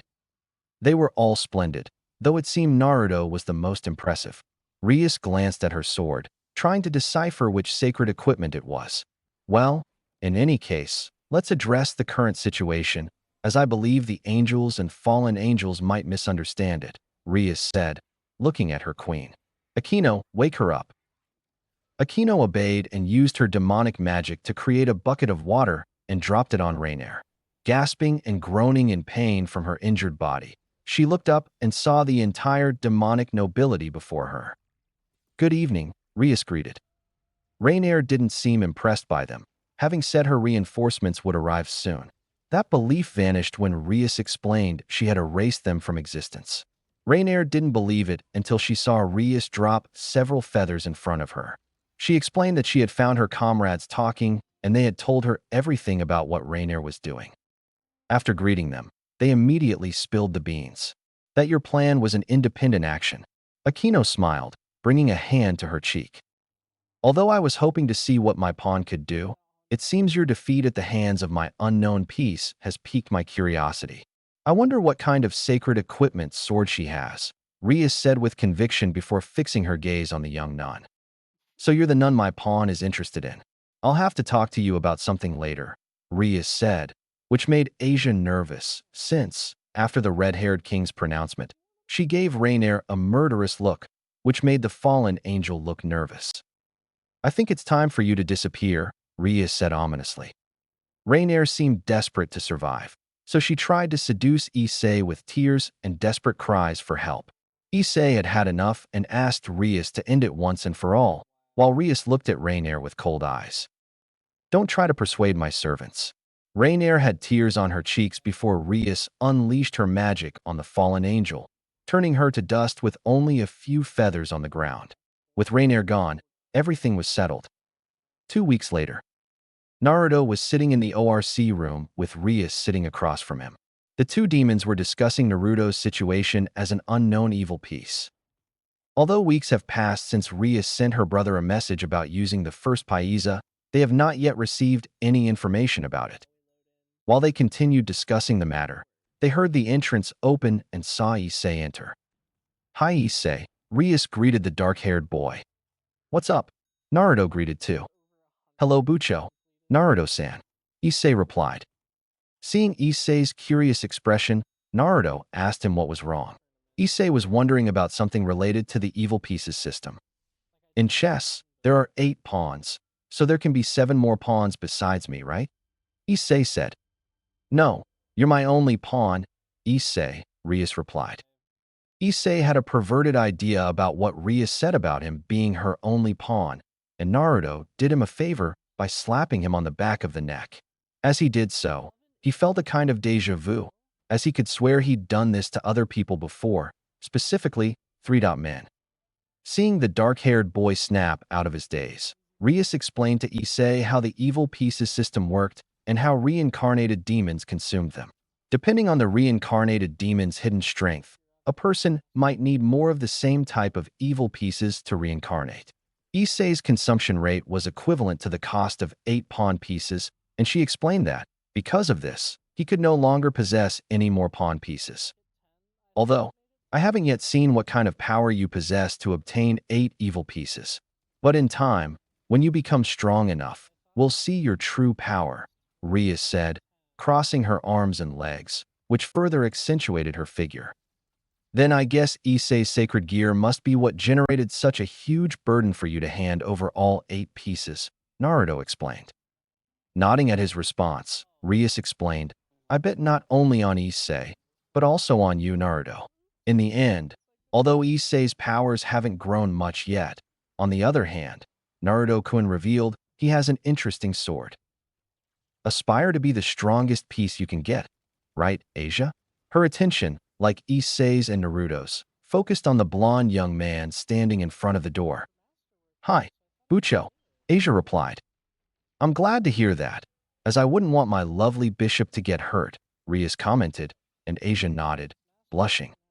2 weeks ago, after the incident with Rainier and her group, Asia spent the night in the ORC room. The next morning, Rias and Asia talked for a while, and she told her the whole story of why Asia was in Kuo. Consult the manga for this information. After ending the conversation, Rias took out her last bishop piece and brought it to Asia, offering her a new life as a member of her peerage. The reason Rias wanted Asia to join her peerage was because she had discovered that her sacred gear, Twilight Healing Shi, could be very useful to your group, and she would also be a wonderful sister in your growing family. Asia considered it for a moment, not only because she would gain a home and friends, go to school, and so on, but also because of another reason related to a certain dark-haired man. Rias also informed the young blonde that if she left the city, the fallen angels or other supernatural factions would soon appear, usurping her power and potentially killing her later. After careful consideration, Asia accepted Rias's offer and transformed into a demon. The former nun then began living with Issei, under Rias's orders, as the red-haired king knew that Asia felt comfortable around him. Furthermore, Asia enrolled at Kuo Academy as a second-year student, in the same class as Issei. Over the next few weeks, Asia grew accustomed to living in the Haido house, where Issei's parents, with Rias using her demonic powers, were delighted to have the girl living under their care. The only problem for the young blonde was that she could no longer pray to God or ask for blessings of any kind.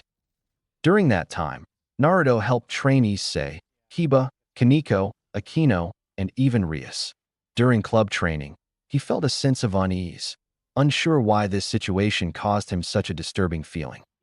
In the 2 weeks since the incident, Rias and everyone else trained hard, with Naruto pushing Issei to his limits, even beyond, through running, push-ups, and other exercises.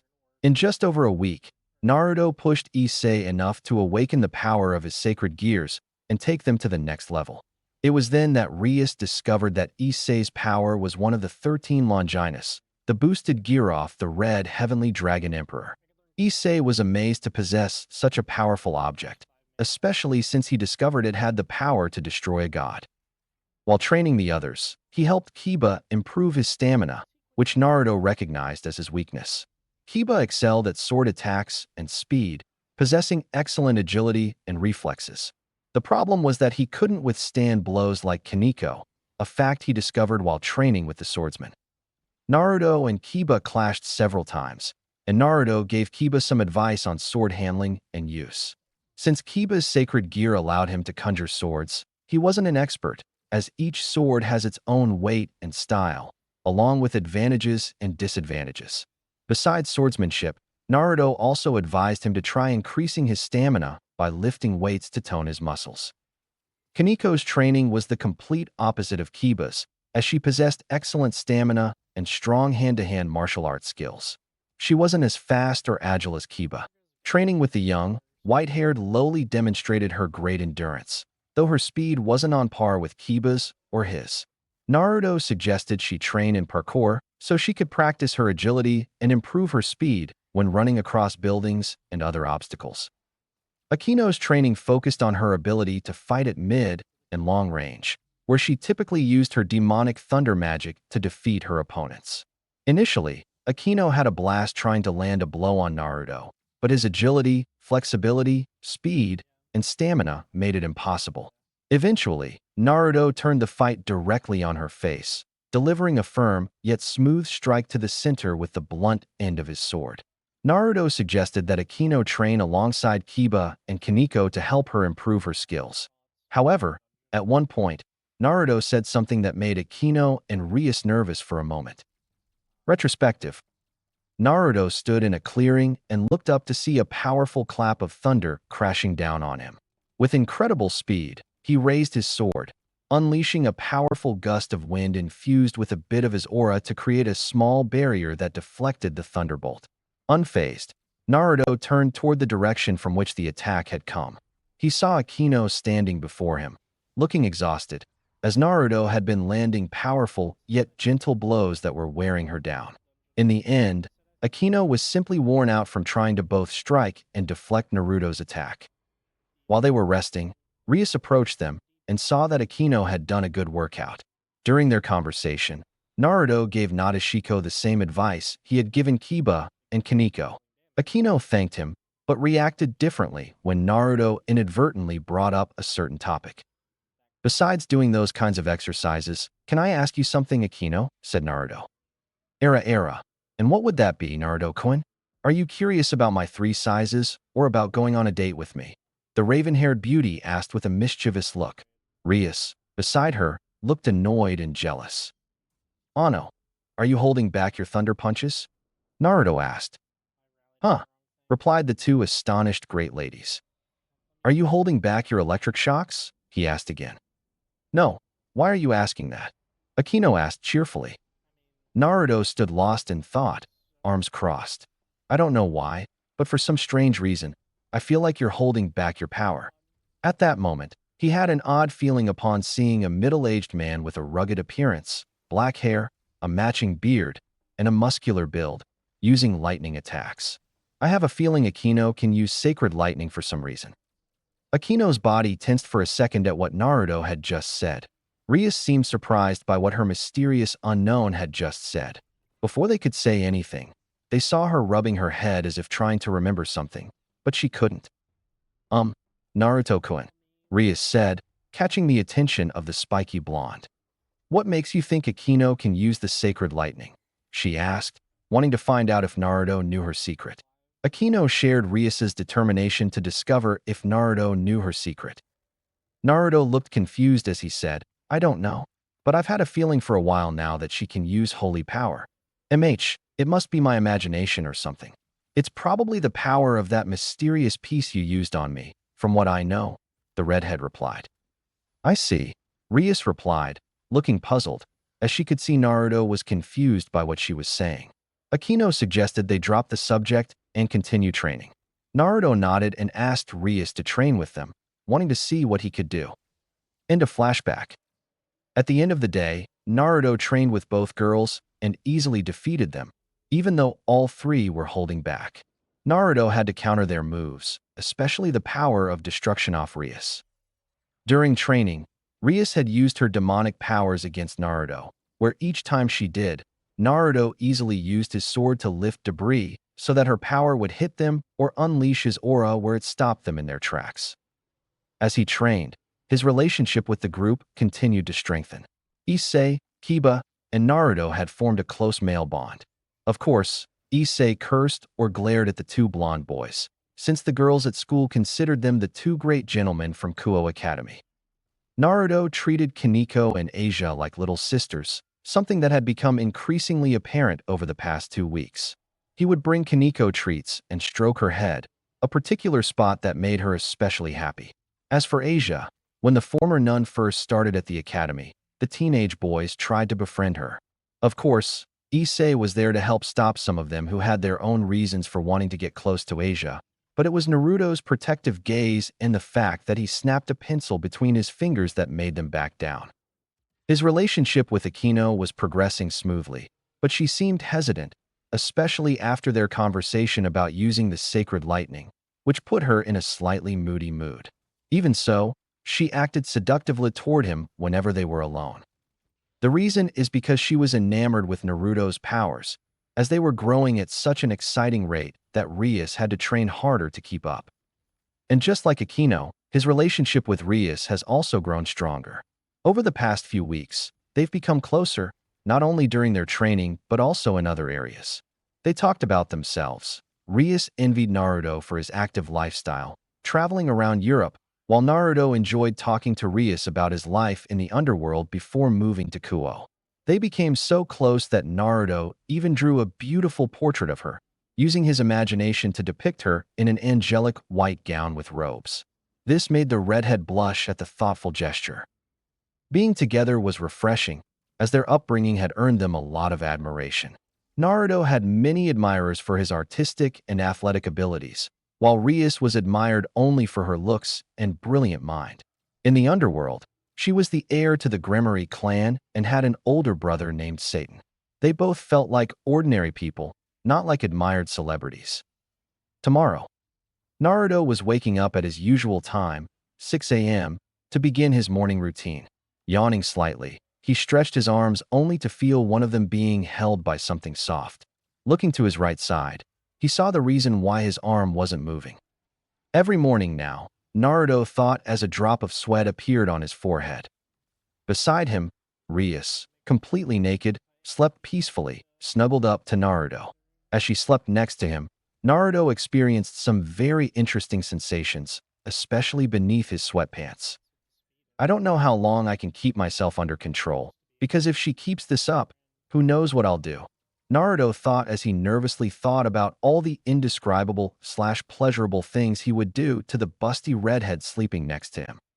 Shaking her head to clear her mind, Naruto silently and stealthily freed himself from her grasp, replacing himself with a pillow where she instantly noticed the loss of warmth as his face changed from a pleasant smile to an unpleasant frown. Walking toward the bathroom, he decided to start by taking a shower to fully wake up. Letting the cool, invigorating water soak his entire body roused him completely from sleep and relaxed his muscles as he stretched his arms out a little further in the water. Enjoying the gentle sensation of the shower made him drowsy, and he didn't notice someone entering the shower. His reaction shifted from relaxation to surprise as he felt slender arms embrace him. Turning his head, he saw it was Rias entering the shower with him. He stiffened slightly as Rias pulled him even closer, his body pressed against hers, where he could feel her breasts against his back. "Rias?" Naruto asked, surprised. Era, Naruto-kun. How rude of you to leave me like this in bed," Rias said before she began rubbing her body against Naruto's back while her hands roamed over his chest and abdomen, caressing his sculpted torso. Even with the cold water splashing on him, his body reacted more to Rias's warmth against his back. While Naruto struggled with his inner conflict over controlling his perverted side, Rias was also grappling with her seductive side, though she didn't know why she did it. For the past few weeks, Rias had considered Naruto only a close friend, much like Akino. However, as time passed, her interactions with the blonde boy stirred feelings within her that she had never experienced before. The reason was that Naruto always saw and treated her as Rias from Kuo Academy, not as Rias Gremory, heir to the Gremory clan. Chatting, eating, and conversing like normal people, she found him intriguing, but also mysterious, both because of the accusations against him and because of his growing power. His power increased at such a rate that Rias secretly intensified her training even further to keep up with him. As Rias continued to touch Naruto's entire body, she felt that, even with the cold water splashing on her, her body was getting warmer from the act she was performing. Acting boldly, Naruto removed Rias's hands from his chest and turned to face her, holding her hands in his own as he lowered them to his waist. She could feel the front of Naruto's body against hers, and a very interesting part of the blonde's body rubbed against her abdomen. She blushed, a sensation of something she could tell was very large, and she fought the urge to look down, instead glancing up at his face. Rias was frozen, staring into Naruto's blue eyes, wanting to do something. Naruto was also frozen at the sight of Rias, but for a different reason. Rias's mesmerizing blue-green eyes momentarily shifted his focus from the beautiful crimson-haired maiden bathing in the shower beside him to a gentle waterfall in a wooded area. Facing him, in the same state, was a silver-haired young woman. He still couldn't see her face completely, but all he knew was that his heart was pounding for this woman, as naked as he was. They drew closer, their lips brushing for a fleeting moment before deepening their kiss. Her image of the silver-haired woman shifted to Rias, who leaned in to kiss her. As she drew closer, Rias noticed the glazed look she'd had a moment before. At the same time, Rias approached Naruto, and they both tried to ease the tension simmering within them. Before their lips could touch, Naruto stopped her, tilting his head to the side and touching her ear. Rias was surprised by Naruto's actions before hearing him speak softly into her ear. I think it would be best if you left now so you can cool off. Thanks for the massage, said the blonde teenager. Panting heavily, Rias nodded, and Naruto slowly stepped out of the shower to try and process what had happened. Naruto's departure prompted Rias to start thinking rationally. The only reason she had entered the shower with him was to tease him and gather information about him. However, that thought stopped when she felt something carnivorous awaken within her, yearning to explore more of his physical being. She was deeply grateful for Naruto's decision to get out of the shower, as he had made the decision for her, a decision that would either benefit or harm her in the future. All she knew was that she now understood his feelings for the mysterious blonde. ORC Hall. Sitting in the clubroom, Naruto waited for the other members to enter. Akino, who had been in the room earlier, was with him. Earlier, Naruto had asked for another stack of contracts to distribute, but Akino said it wasn't necessary anymore, as Rias had something to explain to her about acquiring her familiar. A relative? Naruto murmured.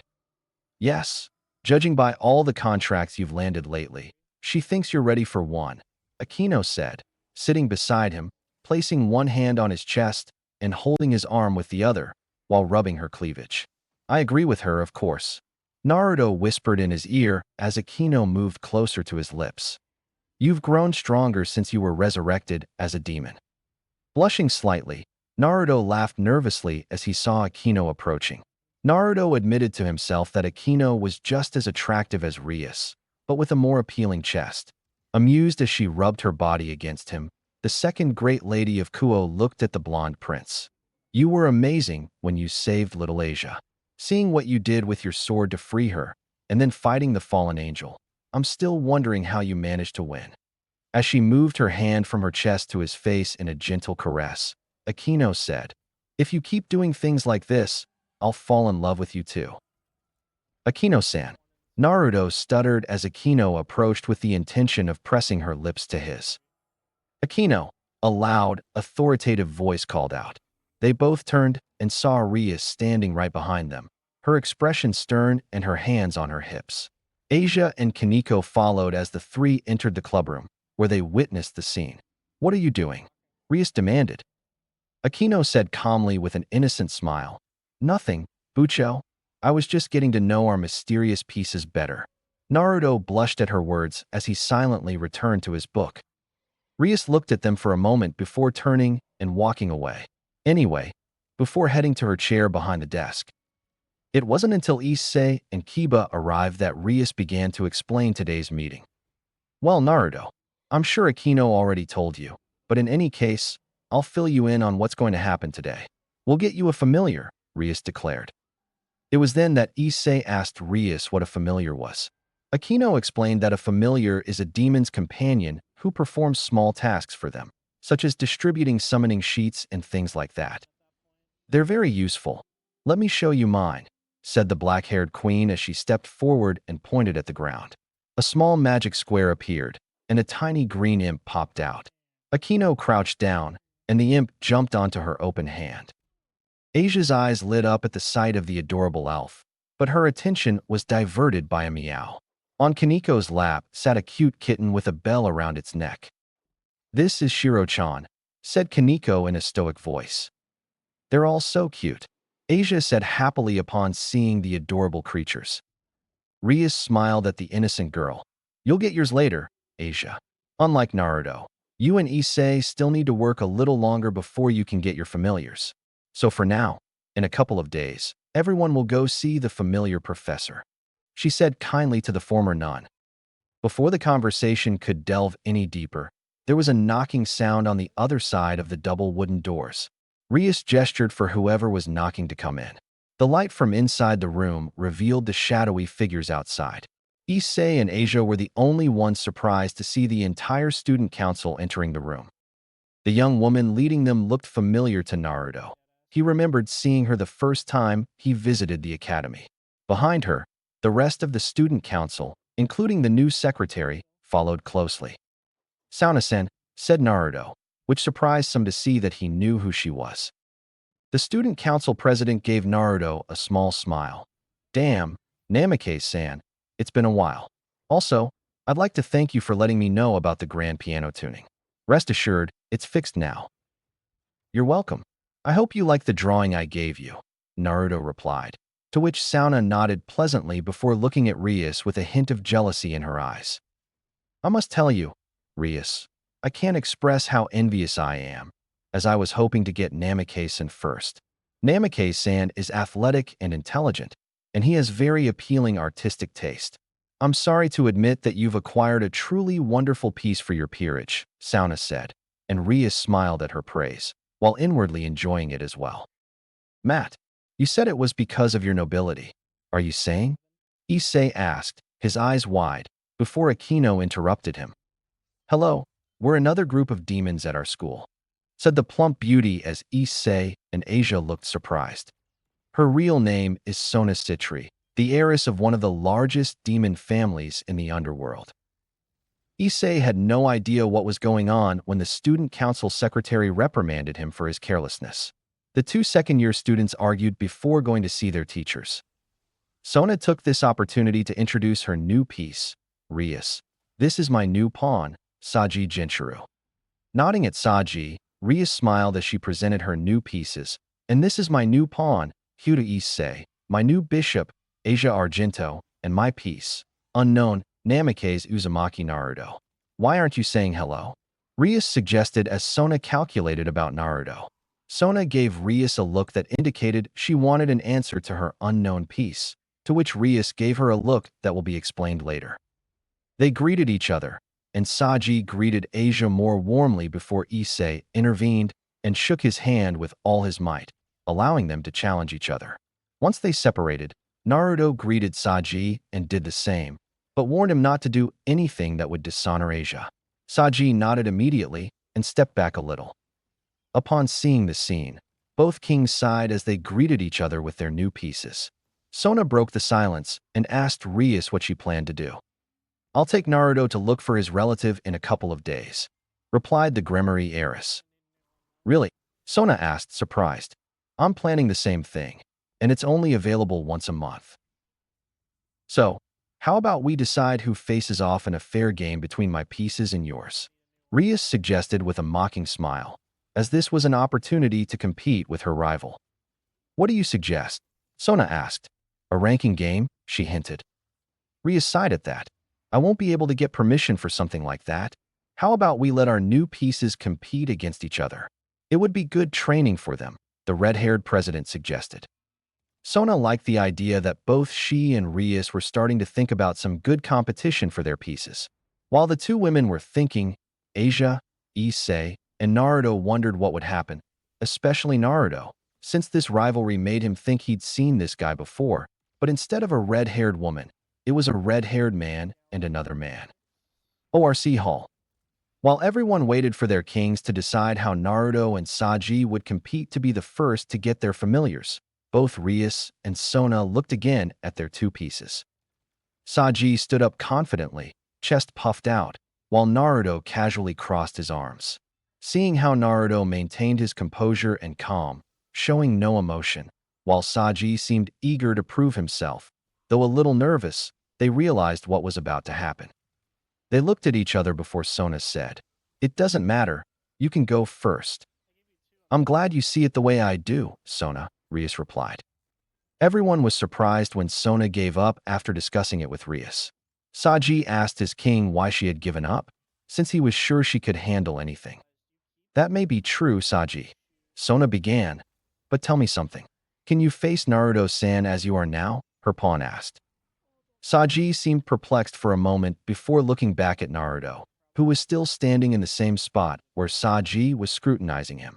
Saji knew he had been training hard with his king, but when he compared himself to Naruto, he couldn't help but belittle himself, feeling depressed. Saji has an average build, while Naruto has the athletic physique many men desire. Naruto has firm arms and chest, defined abs, strong legs, and an intelligence that rivals Sona and Rias's, along with astonishing talent. Saji, on the other hand, was merely average. Yes, Kaicho, let them go first, Saji said sadly as he lowered his head. Sona nodded as Issei looked sorry for his partner. I understand how you feel, Saji. Always comparing himself to Naruto only made him feel even more depressed. Very well, with that settled, we will prepare to depart for the family forest this week, declared Rias, where her peerage agreed. Evening. It was dark, but high in the sky, a red full moon illuminated the forest. Rias and all the members of the ORC were now in the familiar woods, which, to the new members, reminded them of a terrifying swampy forest from horror movies.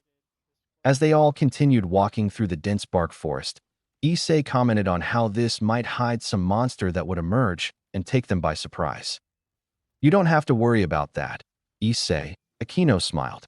It's quite natural for some people to have that feeling when they first come here, the Nadeshiko said. To get their familiars, all demons used to come here to meet with the familiar master, Rias declared as she led the group with Naruto nearby, since it was he who was supposed to get a familiar today. We came here when we received ours too, right, Kaneko? Kiba said, and Kaneko nodded in agreement with the blonde knight. As they moved forward, Asia wondered about the red moon, to which Rias explained that it only hovered over this area because it would make it easier for demons to find their relatives. Not long after, they heard a voice shouting from above them, "Welcome to the family forest." Everyone turned to see a man standing in the branches of a tree, wearing clothes that looked like they were from a Pokemon cartoon. There are quite a few of you. It's a pleasure to meet you. My name is Zatuji, the familiar master. Naruto, Issei, and Asia stared at him like he was some kind of weird hippie. Naruto commented on how strange Zatuji was and wondered if he could really help. He may not look like it, but he's a professional, Akino replied as they watched the man jump out of the tree and land next to the group. Tonight is the perfect time to get a good familiar. Now then, who's here to get their familiar? Asked the familiar master as Naruto approached. Zatuji analyzed Naruto before asking him, All right, kid, what kind of familiar do you want? One with incredible strength? A fast type? Maybe one with poison? Which made Naruto think for a moment.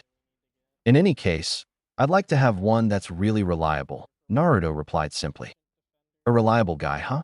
Well, there are dozens of guys you might like. But unless you know what kind of family member you want, you might have to come back several times to find what you're looking for, Zatuji commented. Naruto thought again to help narrow the search. I know, something small like a small or medium-sized dog that is intelligent and normal that won't arouse suspicion, something that can hide quite well, he asked. A relative that size, besides being good at hiding and very intelligent. Not to mention normal, Zatuji thought aloud. Well, I can think of a few, but it's going to be very difficult to find them, especially since we only have one night. But if necessary, let me take you somewhere where we can at least start, Zatuji suggested, and everyone agreed. They all followed the strange master of the forest, who led them to a rather pleasant area where they all went to help Naruto search for a creature. Finding nothing, Naruto decided to try something different and said he would explore the area for a while, since the noise might scare some creatures away. After getting their approval, Naruto separated from the group and walked in a straight line for a couple of minutes. As Naruto looked around, something caught his attention, flashes of flame in the distance. He decided to investigate and arrived there quickly. Looking around, he saw a small tree, about 5 feet tall, engulfed in flames. Looking around, he wondered what could have caused this. His question was suddenly answered when he saw a huge shadow stretching out in front of him. The shadowy figure moved slowly, emitting a small growl, while Naruto remained calm. He turned slowly, gripping his sword, but stopped when he saw what was behind him. "Inanni," stammered the blonde. Behind him, he saw a small, reddish-orange fox with a single tail. The fox stared intently at the blonde boy, while Naruto, sword in hand, slowly approached. Seeing how small the fox was, the mysterious creature guessed it was just a cub. "Hey, little one," and the fox growled a little more. "Are you playing tough now, huh?" Naruto gestured to the fox. The response he received from the small pup was a gigantic blue fireball, 1.5 meters in diameter, hurtling directly toward him. Sensing the danger, Naruto narrowly dodged the blast and then turned back to the little fox. Wow, what breath for being so small. Naruto smiled smugly as he thought about trying to get this pup as his familiar. Before the little puppy could even try to move, Naruto used his speed to get behind it and lift it up. The little one struggled a bit before feeling something stroke the back of its ear. Naruto positioned himself behind the small puppy and gently lifted it with his right hand while stroking the back of its ear with his left. This calmed the little fox somewhat, and Naruto decided to sit by a tree with the puppy to try and befriend it. Once he finished petting the fox, he decided to let the cub decide what to do. He placed the little fox on the ground, where the creature had retreated to get some distance from the blond man. Without moving, he simply watched the cub, who was observing him attentively, for although he enjoyed the petting, he remained cautious. While the two were facing off, Naruto became curious about why there was a small puppy all alone. "Hey, little one, where are your parents?" Naruto asked gently. When he asked the question, the little kitten seemed to know what he was saying because it lowered its head and tail. Seeing it look down, the blond man knew the answer. "Ah, I see. Hey," catching the little one's attention, "how about you come with me? I know I might be a demon, but I have a pretty big house and a lawn. What do you think?" Naruto suggested to the young fox. Waiting for the pup to make up his mind, Naruto simply remained seated. The little fox kept watching Naruto, seeing that he wasn't going anywhere. Determined to take the risk, the cub moved forward hesitantly, taking each step slowly. Naruto waited 3 minutes before the fox was close enough to reach him. He gently moved his hand toward it and placed it on the ground for the cub to touch. The cub studied it carefully, trying to see if it had any flaws. Taking a risk, Naruto reached out and began petting the cub again. The little one enjoyed Naruto's caresses. Being bold, Naruto gently took the small puppy in his hands, where the small puppy turned like a snake and slithered around his hand and arm before stopping at his shoulder. "That's quite a trick you've got there," said Naruto, amused, while the little fox simply screamed. "Well, since you're coming with me, I should warn you about something." The puppy looked at the blonde. "Don't even think about throwing a party at my house." She joked with the puppy, who yelled sympathetically. "Great, now let's meet up with Rias and the others." As he placed the puppy on his head, where it was lying lazily, Naruto asked him a question as he walked away. "Hey, you're used to doing your business, right?" the young fox shouted, and Naruto wondered if it was a yes or a no. As he walked back to the group, his thoughts turned to what had been happening lately in the past few days, mainly what was going on between him and Rias. For a moment, Naruto noticed that Rias was acting strangely, as if she were depressed about something that was bothering him, especially since she was keeping it from everyone else. Seeing this, he decided to do something about it. A few days ago, Naruto had invited Rias to a secret place, dressed in civilian clothes. The place Naruto took her to, which surprised even Rias herself, was an underground racetrack in a parking garage deep beneath Tokyo. The place was not only filled with custom cars and motorcycles, but also offered dancing and drinks, both alcoholic and non-alcoholic. Upon being taken there, Rias asked Naruto why, and he said he'd seen her looking depressed lately and decided she should have some fun to clear her head. Rias was touched to see her mysterious friend taking such care of her before they went out to have fun. Dancing and chatting for a while, Rias learned that Naruto's father was considered the black sheep of the family, despite being an intellectual prodigy like Naruto. He hung out with people like this instead of being surrounded by the refined crowd like Naruto, but he was still fond of the fine arts. By the end of the night, Rias had a great time, especially when Naruto took her to a drift race, where he borrowed one of his cars, along with several of the city's regular drifters. After that, Rias and Naruto began to grow closer, and Rias became more affectionate toward the blonde. Naruto considered asking her out on a real date instead of just a casual fling. He realized that Rias would love the idea of them kissing. Of course, there was also a new arrival in the blonde boy's life, Akino, the Nadeshiko of Kuo Academy. Upon learning what Naruto was doing for her king, Akino became more affectionate and flirted with him whenever they were together. Naruto admitted that Akino was just as physically attractive as Rias. It was obvious that Akino had begun to develop feelings for the blonde boy, as whenever they were together, she would press herself against him and kiss his cheeks. However, when Rias caught Akino in the act, she was intimidated by Rias's glare. Thinking about Rias and Akino, Naruto couldn't help but feel something for them. Physically speaking, Rias and Akino were two of the most beautiful women he'd ever met. Sure, he'd been with plenty of pretty girls who looked similar, but they were all the elegant type he had to meet at the parties his parents forced him to attend. He swore that if Rias kept waking up in his bed, he'd give in to his impulses and do things to her that he was sure she wanted him to do. Rias's voice sighed loudly. Great. It seems Issei's wickedness is contagious, Naruto thought as he sighed. That's when he heard Rias yell at him not to touch her there, while Akino sighed. Realizing it wasn't his imagination, he looked around before seeing her, along with everyone else, covered in green slime. Not far from them, Kiba had a lot of slime on his face as he blindly brandished his sword, while Issei and the familiar master enjoyed the spectacle. He watched closely and saw that the girl's clothes were melting from the green slime. Hey, what the hell are you two doing standing there? The blonde shouted.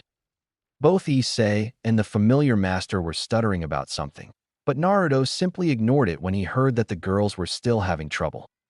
Oh, never mind. I'll get rid of them now, Naruto said clearly.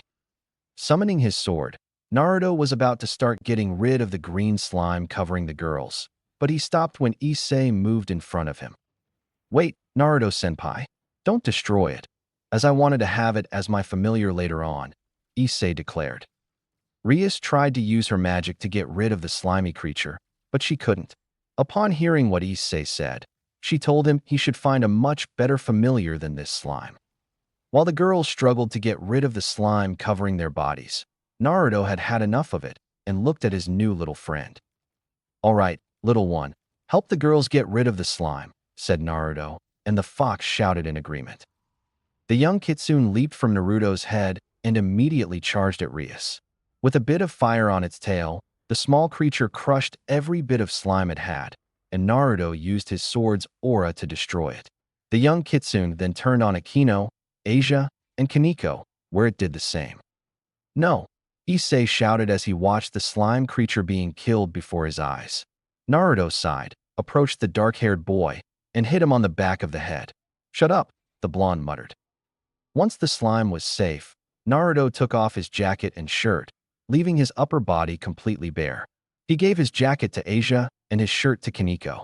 After helping the two girls maintain their modesty, Naruto went to check on Rias and Akino. As for their current appearance, both Akino and Rias were only wearing panties, and both seemed to be doing fine. Rias and Akino covered their chests with their arms. Upon seeing Naruto give his clothes to Asia and Kaneko, Rias pouted at her mysterious piece. Naruto-kun, why did you give your shirts to Asia and Kaneko instead of me? He asked, looking at the blonde. Naruto just smiled. Well, you always seem pretty comfortable without clothes when you sleep with me, so I guess you'll be fine with that. Naruto replied as Rias continued her cute pout while staring intently at Naruto's chest, which made her cheeks flush slightly. Era. I bet he likes seeing us without clothes too, Bucho. Akino chuckled, covering her mouth with her hand, as her cheeks flushed at the sight of Naruto's robust body, where she was thinking. Naruto blushed slightly before feeling something slide down his body and stop right on his left shoulder. Everyone noticed it was a cute fox. Naruto-san, do you look familiar? Asia asked kindly as she looked at the cute kitsune. Naruto nodded with a smile. Yes, I just found it, he replied. Akino approached with a smile and began to stroke the puppy's head. He's such a cute little guy, she said as the puppy squealed happily at Akino's gentle caress.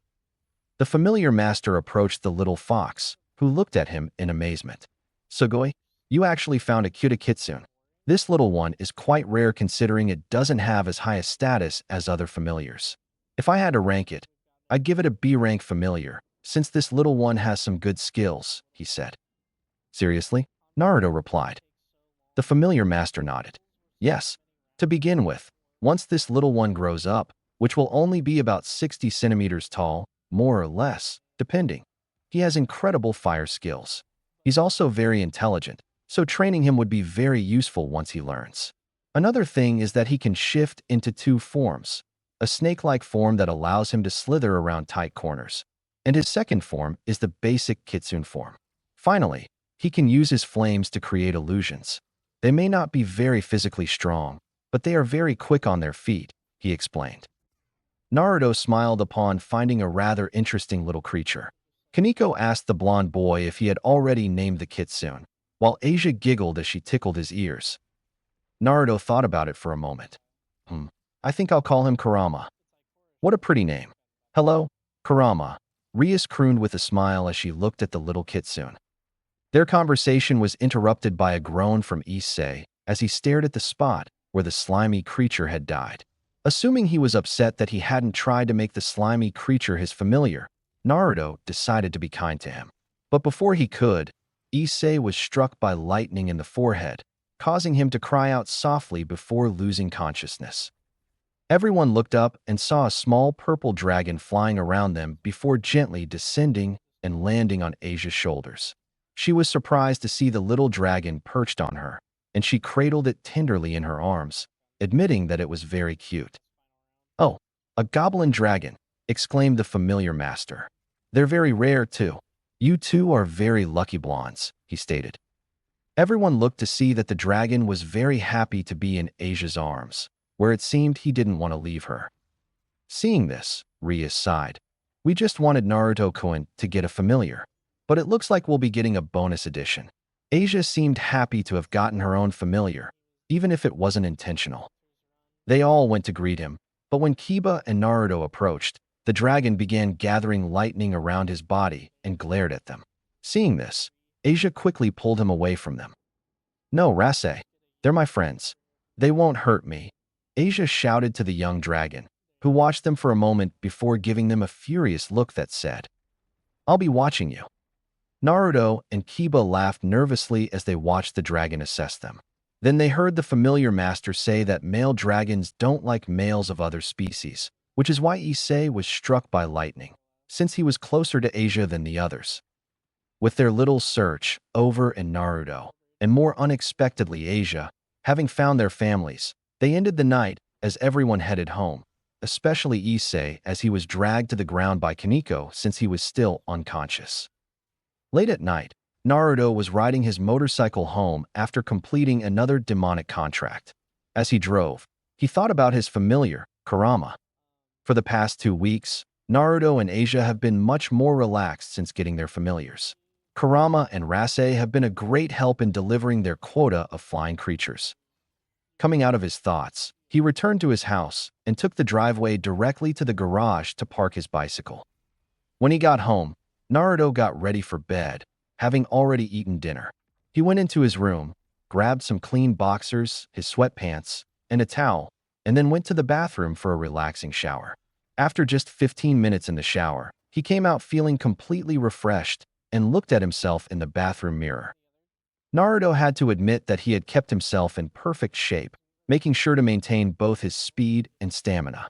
As he examined himself, his mind turned to the problem that had been bothering Rias and Akino. Naruto's constant encounters with Rias and, more recently, with Akino have taken hold of him. He admits that he was emotionally and physically attracted to Rias, while feeling a physical desire for Akino. Their constant flirting and even sleeping with him in her bed have created a deep lust and desire within him, a desire that could lead him to take the next step and become intimate with either of them at any moment. Sighing slightly, she blocked them from her mind and finished her business in the bathroom, where she dried her body and hair, put on her clothes, and went to her room to get the sleep she so desperately needed. As he got into bed, he sighed peacefully as he drifted off to sleep. Just as he was about to fall asleep, he suddenly saw a flash of light forming. He sat up and saw that it was the Grimoire teleportation seal. Rias appeared before him, wearing her school uniform. "Rias, is something wrong?" Naruto asked, seeing a worried expression on her face. Without even answering him, Rias quickly moved forward and sat on Naruto's lap, wrapping her arms around his neck and leaning forward. Before Naruto could ask what she was doing, Rias kissed him on the lips. The sudden action surprised him, But his surprise turned to excitement when she continued kissing him. Naruto soon snapped out of his daze and wrapped his arms around Rias's waist as he returned the kiss. Both sighing, Rias leaned forward even further, causing Naruto to arch his back on the bed, with Rias on top of him. After a minute of kissing, they separated, catching their breath. Naruto gazed at the voluptuous beauty. Rias said, "Naruto-kun, sleep with me." "Rias," murmured a stunned Naruto. "I know this is sudden, but I won't deny what I feel right now," Rias declared as she straddled Naruto's waist. Looking innocent and nervous, the redhead gazed at her future lover with passion. "Even though this might seem wrong, I won't lie to you. It feels good." She began removing her clothes layer by layer until she was left in only a few garments. Throwing the clothes aside, Rias looked at the blonde teenager. "Rias, tell me, is something wrong?" Naruto asked. "Don't you want me?" Rias asked innocently. Blushing slightly, Naruto looked at his king. "Of course, especially," Naruto declared. "Especially what?" Rias asked as she looked at Naruto's toned body. "Especially like you. I started to feel something for you a while ago," Naruto said, and Rias smiled gently at his confession. "Then, let's explore our feelings together," Rias said, moving closer to his face. After a lot of lemon, they hugged each other as their first time was over, which became the most incredible experience of their lives. With little strength left, Naruto carried Rias back to the bed, where he gently laid her on the comfortable mattress. Looking at each other, Naruto felt satisfied, showing it by softly kissing Rias's neck and collarbone. Rias murmured with satisfaction, "That was the most amazing thing I've ever done." Naruto gasped as he hugged her. "Me too," Rias whispered, her eyelid half open. They leaned in again and kissed softly. When they finished, Rias fell asleep quickly and quietly on his left shoulder, where Naruto used his legs to pull the blanket over them. As he covered them, he put his other arm around her and placed it on her hip, gently stroking her, which elicited a sigh of relief from her. Realizing that he and Rias were among many other couples who had performed that special dance, they knew that, no matter what happened, they would want to repeat it and experience their own euphoria. Having had a memorable first experience, Naruto finally fell asleep, enjoying the warmth the other provided. Tomorrow, as the sun began to shine across the city of Kuo, its light filtered into the rooms of every citizen, waking them up for another day. In one room, the sunlight only made the atmosphere more special.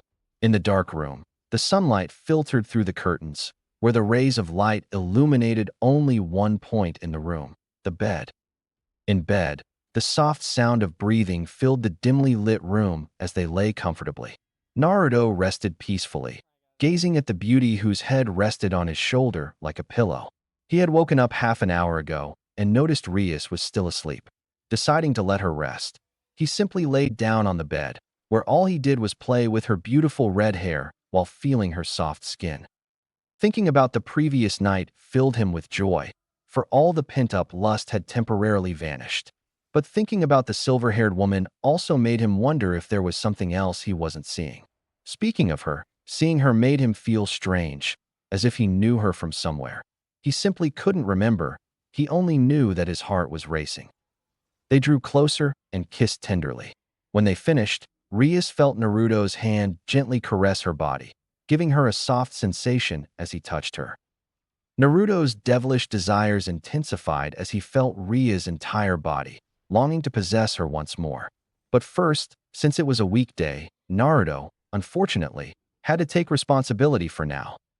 "Although I'm eager to face you again, we need to get ready for school.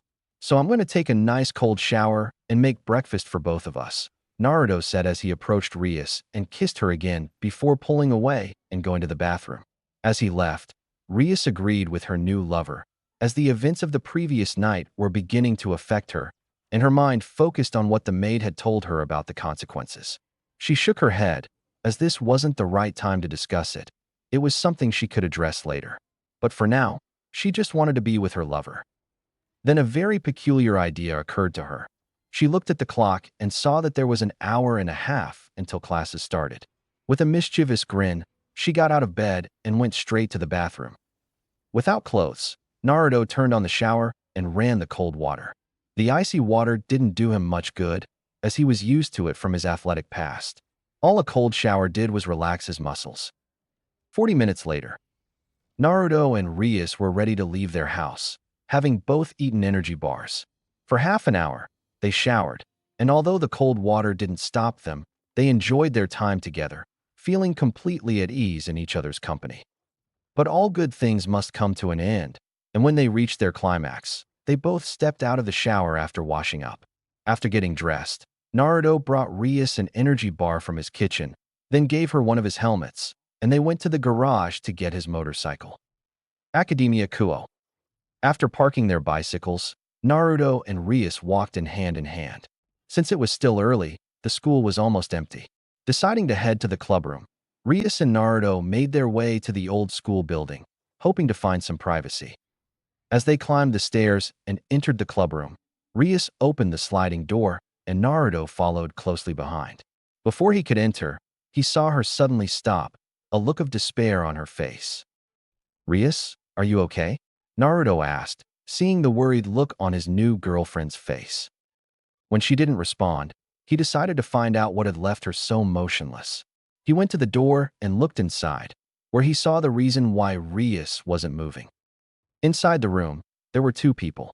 The first was the one she recognized from the night before, the silver-haired maid. Beside her was a man in his 20s who looked like a male version of Rias. Upon seeing them there, his perception shifted momentarily. The landscape before him transformed into something entirely different.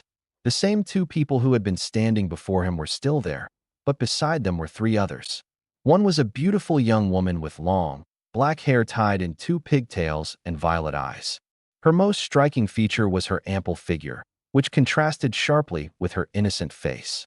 The next person was a handsome young man with a mysterious aura. And finally, the last person was a lazy-looking man who appeared to be about to fall asleep. Hey, nobody outside of Japan knows what the other two Satans really look like. But one thing was certain. Instead of high-end clothing, they were all dressed in various types of combat gear. They all looked at him with a kind expression that made him feel safe and at peace. While the blonde teenager was having his mental moment, the two individuals were having their own. The male version of Rias glanced at the blonde boy, but had a momentary lapse of attention. To him, Naruto had a familiar face that he couldn't quite place, but he didn't show it. However, the maid betrayed her feelings with a slight twitch in her eyes, barely parting her lips and tensing her body a little. Seeing the tall, blonde teenager in front of her brought several things to mind, one of which was that, instead of a handsome young man, she saw a handsome man in his late 20s or early 30s. The awkward moment of silence ended when they heard Rias call him. "Oniai-sama," she murmured, snapping them out of their momentary stupor. Regaining his focus, Rias's older brother squinted as he concentrated his attention on the two teenagers. Seeing the older redhead squint as he looked at them, Naruto thought the redhead in front of him was just a simple older brother, based on what he heard Rias murmur. However, Rias was nervous, as the one standing before her was not only her older brother, but also the ruler of the entire underworld. Rias's older brother was Surzex Lucifer, a demon who earned the title of Lucifer after the civil war against the demons. And right now, Surzex was demonstrating why he was the lord of the demons, as he wore a serious expression, something she rarely saw. Before Rias could say anything else, they heard the redhead say in a low, mysterious voice, "Are you Namikaze, Naruto?" Before Naruto could say anything, Rias jumped in front of him protectively, looking directly at her older brother. Surzek's serious face softened when he saw his little sister before him. Rias noticed her brother's sadness and sorrow as his expression softened. This made her feel even more guilty, for she knew she had betrayed her family's trust by having relations and surrendering her purity to someone before marriage. Gathering his courage, he firmly told his older brother, "It's not his fault, Oniai-sama. This was all my idea." "Rias," Naruto said in a firm, strong voice, gently taking her arm and pulling her to his side. Naruto looked at his older brother as he took a step forward. "I'm Namikaze Naruto," he replied to the redhead's earlier question. Walking slowly toward him without breaking eye contact, The redhead slowly approached Naruto, who was now just a step away. Naruto wondered what that person was thinking, though somewhere in his head he knew it would be for a stupid reason. After a tense moment, the two men glared at each other, while Rias seemed ready to protect Naruto. She grabbed him by the neck, lifted him up, and shook him. "You were the one who inspired my Ris-tan," Rias's older brother yelled. Naruto's eyes widened. It was one of the last things he expected to hear from him. "How dare you take away my sweet little sister's innocence? She's still a child to me, and you've just ruined her," he finished shouting. Rias sighed in relief when she saw her older brother react, normal-faced with the situation. Graphia had a mark on her forehead where she intended to discipline the older man, but she stopped when she and Rias witnessed the most shocking thing in their lives. Once he stopped being shocked and finished listening to what the red-haired man had been shouting, Naruto's only reaction to this was a mark on his head where he responded in the same way. At that moment, Naruto summoned his sword and struck the strange man with the flat side in his face, sending him flying across the room and letting him go. The redhead, who had fallen flat on his face, was about to get up again when he looked up and saw Naruto in front of him. But this time, instead of holding his sword, he sealed it with his fist. The next thing that happened was that Naruto punched him in the head, where he proceeded to beat and stomp on him for the next 2 minutes, while only saying a few words. "Idiot. Moron. Moron. Bastard." Both Graphia and Rias were stunned to see a reincarnated low-class demon disciplining and beating the ruler of the underworld as if he were nothing more than a child. Rias was completely shocked to see that Naruto wasn't even affected by his brother's aura, while Graphia experienced a sense of déjà vu at the scene. After a little while let discipline strange, Naruto backed away to where Rias's brother had just lain down on the ground before hearing Naruto. "So, what do you say?" "I'm sorry, Sensei," the man said before he realized something. Before he could even mentally question what he had just said, Naruto replied, "Sensei," with a raised eyebrow. "Oh, I'm sorry. I'm really sorry." It was corrected. Okay. Well, can someone explain to me what's going on here? "And who are you two?" Naruto asked, confused. Nodding at his question, the maid answered for him. "Yes, of course. But before we begin, allow me to answer your second question, as I believe it's necessary to introduce myself. I am Graphia Lucifuge, head of the Gremory family maids and queen to Surzex Lucifer-sama, who is also the ruler of the underworld." Graphia indicated the spot where Surzex had straightened his attire and was now standing. Naruto seemed stunned for a moment before saying, "Wait," catching his attention. "Are you telling me this idiot is the ruler of the entire underworld?" He pointed at him. "You can't call the great Surzex-sama an idiot," Graphia said loudly. "I don't care if she's the ruler's grandmother. If she acts like an idiot and sounds like an idiot, then she's an idiot. But enough about the weirdo's personality. Can we get back to my question about why you're all here?" Naruto asked. Seeing this, both demons agreed, and Surzex decided to explain the problem. Graphia suggested they sit on the sofa. Naruto and Rias took one, while Surzex took the other, and Graphia simply remained by his side. "I don't know how much you know, Naruto-san, but both you and Rias have been in a desperate situation since last night," Surzex said. "Look, I can understand that what we did last night was inappropriate and wrong, but I don't see the problem," Naruto said as Rias looked away. "This is a very serious situation. Since last night Rias got engaged to Riser Phoenix, the third son of the Phoenix family," Graphia replied stoically. "Engaged? Rias?" Naruto asked in shock as he looked at Rias waiting for an answer, but he saw that she avoided his gaze. Upon seeing this, Surzex decided to explain the situation to him. "You see, Naruto-san, their engagement was arranged even before they were born. Our father and Lord Phoenix decided to arrange a marriage between them to strengthen family ties. So, Rias was offered Riser's hand in marriage." Overload explained as his sister wore a guilty expression. Sighing, Surzex continued. "However, Rias has always opposed this arrangement and finally decided to do something about it last night." To make sure Naruto really understood the situation, Graphia decided to explain the rest of it. "In our society, especially among the 72 pillars, moral conduct is highly disciplined. Among these disciplines, Female chastity is fundamental. Naruto's eyes widened as he listened to the silver-haired maid, who finally understood the situation. It was then that he realized that, by not being a virgin and having given herself to him, Rias had broken the contract that allowed her to escape the arranged marriage. Is it true, Rias? Naruto asked his lover, Redhead, who was sitting next to him. Without wanting to meet Naruto's gaze, she stood up and glared angrily at her brother and maid. Why are you bothering to explain all this? The engagement was called off because I'm no longer a virgin, which means I can't marry Riser. The matter should be settled, she shouted loudly. Graphia shook her head as she told Rias that the situation wasn't resolved.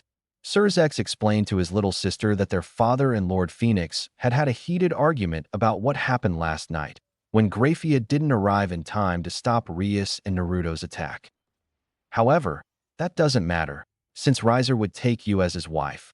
Even if you're not a virgin, Surzex concluded, as Rias stepped back a little upon hearing what her older brother had just said. And who? Murmured Rias. That's right, Riser would still take you as his wife, Surzex repeated. Rias clenched her fist tightly, turning her knuckles white as she glared at her, furious at the thought. How many times do I have to say this? She muttered before shouting at the two guests. I don't want to marry him. Graphia nodded, understanding. We all know, Rias. Unfortunately, the engagement is still on. Nodding at his queen's words, he approached Rias and Naruto, looking directly into their eyes. However, there is a way you can be free of this marriage entirely. This drew Naruto and Rias's attention, and that depends solely on you. Namake's Naruto. Rias looked at her boyfriend. You were the one who took away Rias's purity, so that means Rias has unofficially become your wife. That means you have the right to contest this marriage. Does that mean Naruto has to fight Riser? Rias murmured softly. Yes, Riser has already decided to accept any challenge that comes his way, Graphia replied, while secretly giving Naruto a fleeting look of concern. Surzex stared intently at Naruto as he began to explain the blonde boy's options. I don't know you at all, Namake's Naruto. However, my sister chose you as her partner. Therefore, I'm going to let you choose what you want to do. Naruto stared at the man in front of him. If you choose to fight, I will organize the battle. However, if you choose to relinquish your right to Rias's hand in marriage, my people will begin preparations for the official engagement party between Rias and Riser. Naruto remained silent, his expression conflicted by the number of options. Graphia approached them and suggested giving Naruto and Rias some time to think, to which he agreed. After indicating they would be in the hallway, the two elder demons left the two younger demons alone.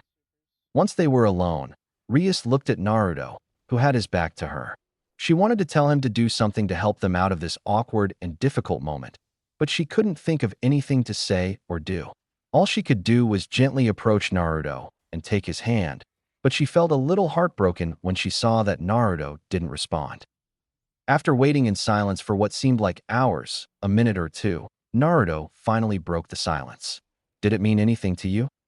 Nanny, Rias replied, unsure of what he meant.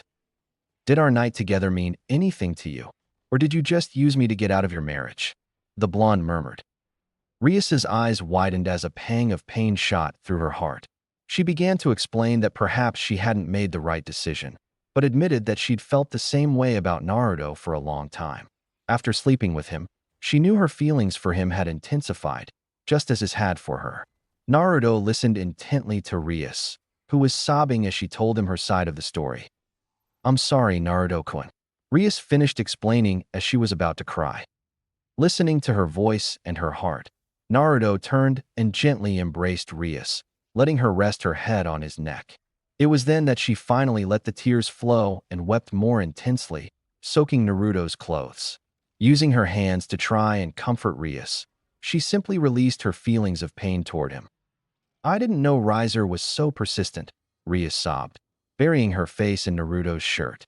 I didn't know he'd put you in such a situation, she admitted, her voice muffled because she'd been speaking through Naruto's clothing. Naruto waited for Rias to let it all out and comforted her by rubbing her back and hugging her tightly. Once she calmed down a little, he broke the hug and kissed her on the lips. This made her stop sobbing and gasping for a moment. He did this several times until Rias finally stopped crying. I'm going to fight this guy, Naruto said as Rias's eyes widened in surprise. Before she could say anything, Naruto gently kissed her again, silencing her.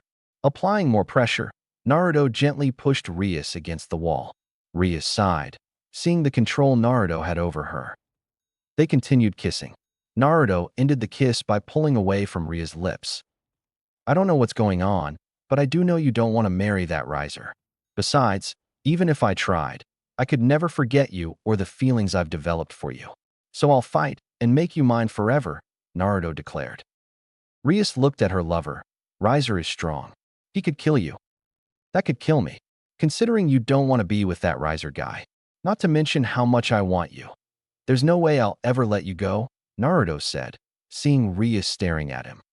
Gently rubbing his hand over her cheek, Rias's desperate and innocent image changed and now became the silver-haired maiden, Graphia, who had a look of desire and longing towards him. He won't confess it to Rias, but when he met Graphia, he felt something similar to what he felt for her. He doesn't know why, but he does know that he loved the silver-haired maid. I'm going to fight, and I'll take you away from him, Naruto declared as Rias had tears in her eyes upon hearing him say his declaration. Once he finished, he walked to the door and opened it without hesitation. Surzek and Graphia were standing in the hallway waiting for the two teenagers to come out. Seeing the open door, they looked at them and immediately stopped arguing. So, what are your answers, Naruto-san? Surzek asked curiously. I'm going to fight. There's no way I'm giving up on Rias. If she's going to be someone's wife, she'll be mine, Naruto said, and Rias blushed slightly at her boyfriend's words. Go and tell that riser guy that I'm going to challenge this engagement. Chuckling at Naruto's response, Surzek nodded and murmured, I knew you wouldn't disappoint me. He crossed his arms and looked at the young blonde woman. Very well, I'll return and announce you as the marriage challenger. Surzek replied as he walked toward his queen. You will have 2 weeks to prepare for the battle. I will send someone to inform you of all the details, he declared as he and Graphia teleported away. Before disappearing, Naruto nodded as he took Rias's hand. Tomorrow. When the morning sun rose in the sky, filling the city with its warm rays of light, one room was already quite warm. Naruto woke up with a very satisfying feeling, both emotionally and physically. Looking to his right, he saw Rias's sleeping figure, curled up on his right shoulder, his right arm wrapped around her. Rias also wore a contented expression. As she slept peacefully, recovering from yesterday's events, Naruto recalled what had happened after Surzek and Graphia left. Retrospective. A few minutes after Graphia and Surzek left, both Naruto and Rias returned to the clubroom, where Naruto sat on the sofa while Rias relaxed on his lap, resting her head on his chest. As they sat in comfortable silence, they reflected on what had transpired in the last 15 minutes. Discovering that, after a brief stint as a reincarnated demon, he would have to fight a member of one of the great families of the 34 Pillars, the Phoenix family, to keep Rias as his girlfriend, lover, fiancé, and wife. Furthermore, Rias was the sister of the demon lord of the underworld, and they both assumed that everyone in the underworld would be watching, as this would decide the fate of the Gremories and the Phoenix family. Needless to say, Naruto knew he was going to be in one of the most epic central battles the underworld would ever witness. Naruto-kun, Rias whispered as she placed her hands on her blonde boyfriend's chest. Yes, Rias. Naruto replied softly as he gave Rias gentle kisses on the forehead while crossing his arms around her waist. They both enjoyed each other's warmth as they hugged tightly. Although, while they enjoyed their embrace, their minds were clearly focused on what would happen in 2 weeks. How Naruto would fight someone who, most likely, intended to kill him for stealing from him and sleeping with his promised. Are you okay with this? I mean, you accepted this situation without even thinking about it, Rias insinuated with a worried look as she glanced at her lover. I'm fine, really. I'm used to making rash decisions.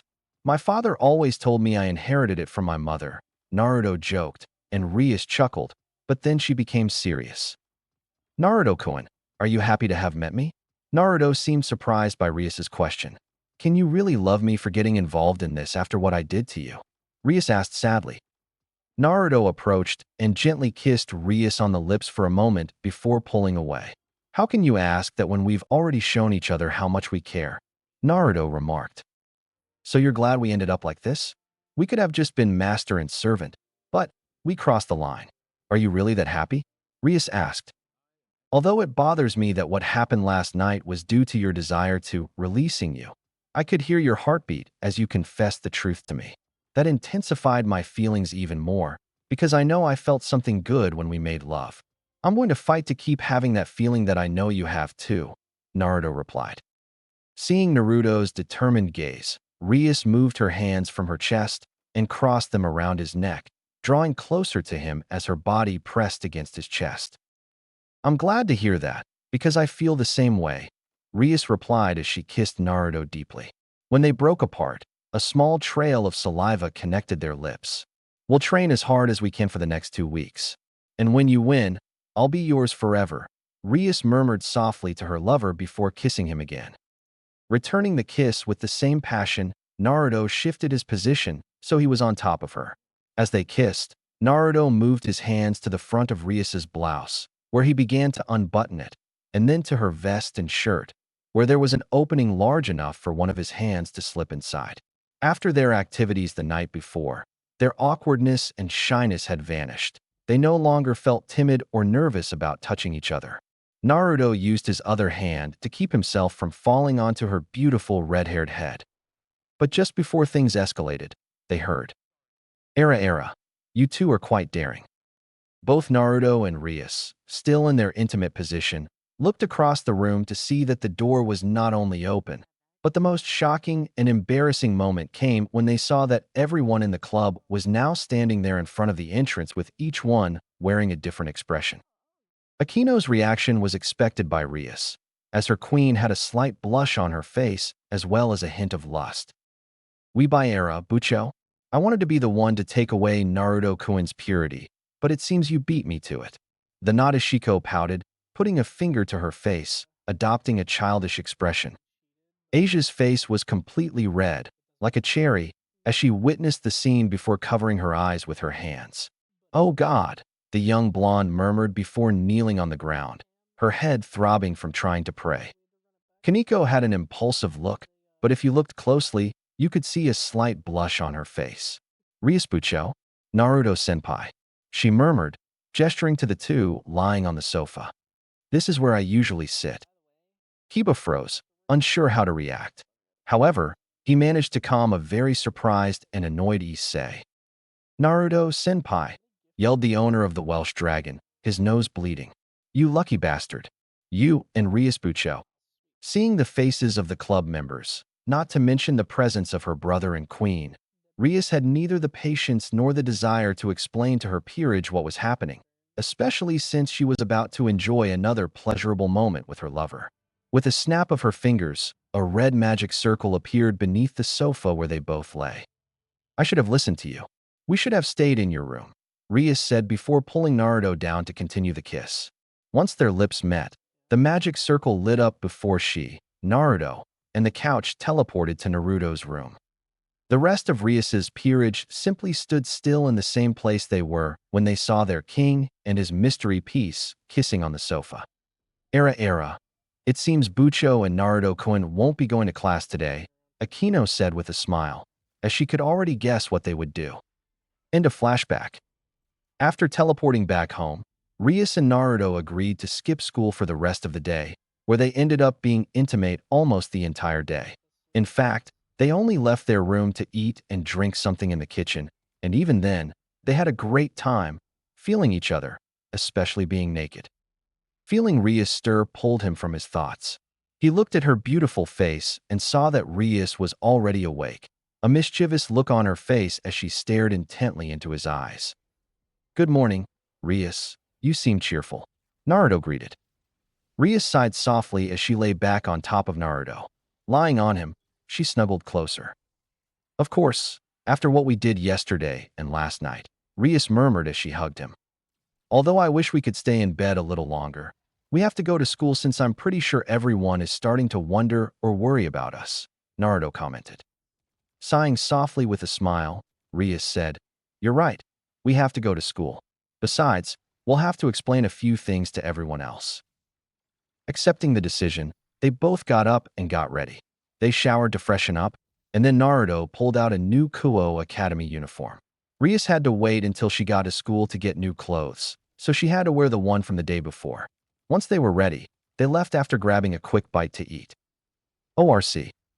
Naruto and Rias arrived at the clubroom first, before anyone else. Naruto sat on the second sofa, since the other one was still at his house after his disappearance yesterday. Rias took the time to go to her room, which was located in the old school building, to change into clean clothes. Now, while they waited for everyone to arrive, Naruto and Rias sat separately, as it would be better to concentrate on the situation at hand rather than feeling each other up. The two waited in comfortable silence, staring at each other. It all ended, of course, when they heard footsteps in the hallway, the same hallway they knew was where all the club members entered. Upon entering the clubroom, everyone saw Naruto and Rias sitting comfortably apart, awaiting their arrival. The two lovers glanced toward the entrance and saw that not only were the ORC members there, but also Sona and her vice president, Tsubaki, who were also entering. Seeing that everyone was there, Rias and Naruto greeted them as usual, Rias with a smile and Naruto with a wave. They noticed everyone had their own questions, and Rias gestured for them to come in. Once settled, they remained silent, as many didn't know what to say. However, that awkward silence ended when Issei had had enough and lunged at Naruto, who seemed surprised by the brunette's sudden outburst. Naruto-senpai, I still can't believe what I saw yesterday. You and Bucho were about to do it here, in the clubroom, and then you left, where no one saw you for the rest of the day. Don't tell me you too? Issei asked. Rias coughed softly, a slight blush on her face. Since Issei said so, I'll just say yes, since it's no longer a big secret, she replied with a charming smile. Issei simply lowered his head in despair, as the #1 girl in all of Kuo now has a boyfriend/lover, not to mention that Naruto has lost his V-card. Akino chuckled as Rias confessed something personal so casually. Sona, Tsubaki, and Kaneko maintained their usual monotonous expressions, though inwardly they were quite surprised by Rias and Naruto's actions yesterday. Kiba remained silent, while Asia blushed so deeply she looked like a cherry. Before they could ask about the two new lovers, a silver teleportation circle appeared in front of Ria's desk. Graphia appeared where the teleportation magic began to dissipate. Upon seeing the silver-haired maid, Issei and Asia were curious to know who she was, though Issei secretly thought how alluring she looked. Before anyone could ask why she was there, Graphia glanced at Rias and Naruto, who approached and stood beside her.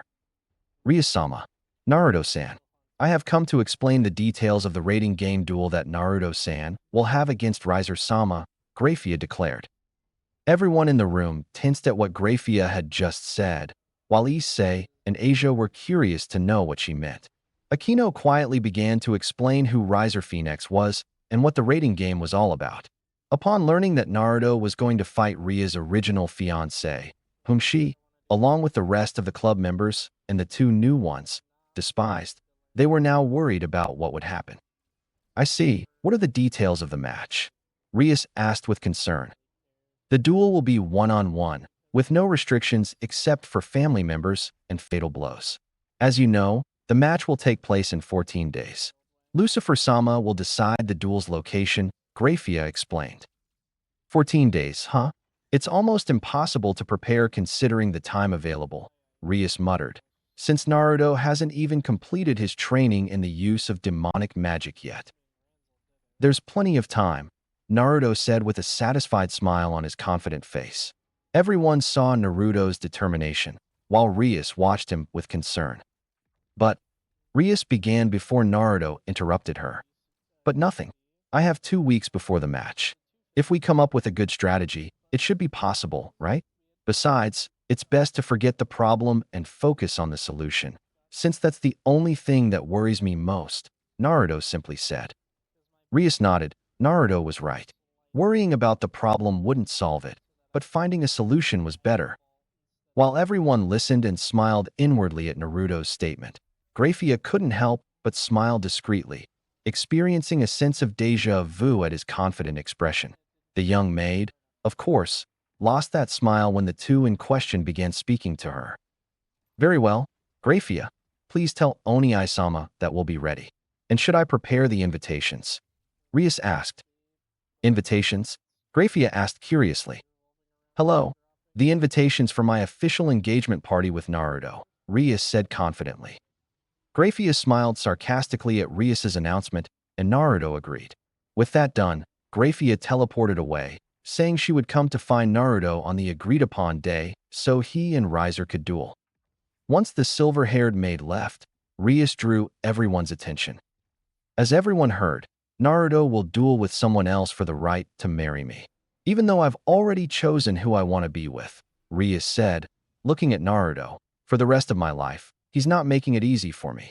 She finished explaining. Bucho, how true, Akino declared.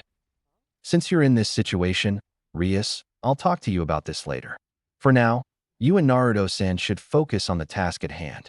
Come, Tsubaki, we'll meet with you after the duel to discuss a few things, Sona said as she and her queen left.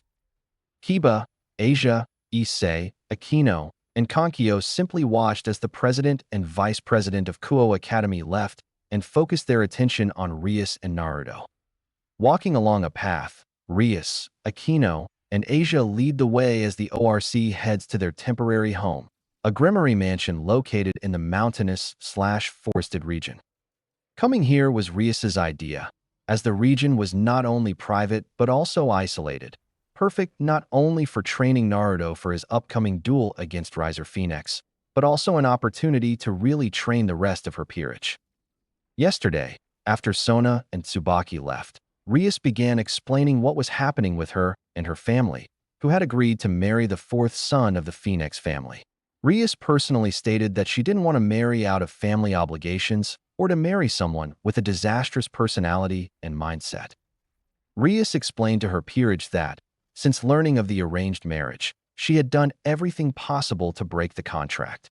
Unfortunately, she found no way out, and in a desperate act of defiance and passion, she and Naruto slept together and became lovers. Upon learning what had happened between their king and their mysterious peace, the reactions were varied. Akino continued to smile, though a little disappointed that she hadn't been the one to sleep with Naruto. Kaneko maintained her monotonous expression. Kiba looked uncomfortable, unsure what to say. Asia blushed upon learning that they had become lovers after a night of passion. Issei cried the most, sobbing uncontrollably upon seeing that Rias had chosen Naruto as her firstborn, while he looked jealously at the spiky-haired blonde. Deciding it was best to leave, Rias explained to her family that they would depart tomorrow, as the weekend was beginning. She told them they would train for the next 2 weeks at a private Grimmery family mansion outside the city. Once everything was arranged, everyone prepared for a 2-week training trip which they are now embarking on. Rias led her group, with Akino and Asia right behind her. A little further back, Naruto and Kiba strolled leisurely, each carrying a full backpack. Following closely behind them was Kaneko, also carrying a full backpack, but hers was twice as big and wide as either of theirs. Behind her, Issei struggled to carry half of what Kaneko was carrying. Reaching the top of the hill, they looked down and saw a large mansion surrounded by trees. After half an hour, the entire ORC arrived at the mansion, where they were able to take a good look around. The mansion is a large, 2-story building, similar to an English manor. Upon entering, Rias instructed them to change, as they were about to begin their training. Kaneko had put on her PE uniform, a short-sleeved shirt, baggy pants, and sneakers. Akino wore her priestess robes, Asia just her school uniform, and finally Rias wore her winter PE uniform, red. Like Rias, Kiba and Issei wore the same PE uniform, but in blue. Naruto wore his usual uniform, a black sleeveless shirt, blue sweatpants, and hiking boots. After stretching a bit, everyone began to prepare. Naruto had done a 3-kilometer parkour run to warm up. When he finished, Naruto noticed Issei and Kiba training with wooden swords. Rias and the others watched from a distance. "Hey, what's with that slap?" Naruto asked curiously, where he saw Issei being hit on the head by one of Kiba's sword strikes. "Well, Naruto-kun, I'm just trying to see if Issei has any talent for swordsmanship, Rias replied, and they heard a thud. They both turned and saw that Kiba had struck Issei's shoulder. Unfortunately, it seems he has no talent for it, the red-haired princess finished. Well, if you're using today's lesson, then it's natural, because from the way he's holding that wooden sword, he's never trained with it, Naruto replied. I'll let Issei train with Kiba for 1 more hour before he starts his magic lesson with Akino, while you can train with Kiba, since you'll need to be ready to fight Riser, Rias said, to which Naruto nodded. Evening. Several days have passed since the ORC began their training journey. During that time, all members have been training hard, though most of their attention has been focused on Naruto. During this time, Naruto underwent several different intense training sessions. The first day was primarily dedicated to training with Kiba, where they were evenly matched for the first 2 hours. After several breaks between training sessions, the situation became uneven as Naruto began to take the lead, especially when they both fought using their sacred gears. The next day, Naruto trained with Akino and Rias in their magic class. It was there that, after nearly an hour-long session, they discovered Naruto had a natural talent for magic, especially dark magic, since he was a demon. However, later that afternoon, they discovered he was an expert in wind and water magic. Of course, during class, Naruto asked them if they had mastered their power, demonstrating that they could gather it, and so on, but Naruto suspected something was amiss. On the third day, Naruto trained with Kaneko in hand-to-hand combat. They sparred all day, but Kaneko's skills and small stature made it difficult for Naruto to fight. Of course, that was on the ground. By taking her up into the trees and fighting in the air with his leaps, Naruto managed to defeat her. By the end of the day, Naruto's arms ached from blocking Kaneko's superhuman strength. During the days that Naruto trained with each of them, the others also trained, primarily Asia and Issei. Asia had been training to increase her magic reserves. Issei, for his part, had been receiving similar training with Naruto, but not as rigorous, except for strength training that involved running with a rock on his back and other exercises. At that moment, Naruto and everyone else were getting ready for bed. On the first day, everyone had been assigned a room, except for Naruto and Rias, who would be sharing a bed since they had already slept in the same one. Of course, they had agreed to forego any pleasurable activities after their duel with Riser. Lying in bed, Naruto enjoyed the pleasant coolness of his pillow. After another long day of training, Naruto was ready to sleep. Hearing a door open, he glanced beside him and saw Rias emerging from her private bathroom, completely naked. She slipped into bed and settled comfortably beside him, where he put his arm around her. Feeling each other's body heat, Rias and Naruto snuggled comfortably together as they prepared to sleep. Rias sighed before looking at Naruto. Naruto-kun, calling his attention. What's wrong, Rias-chan? Naruto asked. Rias paused for a moment before replying. It's nothing, forget it, let's just get some sleep. Naruto realized his lover wasn't being truthful. Sighing, he looked at her. Rias, what's wrong? Seriously? Is it about the duel or that Riser guy? The blonde asked. Rias paused for a moment before confessing her feelings. Naruto-kun, you know I'm the heir to the Gremory family, right? He nodded understandingly. You see, wherever I go, the Gremory name is always with me. I don't dislike being a Gremory, I'm proud of it, but it also bothers me. Everywhere I go, everyone sees me as Rias Gremory, not just Rias. That's why I came to the human world, since no one here knows me. Everyone here saw me as myself, and I love that, she explained, taking a deep breath. Naruto remained silent as he listened to his red-haired lover. My little dream, or rather, my old dream, is to be with someone who loves Rias. Rias said as she looked at Naruto, who smiled and kissed her forehead. Rias felt pleasure as Naruto's lips touched her forehead. After the pleasant sensation, Rias frowned as she continued her story. Unlike you, Riser loves me as Rias Gremory, and I don't want that. She finished her tale. Naruto gently hugged her before asking who this Riser Phoenix was, to which Rias replied. You already know the Phoenix family, so there's no point in explaining it. So, I'll be facing a true immortal. I guess this is perfect for me, Naruto remarked. Rias was surprised to hear him say that. Before she could comment, Naruto continued his sentence. I don't have to worry about executing deadly moves against this guy. Naruto finished. Ria smiled, for Naruto was very confident, but inwardly she was worried about not finding a solution. After consulting her pillow, the two lovers snuggled together as they drifted off to sleep. Castillo Gremory. While the family slept peacefully, a silver-haired maid had finished getting ready for bed. Lying comfortably under the covers, Grafia was ready to sleep, having completed her last task of the day, putting young Milika's Gremory to bed. As her eyes were about to close, she mentally placed a hand on her chest and felt the ring with her fingertips. The reason she was touching it was because of the person she had met at Kuo Academy. Seeing Naruto Namikaze before her triggered a flashback, bringing back memories of a familiar face. But it was a cherished memory, one that held both joy and regret. As the image resurfaced, her mind delved into the source of that precious memory, the reason she kept thinking about Naruto. Surzex shares the same opinion, as they both talk and can't deny the similarities. Surzex even suggested that Naruto could bear descendant, a hypothesis that Grafia also shared. Yawning from both physical and mental exhaustion, Grafia had one last thought before falling asleep. Is it really true? If it is, I wish you were here. Nexus. At that moment, standing in an open field, was a young man with spiky blonde hair. He wore clothing that resembled an old-fashioned knight's uniform, complete with armor, and held his sword in his right hand. The sword was a great sword with a blue hilt, and the upper half featured a gold design between the hilt and the blade. Beside him stood two individuals, one with shoulder-length crimson hair and the other with short, dark hair, both wearing similar battle armor. Behind them, small platoons were preparing.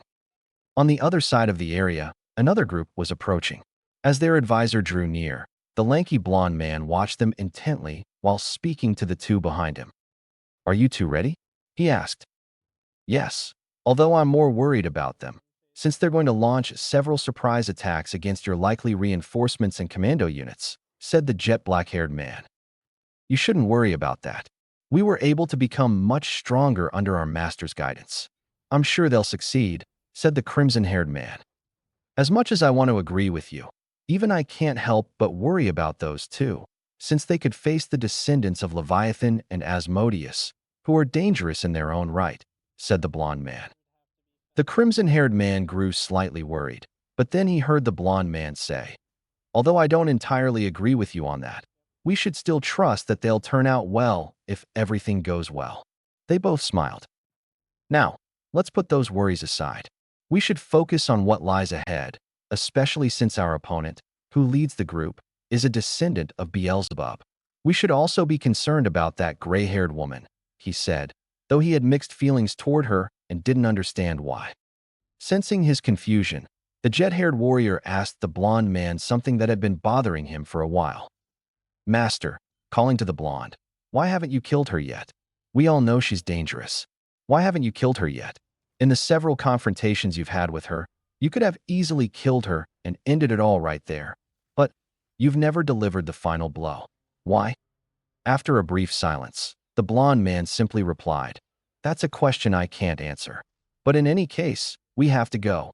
Several large mushroom clouds formed, accompanied by the sound of explosions from the south and southwest of their position. Since the fighting seems to have begun, considering the explosions that just occurred, everyone began to load. The blonde man raised his sword, which suddenly flashed with a golden and blue light before transforming into another sword. A sword with a sapphire blue blade featuring straight and curved edges and two golden diamonds in the center and near the tip. The hilt was silver with gold bands. Charge, shouted the blonde man as everyone with him charged at their enemies. Naruto opened his eyes quickly and sat up in bed, taking a deep breath. After a moment to calm down, he looked around and saw that it was still dark. Once he had calmed down, Naruto realized he was in his room with Rias fast asleep beside him in the Gremory mansion. Finally, he calmed down, looked at the clock, and saw that it was 3 in the morning. Only 3 hours remain before he has to resume training. He'd better get as much rest as possible, he muttered to himself. He lay down where he was ready to sleep. Just as he was about to drift off, He felt Rias's arms wrap around him as she snuggled closer. Feeling Rias's arms relaxed him, and he drifted off gently. But before he fell asleep, he remembered the dream. Why did I have that dream? For some reason, I felt like, was I really there? Tomorrow. 7 days have passed since the ORC and Naruto's training journey began. All of Rias's peerage members have grown stronger, but today was the day they would discover just how strong Naruto had become thanks to his training. Today, everyone will put Naruto to the test, as Naruto suggested to Rias that the best way to prepare for his duel with Riser would be to fight everyone at the same time, where Naruto would have to defeat them. Rias, of course, objected, but Naruto told her he needed Spartan training to know what to do. After some persuasion, Rias agreed, and Naruto found himself near some trees. Facing him were all his opponents: Issei, Kiba, Kaneko, Akino, and Rias herself. Rias stepped forward to get everyone's attention. All right, this will be a 5-on-5 training session against Naruto-kun. Every afternoon for the rest of the week, we'll train against Naruto-kun all at once. Although I'm personally against it, we need to push Naruto-kun to his limits so he's ready to face Riser. Rias said before looking at Naruto. Naruto-kun, are you sure you're okay with this? She asked her lover. Let's go. Just make sure you attack with the intent to kill, because he'll do the same, Naruto replied as he drew his sword. Nodding in response to their request, Rias told everyone that this fight began when Akino and Rias fired their magic at Naruto. As the tranquil sounds of the desert continued, a person walked through the small camp of 5 tents. Looking around, the tall, blond man stopped in the center. He took a deep breath before speaking. All right, you idiots. It's time to wake up. You've rested for 6 hours. Let's train, he shouted. The response he received was a couple of explosions that went directly to his chest, head, and other parts. Come on, we're exhausted. We trained for almost 18 hours with you, one person said. Yes, this magical girl needs to sleep, said a woman with a childlike voice. Relax, master. Because of what we did in the last battle, Satan's faction will remain silent for a while, another said. Grumbling, the blond young man in his 20s seemed annoyed, his left eyebrow twitching nervously. Taking a moment to compose himself upon hearing the soft snores, he suddenly broke into a wicked grin. Okay, if you want to sleep, you can sleep, he said before quietly leaving the camp. Upon hearing that, they all sighed contentedly at the prospect of sleeping longer. But, of course, their pleasant journey into the world of dreams ended abruptly when they sensed foul breath and heard a low growl. They all awoke wondering what had happened to them when they left the tent. Drowsy from waking up, the 4 looked outside, where they saw something with a bunch of teeth. Before they knew it, the mouth the teeth belonged to opened and let out a roar. It was then that they suddenly awoke, just in time for everyone to jump out of their tents, screaming, and reveal their sleeping bodies. The boys were only wearing trousers, while the only girl wore an old shirt that reached her knees. They looked up and saw 2 3-headed dogs standing in front of them with hungry expressions. Before they could wonder how these 2 Cerberuses managed to break through their barrier, they all heard a voice above the tree line. If you want to keep sleeping, go ahead. Of course, if you fall asleep, you'll be toys to bite, said the blond man as the 2 demonic dogs approached them. They tried to fly, but were struck from above, forcing them to stay on the ground. Who says you can fly? Said the blond boy with a crazy look, and the 4 of them suddenly screamed in fear. 30 minutes later, the blond man chased the 2 beasts away after giving them the chance to devour the 4 young people. Once they were gone, he turned to the 4, who were covered in scratches, cuts, bruises, and other injuries. Well, are you ready to get up? Or do you still want to sleep? Next time, I'll find even more dangerous creatures, said the blond man with a smile and an evil look. The 4 of them trembled with fear and shook their heads. No, we are fully awake, they all replied in unison. Okay, now let's continue with your lesson. After all, I can't take care of you forever, can I? Said the blonde. At that moment, Naruto took a deep breath as he woke up from yet another strange dream. As he tried to understand it, he wondered why he was having these kinds of dreams. 3 days have passed since Naruto began his battle against Rias and the rest of the ORC members. During that time, He's been experiencing things he knew he didn't know, yet he knew. Just like with his magic training, Naruto flipped himself upside down, using one arm for balance, concentrating his magic in his hand before finally managing to do it with just one finger. By doing this, Naruto trained both his mind and his magical ability, focusing on maintaining a steady amount of power so as not to waste it. Rias and Akino, his teachers in the magical arts, were surprised to see how Naruto could gradually increase his magical power and control it in a single stance. Therefore, they both asked Naruto how he had managed to discover such a thing, to which he replied that he didn't know. This brief training also helped Asia, as she could increase her magical abilities, but only if she managed to remain standing. It wasn't just about the basic magic upgrade, but also the fighting style and other things he's been working on. His swordsmanship practice with Kiba has also been rewarding for both of them, especially for Kiba. Naruto and Kiba had sparred with real swords, with Kiba summoning various types of blades that Naruto easily blocked or destroyed with his own sword, sparing no effort. The same goes for Kaneko and Issei, where he gave them both hints on how to increase their own abilities. Naturally, Rias asked Naruto how he knew about or practiced this type of magical training. Naruto, of course, replied that he didn't know and simply followed his intuition. It was all the more convincing since Naruto wore a confused expression, having never heard of or practiced magic before meeting Rias. Of course, what he didn't tell Rias was the fact that he got these ideas from strange dreams he kept having lately. During the last few nights, Naruto had several more dreams in which he saw the spiky blonde-haired person, but either outside of his body or from a point of view where he saw the person up close. He has a dream from his childhood, from his point of view, where he looked up to see several priests in front of him, instructing him on how a light sword works and how to use simple light magic in a ritual against a monster. Another scene, now viewed from his own perspective, showed the blonde, spiky-haired youth, almost a teenager, facing a fallen angel with 5 pairs of black wings. The fallen angel resembled a young man with black hair and pointed ears. The two fought each other where they stood, even when the spiky-haired blonde used his diamond sword to fight the other.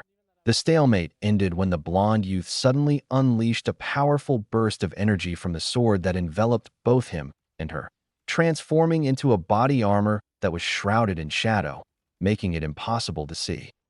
The battle ended when the transformed blonde man instantly arrived in front of the unsuspecting fallen man, opened his chest, and sent him crashing to the ground. Finally, his most passionate and intimate dream was when, from his perspective, he was at a waterfall in a forest. The place was beautiful, with the sun shining brightly overhead. Beneath the waterfall, he lay as the water continued to cascade over him. The reason he was under the refreshing water was because of who was in front of him, or to be more precise, because of who was lovingly embracing him. Her arms encircled his body, and he encircled them. In front of him, a young and attractive blonde, with a voluptuous figure, was unclothed and tenderly kissing his sculpted breasts, where their arms separated before joining hands. Embraced, he looked down at the young woman, whose face was hidden by her loose, damp bangs. She approached, and they kissed passionately. The two began to make love, while the woman moaned with ecstasy. Of course, the moment she woke up, she quickly went to the bathroom and took a cold shower. Underworld. Today was the day of mourning, but things were quite busy in the underworld, especially for the Gremory and Phoenix families. In the Phoenix family, the banquet hall was bustling with servants and waiters/butlers as they prepared the room for the event that would have many people talking about, the wedding of Riser Phoenix and Rias Gremory. That was written on the invitation drafted by the Phoenix family, which the Gremory signed in approval. In fact, many who heard about it thought the match between Riser and Naruto would be just a sideshow, even though it was for Rias Gremory's hand in marriage. Many believe Riser Phoenix will win and marry Rias Gremory after the match. Waiting in a private room, Rias sat before a large vanity mirror. Upon returning from training, Rias, Naruto, and the rest of their peerage were led by Graphia to Gremory Castle, shortly after arriving at Phoenix Castle. Upon arriving at the Phoenix estate, Naruto, Rias, and the others were separated and placed in separate rooms. One room was for Naruto to prepare, while the other was for Rias to prepare.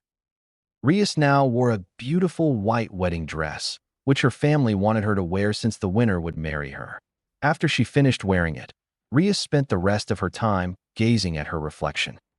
Seeing herself like this, she couldn't help but mentally applaud her parents for buying her this dress, as it fit her perfectly and showed off her voluptuous figure. Looking in the mirror, her imagination ran wild as she pictured Naruto sitting beside her, his hand on her shoulder. Imagining the situation, her mind drifted to another perspective on how this happened and how she had placed this burden on Naruto. Knowing that Naruto would fight with all his might for his freedom, she couldn't help but feel depressed as tears streamed down her face. Continuing with his thoughts, his mind turned to Naruto, the person in whom he harbored the strongest feelings he had ever had.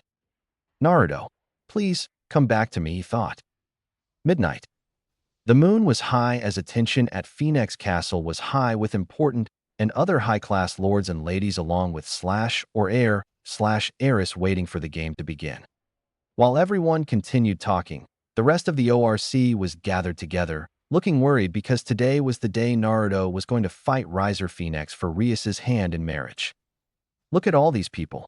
Are they here to watch this ranking game? Issei thought as he observed the guests surrounding them. Actually, they're here to see, Thudinkiba replied. Issei and Asia looked confused, but Akino explained that the dual invitations stated they were invited to Rias and Riser's wedding. Seeing their confusion, Akino said that neither family expected Naruto to defeat Riser, so they would be getting married immediately after the duel. Issei seemed annoyed that many people weren't taking Naruto seriously, while Asia was worried about the whole situation. As this was happening, they suddenly heard music and other sounds in the background. Everyone turned to see Lord Gremory and Lord Phoenix approaching the stands, where they greeted everyone and thanked them for attending the party. After their speeches, they announced the start of the ranking game between Lord Phoenix's son, Riser Phoenix, and Rias's unknown piece, Naruto Namikaze. Lord Gremory called for his daughter, Rias Gremory. A crimson magic circle appeared beside him, and Rias emerged before everyone in the wedding dress she had been given. Once Rias appeared, the lords turned their attention to the side entrance. Lord Gremory then drew everyone's attention by announcing Naruto's presentation. Upon hearing his name, he stepped forward as the double doors opened before him. Naruto entered wearing what he had requested as his dueling uniform, an orange sleeveless shirt, a black leather jacket, dark blue jeans, steel-toed shoes, and fingerless gloves. As he walked towards Lord Gremory and Lord Phoenix, in the center of the stage, he dramatically grabbed the collar of his jacket and impressively removed it, then placed it over his shoulders where he now wore his jacket like a cape, revealing his well-toned arms. Approaching the center of the stage, he glanced toward the other entrance where his opponent would enter. As he waited, many of the gentlemen and ladies looked at him and wondered what he might do or if he would even put up a good fight. After a moment, Lord Phoenix pointed towards the main entrance where he introduced his son, Riser Phoenix. The double doors opened and the people parted to allow the Phoenix member to enter the center. As the door opened, 14 women advanced in 2 lines of 7. Naruto paid them no attention, as he was more focused on seeing who his opponent was. Once the 2 rows of women approached the center of the stage, 2 more people appeared. The first was a tall young man in his early 20s, with short blonde hair and dark blue eyes. He was wearing a white suit, which Naruto assumed was his wedding suit, since it left a good portion of his chest exposed. The second person, who was escorting him arm in arm, was a young woman with long blonde hair and dark blue eyes. Her hair was styled in 2 pigtails with large, drill-like curls, secured with blue ribbons. The front of her hair fell over her forehead, with a V-shaped fringe over the bridge of her nose.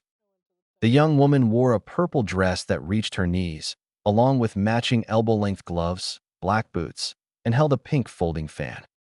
Naruto saw them and noticed the similarities, so he assumed they must be brother and sister or something like that. His gaze and mind were more focused on the blonde one, where he could see the cold, murderous stare that identified him as Riser Phoenix. Naruto could see the similarities between them. They both had blonde hair, blue eyes, and quite attractive faces. However, there were differences. Riser's blonde hair was a bit lighter and slightly messy, while his own was darker, a golden color, and his hair defied gravity more by being spikier. Naruto's face, though more masculine, resembled that of a handsome boy like Kiba, while Riser looked like a bad boy. But what Naruto noticed most about Riser was that he had an air of arrogance about him that screamed he was superior to him and people like him. Approaching the stage, the young woman released the arms that held her back as Riser walked towards the center of the stage. Once there, she narrowed her eyes, which made Naruto feel calm. In fact, Naruto thought to himself how strange it was that he wasn't nervous. Face to face, Naruto and Riser looked at each other. Rias approached and stood beside Naruto. The silence ended when Riser spoke to him. Humph. So it was you who stole what's supposed to be mine. I assure you, you'll regret it, because I intend to make an example of you of those who steal from the Phoenix. Riser growled at him. Take what's yours. Please, if you mean Rias's heart, let me tell you, you never had a chance to earn it. From what I can see, you're nothing but a rich, incompetent kid. Naruto responded with an insult. For that insult, you won't leave the qualifying game alive, Riser declared as he unfurled his demonic wings, which were wings of fire thanks to his pyrokinesis. Seeing Riser's wings spread, many assumed Naruto would surrender. Rias was beginning to worry as Riser's power grew. She, along with the other demons, looked at Naruto, whose expression surprised many. Naruto looked unimpressed as he watched Riser boast. So, I'm a big threat to you? Riser seemed confused by what he'd just heard about him. Since you're bragging about your powers like this, it just shows how pathetic you are. After all, they say only boastful and weak people act intimidatingly to hide their fears from a stronger fighter, Naruto said simply. Riser growled at Naruto, humiliated in front of so many high-class demons, some of whom now found Naruto's insult amusing. Seeing Naruto so pleased with him, with a calm expression, Riser longed to face the other blonde. Their confrontation ended when both lords decided to begin the ranking game. A portal opened as the battlefield dimension was ready. After observing it briefly, Naruto turned his attention back to Riser. Smiling sinisterly at his obvious victory, Riser looked at Rias. Wait for me a little longer, my love. When I'm free of this misfortune, I'll show you what true pleasure is on our wedding night, Riser said. Rias narrowed her eyes at Riser, but stopped when she heard Naruto speak. I doubt it. If you need 15 women to feel like a man, I doubt you can satisfy just one, especially one you don't like. She smiled smugly at Riser's fury. Riser stepped through the portal that teleported him to the battlefield. Seeing that Riser was gone, Naruto turned to Rias. Just wait for me. When this is over, we'll go back to Kuo. Okay. Smiling at him. Rias smiled at Naruto's gesture, knowing she would be waiting throughout the entire encounter, as this was the meeting that would decide everything for her. Once it was over, Naruto calmly walked through the portal, which sealed itself behind him. As it closed, the visual screen appeared above them, so everyone could see the encounter. Unbeknownst to everyone, the four Satans were watching from another room with Graphia beside Surzex. This was because of what Surzex had told them about Naruto, and they all stared at his image. Although it was slightly different from what they remembered, they couldn't help but recall one person in particular, especially Graphia, since she had seen her youthful face before. Now, let the game begin, declared Lord Gremory. Dimension Sorting Game. Naruto experienced a sensation of lightness before feeling the hard ground beneath his feet. Looking around, the blonde youth saw that he was standing in an open area in the middle of an ancient village. Looking around, he couldn't help but feel he'd seen this before. It didn't take long for him to refocus his attention on his opponent, who seemed eager to begin. Before things could begin, the two heard Lord Gremory's voice reigning throughout the entire ranking game dimension. Very well, you two. This fight will continue until one of you emerges victorious. You may use anything except family members and outside help. Now then, Naruto got into position while Riser simply relaxed with his arrogant smile. What let the battle begin? Declared Lord Gremory, beginning the fight. Upon hearing his declaration, Naruto quickly summoned his sword. Durindal's Sword Quest Wiki. Holding his sword vertically in front of him with both hands, Naruto braced himself as he saw Riser begin to unleash his flames. Remaining calm, Naruto watched Riser gather the flames in his hand. Now then, pathetic low-ranking delinquent. I'll show you what it means when you insult a phoenix. Riser growled before unleashing a powerful blast of fire directly at him. The burst of fire expanded, widening its reach toward Naruto. The explosion struck where Naruto stood, causing a powerful blast. As the fire spread, Riser seemed certain that a single attack would finish Naruto off. His good mood changed abruptly when several shadow spears erupted from the fire and struck Riser squarely in the chest, where they exploded. After the explosion, Riser's body was engulfed in flames before they subsided, revealing that he was unharmed. From the other side of the flames, Naruto dodged Riser's attack by creating a small shadow sphere which he fired directly into the approaching flames, causing an explosion as he retreated. Evading Riser's fire blast, he quickly channeled his magic to fire several shadow spears at the other blonde, who, upon examining Riser's body, saw him completely unharmed. I guess Rias wasn't joking about the Phoenix's healing abilities. The only way to beat it is if I can destabilize or dominate it continuously until it can't return. This isn't going to be easy.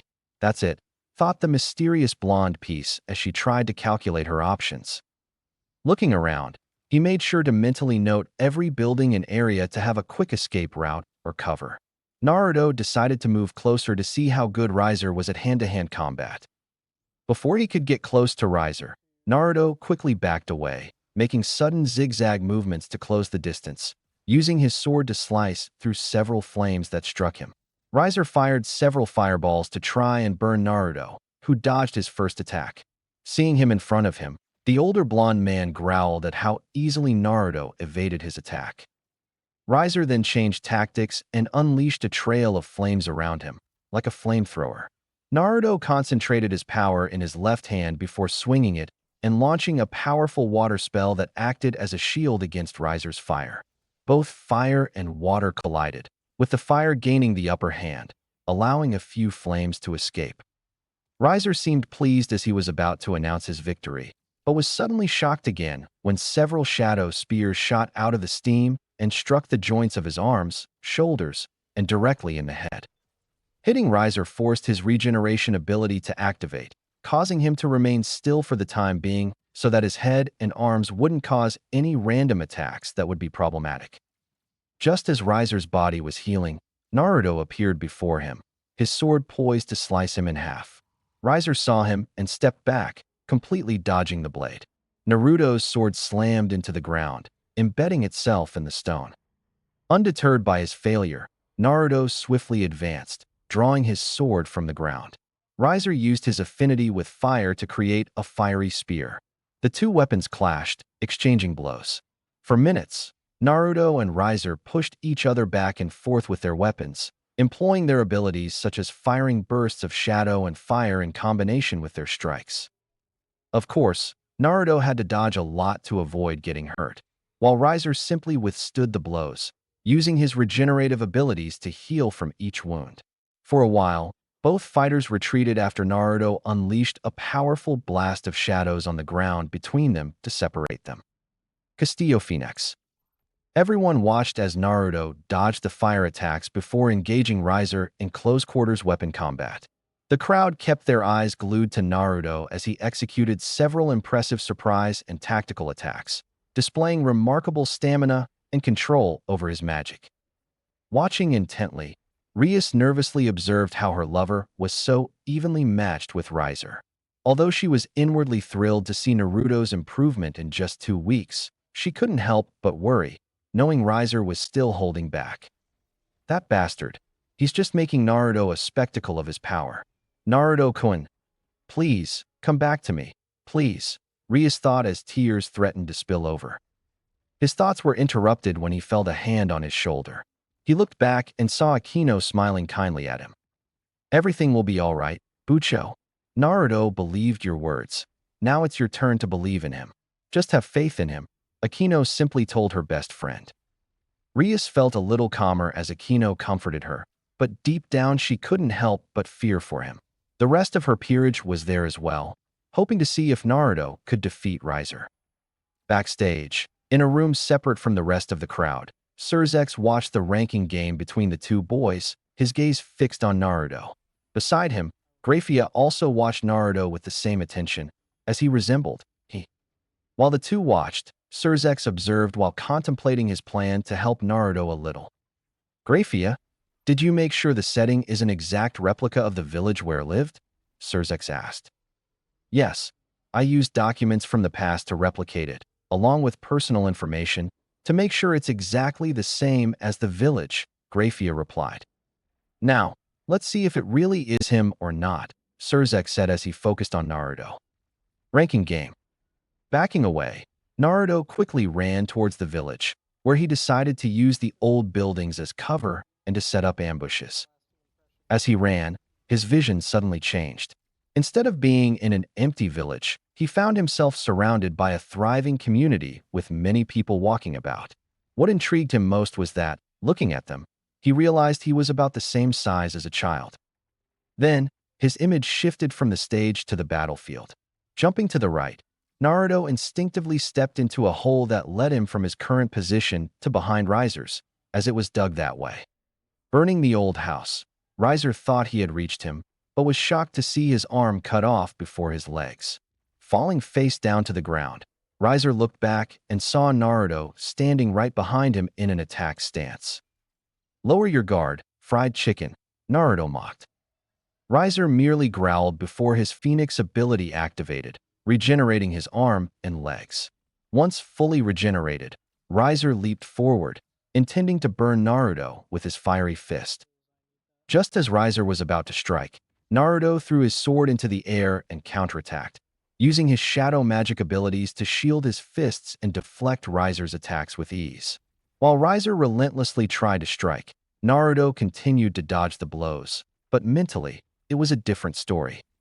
Instead of fighting Riser, he was fighting another, a man with 12 angel wings and fists ablaze with fire. They continued exchanging blows as their fists clashed. His image vanished as Riser opened an opening where he was unguarded. Taking advantage of this vulnerability, Riser created a sword using his fire ability, intending to slice him in half. But before the third son of the Phoenix family could even attempt it, Naruto turned around, and at the same time, his sword rained down from the sky. He caught the hilt with his hand and stopped Riser's attack. As their swords clashed for supremacy, Naruto retreated, forcing Riser to lose his balance, where he delivered some good blows to his face and finished him off by cutting his ribs. Stepping back, the mysterious blonde man witnessed the Phoenix family's regenerative abilities once more, after which he was completely healed. Once healed, he looked at Naruto, where the blonde teenager saw his expression of anger and humiliation. Determined to push his luck, Naruto began toying with the authoritarian man. Oh, how sad. Does the fried chicken need to cry or something? Riser glared at him and attacked with another burst of fire. Naruto simply jumped to dodge it, trying to take cover. Just as Naruto was about to attempt another attack, he saw Riser unleash his Phoenix fire wings from his back and fly away. Grunting at this, Naruto knew he needed to devise a strategy, for he knew that in a ground versus flight battle, flight would win. He could always try to fly with his demon wings, but he wasn't used to it yet, as he knew Riser would have the advantage. Seeing the remaining buildings that were still in good condition or burning from the Phoenix's flames, he decided to try and lure Riser into using any of the empty houses to jump out and land a few blows.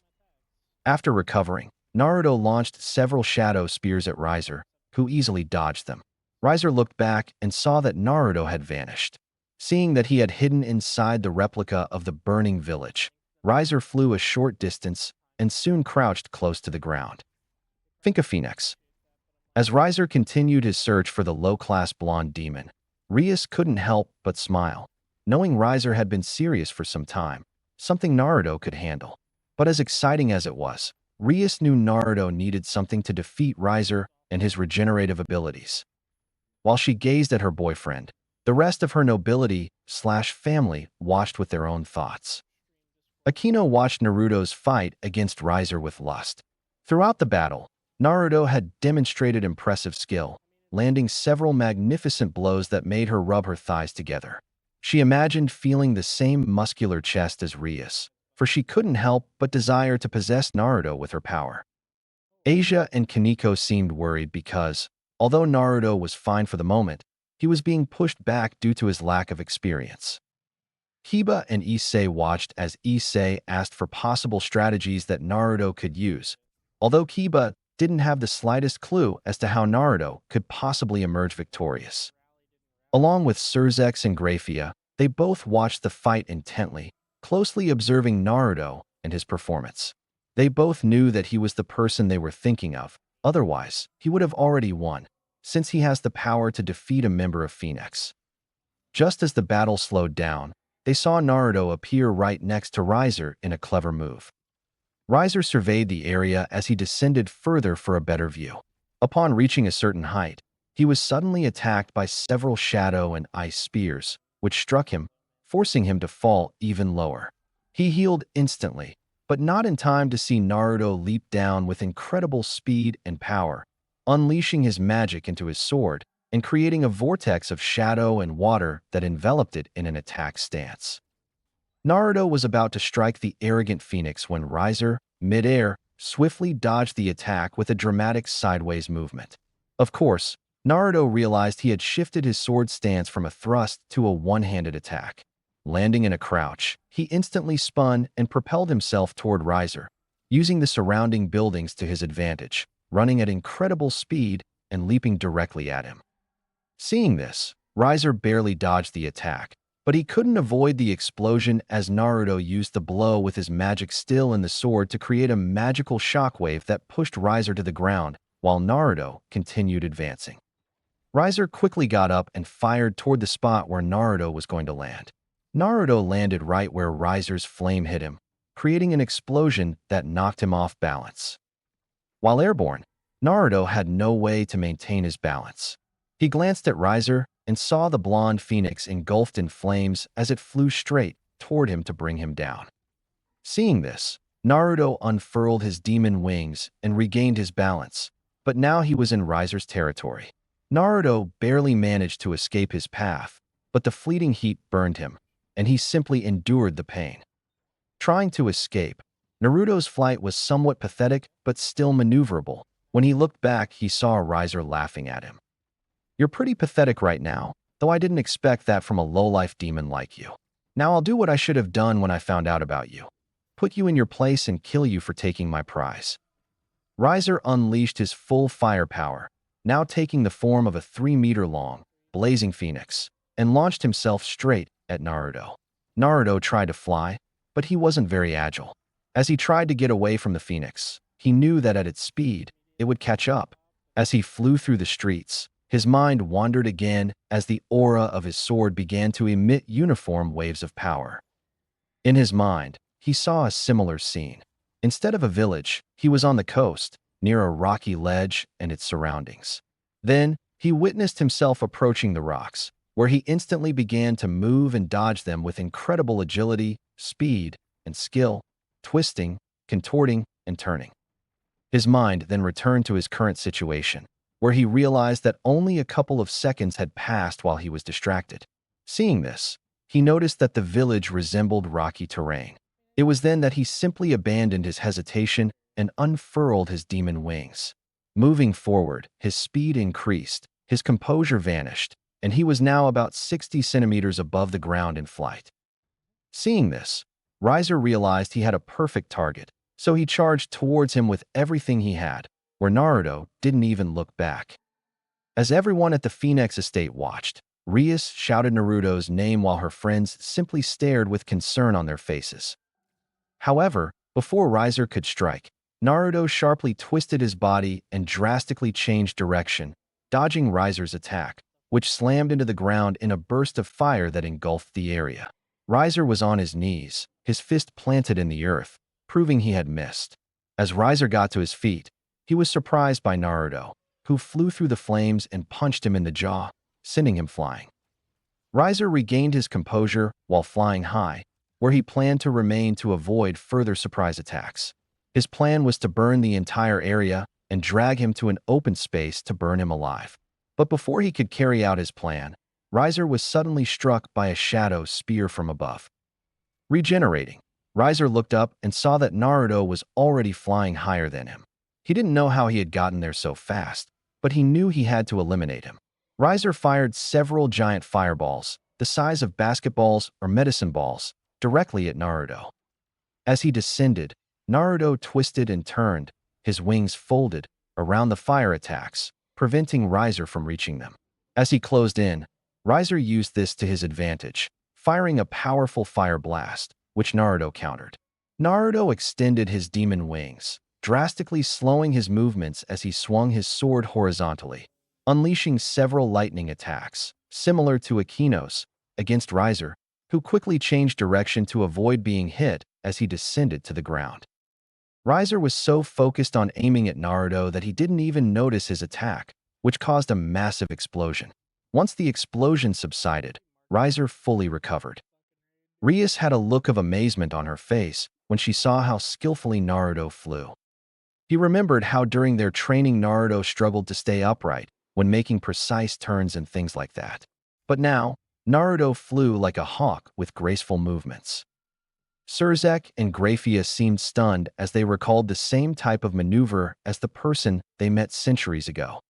After attacking Riser, Naruto landed on one knee while panting heavily. Damn it, so what am I going to do? I don't have any techniques that can help me, and I'm almost out of energy. What am I going to do? Naruto thought, aware of his exhaustion. Throughout the entire fight, Naruto managed to fight on equal terms with Riser. However, Naruto was still new to using his demonic magic and his sacred equipment. Using shadow, water, and lightning magic against Riser, in addition to constantly dodging his fire attacks, took a toll on his stamina and energy. Before he could process it, he suddenly sensed danger as he looked up. Naruto barely dodged Riser's attack, who was kneeling with a fire spear. Still trying to regain his balance, Naruto couldn't block Riser's sudden attack. Normally, Naruto would have dodged it, but he was getting tired while still trying to get used to his magic. Naruto barely blocked the blows to his face, but he couldn't stop the punches and knee strikes to his stomach. Adding the fire to each of those blows, Naruto suffered burns and blunt force trauma. After catching his breath, Naruto barely managed to stand, using his sword for support as he stared at Riser, who was watching him with an air of superiority. Naruto gasped and coughed. Chuckling at his accomplishment, Riser looked at the blonde swordsman. Looks like you've reached your limit. It's to be expected, since you're nothing but a useless low-class wannabe. He finished speaking before charging forward at full speed, where Naruto was unable to block the fist that struck him in the face. The force was so great that it launched him into the air, where he slipped and fell to the ground, dropping his sword. Stunned, Naruto stood up again, spitting blood from his mouth as he stared at Riser, who was strutting arrogantly towards him with a smile and an evil look in his eyes. Once he got close, Naruto tried to fight with his fists, but Riser simply humiliated him by dodging his punches before launching a fiery fist deep into his stomach and face. Think of Phoenix. The crowd of high-class demons simply watched, some actually enjoying the torture Riser was inflicting on the low-class challenger. Others, like Sona and her queen, Tsubaki, along with a black-haired demon, looked on solemnly as Naruto's performance demonstrated his strength and determination, which was admirable. Issei silently applauded his blonde senpai, but he knew he was completely spent, as he looked like he'd been hit by a car, while Asia simply closed her eyes, unwilling to see how Naruto's efforts were being dishonored. Kiba and Kaneko looked dismayed, as they could see that Naruto had reached his limit and that only his spirit remained. Akino looked sad as she watched Naruto being subdued. Her attention shifted from the screen to Rias, who, upon seeing her, was weeping and murmuring something softly. Akino guessed that Rias was asking Naruto to back down or something like that. Rias wept as she watched her blonde lover pushed to his limits. He had performed magnificently, but he wasn't strong enough to continue the fight. She knew the situation was one-sided, as Riser possessed experience and power, not to mention his regenerative abilities, while Naruto, being a newborn demon, lacked them. Still standing, Naruto looked at the phoenix before Riser grabbed him by the neck and lifted him up, where he began to strangle him. Pathetic idiot. You're nothing but an insect. To supreme demons like myself, you're nothing but a nuisance, someone who doesn't deserve to be among the same gifts as us, or to have a woman like Rias by your side. You're nothing. Now, to end this pathetic waste of time, my wedding should really get started. Once Rias and I are married, I'll make her forget all about you after one night with me, Riser declared. Any last words? Naruto glared at the blonde bastard. Yeah, he replied before spitting in Riser's eye, forcing him to let go as he wiped the saliva from his eye socket. Fuck you. Riser growled at the humiliation Naruto had just inflicted upon him and snarled at the blonde. That's it. Gathering a huge amount of fire in his hand, which grew larger and larger, die, with a look of madness in his eyes. Naruto just watched, barely able to stand. Gasping heavily, all he felt was regret. Pain meant nothing to him. He was depressed about not being able to save Rias and about losing her because of that idiot standing before him. The mindscape of Naruto. I can't. I can't let it end like this. I want to be with her. I want to smile with her. I want to live with her. I want to be able. I need to be able. Give me power, he thought to himself. At that moment, his mind shifted again, and Riser disappeared, now surrounded by an endless black void. Do you want to be able to? Naruto heard the same voice from several weeks ago. He looked around and saw the person in front of him, with a cloak covering his head, but he could see that he was strong. Why do you want power? I wanted to save my friend, he replied. So, you can have it, but the price will be high, a price you can't escape. If you want it, just take my hand. Naruto looked at the hand offered to him and didn't hesitate. As he gripped it firmly, he suddenly saw a landscape. Clear your mind. Invoke your serene state of mind. Remember the bond you have with your family and friends, the bond that united them all to you. Your sword is proof of what they all stand for. Find the light in the darkness of your soul, and once you do, there will be nothing you cannot do. Naruto focused on what he'd been told about what to do and remembered all the good times he'd spent with his family, the joys of spending time with the ORC, and most importantly, how he and Rias had made love and promised to be together forever. With all of that, he found the light he'd been searching for, a light that overcame the darkness and enveloped his entire body. Outside of Naruto's mental landscape, Naruto remained motionless as Riser prepared to unleash his attack. Riser surmised that Naruto was too exhausted to continue, and he planned to finish the fight. He was ready to launch his attack at Naruto, striking him with tremendous force, causing a blazing explosion of destruction all around them. Riser laughed in his victory as Rias screamed in horror, while the rest of her peerage looked stunned. Rias burst into tears of grief and sorrow, ruining the light makeup on her face. Just as Riser declared himself the victor, something else was happening. The fire consuming Naruto's body spread and now spiraled, forming a small tornado. Riser looked back as everyone on the Phoenix estate watched, wondering what was happening. Rias looked up, her eyes swollen with disbelief at what was going on. Once the fire dispersed, everyone saw Naruto's sword floating in front of him, glowing with a thin layer of kaleidoscopic colors, but they also saw it acting as a shield. The sword began to vibrate, emitting a pulse to which Naruto reacted, making a sound similar to the sword's. As the blows continued to grow stronger, Naruto's chest glowed where he lost consciousness as he fell to his knees on the ground as the evil piece Rias used on him separated from him. The sword and the first evil artifact glowed in unison, their powers radiating as they floated side by side before Naruto's kneeling body. Then the two artifacts transformed into tornadoes of power that roared into the sky. As they ascended, they merged upon impact, their chaotic yet balanced powers becoming one, where light and shadow merged. Once there was one, the power faded, revealing something unique. Where Naruto had been kneeling, there now stood a person in dark white armor with red highlights, similar to that of a knight, only more modern, like a machine. Shining Gundam. Think of Phoenix. Everyone in the ballroom was completely shocked by what had just happened before their eyes. The evil artifact used to revive him, and his sacred sword emitted such extraordinary power that it not only brought Naruto back to life once more, but also unleashed his balance breaker, giving him a futuristic gentleman's suit. Rias couldn't believe what her beloved, now clad in armor, had just unleashed before her eyes. As she watched, her peerage also observed the scene in astonishment. Akino wore a lustful expression as she watched Naruto unleash his hidden powers. She recalled how much Naruto had trained over the past 2 weeks, pushing himself to the limit while continuing to develop his physical stamina and increase his magical power. Asia, Issei, Kaneko, and Kibo wore hopeful expressions as they watched their friend acquire a new power.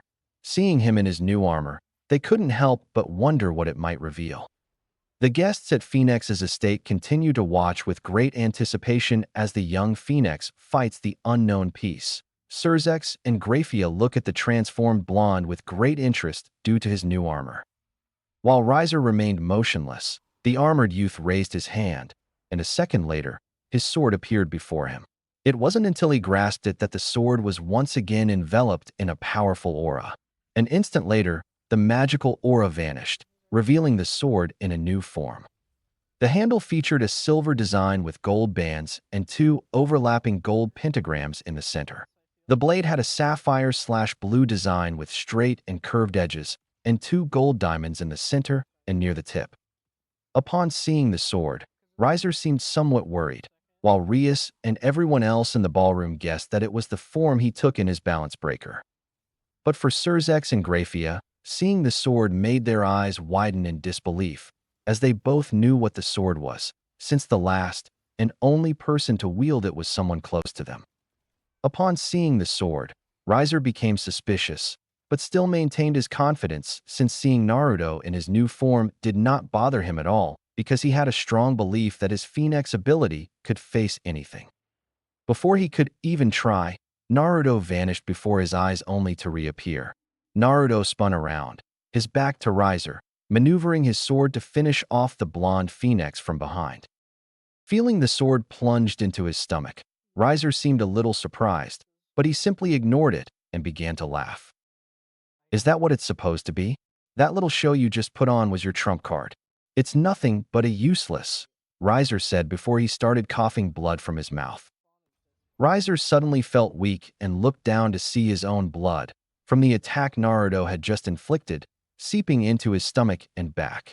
Looking more closely at the sword, he could see and feel the fearsome power, the power that weakens every demon. Holy light magic. Before he could do anything, Naruto drew his sword with tremendous force and leaped into the air, performing a backflip as he created several sacred spears of light, each the size of a kunai, which he launched. Due to the pain, Riser was unable to move in time, as he was struck by the rain. Immobilized, his Phoenix regeneration ability could not heal him from the poison that flooded his entire body with the sacred light. Landing behind the blonde Phoenix, Naruto had his back to Riser. Then he turned, sword in hand. You're nothing but a conceited little worm who only saw Rias as a prize you wanted only to satisfy your ego and lust. I, on the other hand, see her first and foremost as my friend. And as my friend, I'll be there to help her when she needs it. Even if that means beating a bastard like you, who has no manly qualities, to the ground where you belong.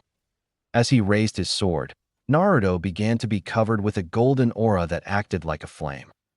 And with that, Riser growled as he saw Naruto standing over him. This battle ends now. Chaos sword attack. Naruto shouted as his sword fell to the ground, where the aura surrounding it sent out a flash of extreme power, a shockwave the size of a house hurtling straight towards Riser. Riser counterattacked by firing his fire power directly at Naruto's attack, but he was completely overwhelmed when Naruto's attack pierced through him and he was hit with the golden aura that was beginning to tear his body apart, where he was completely vaporized.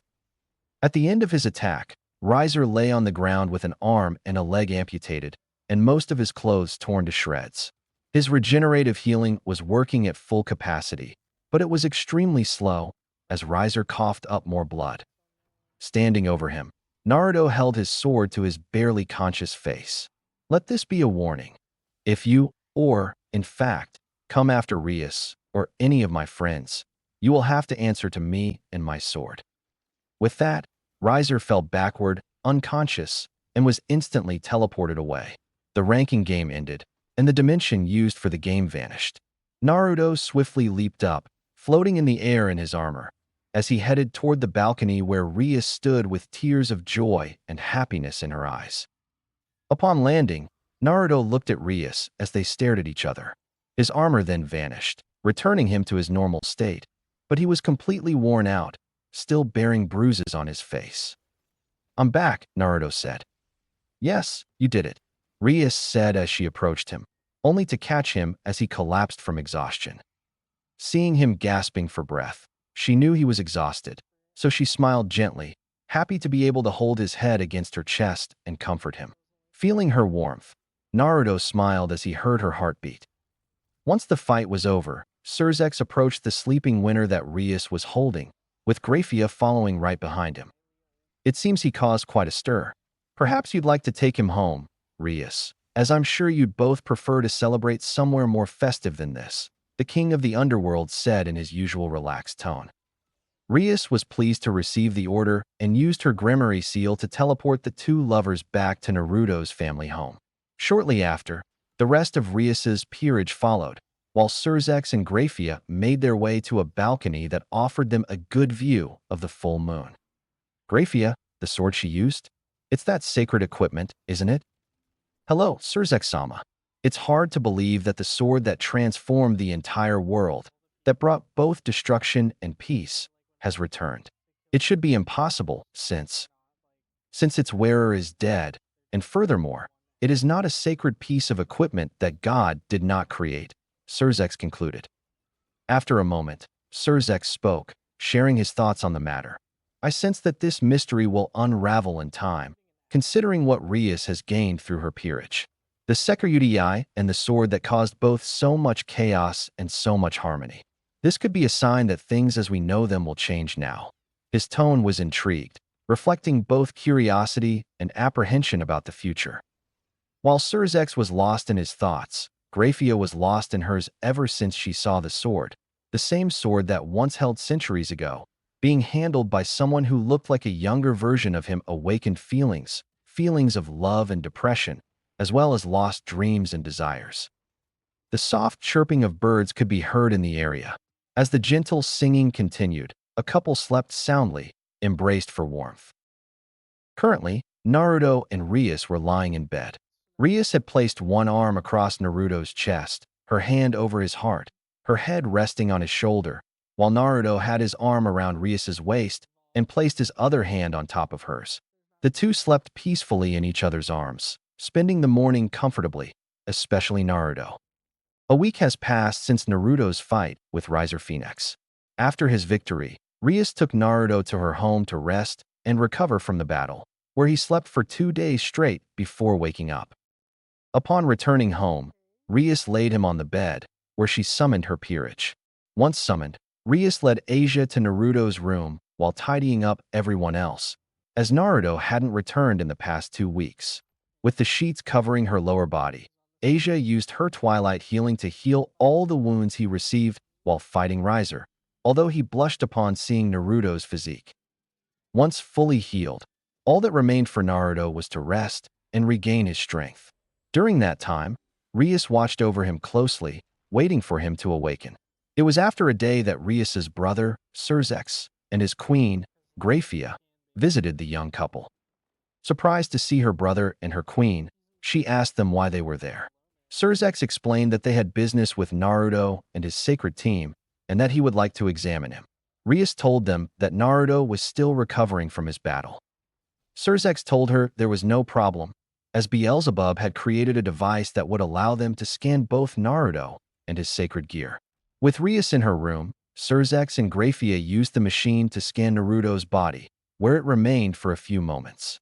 Once this was done, Surzex said they would take the information to Beelzebub for analysis. If necessary, they would contact him to come to the underworld and examine him once he had fully recovered. It wasn't until the next day that Naruto woke up early. He looked around and saw Rias sleeping beside him, completely naked, with a sad expression.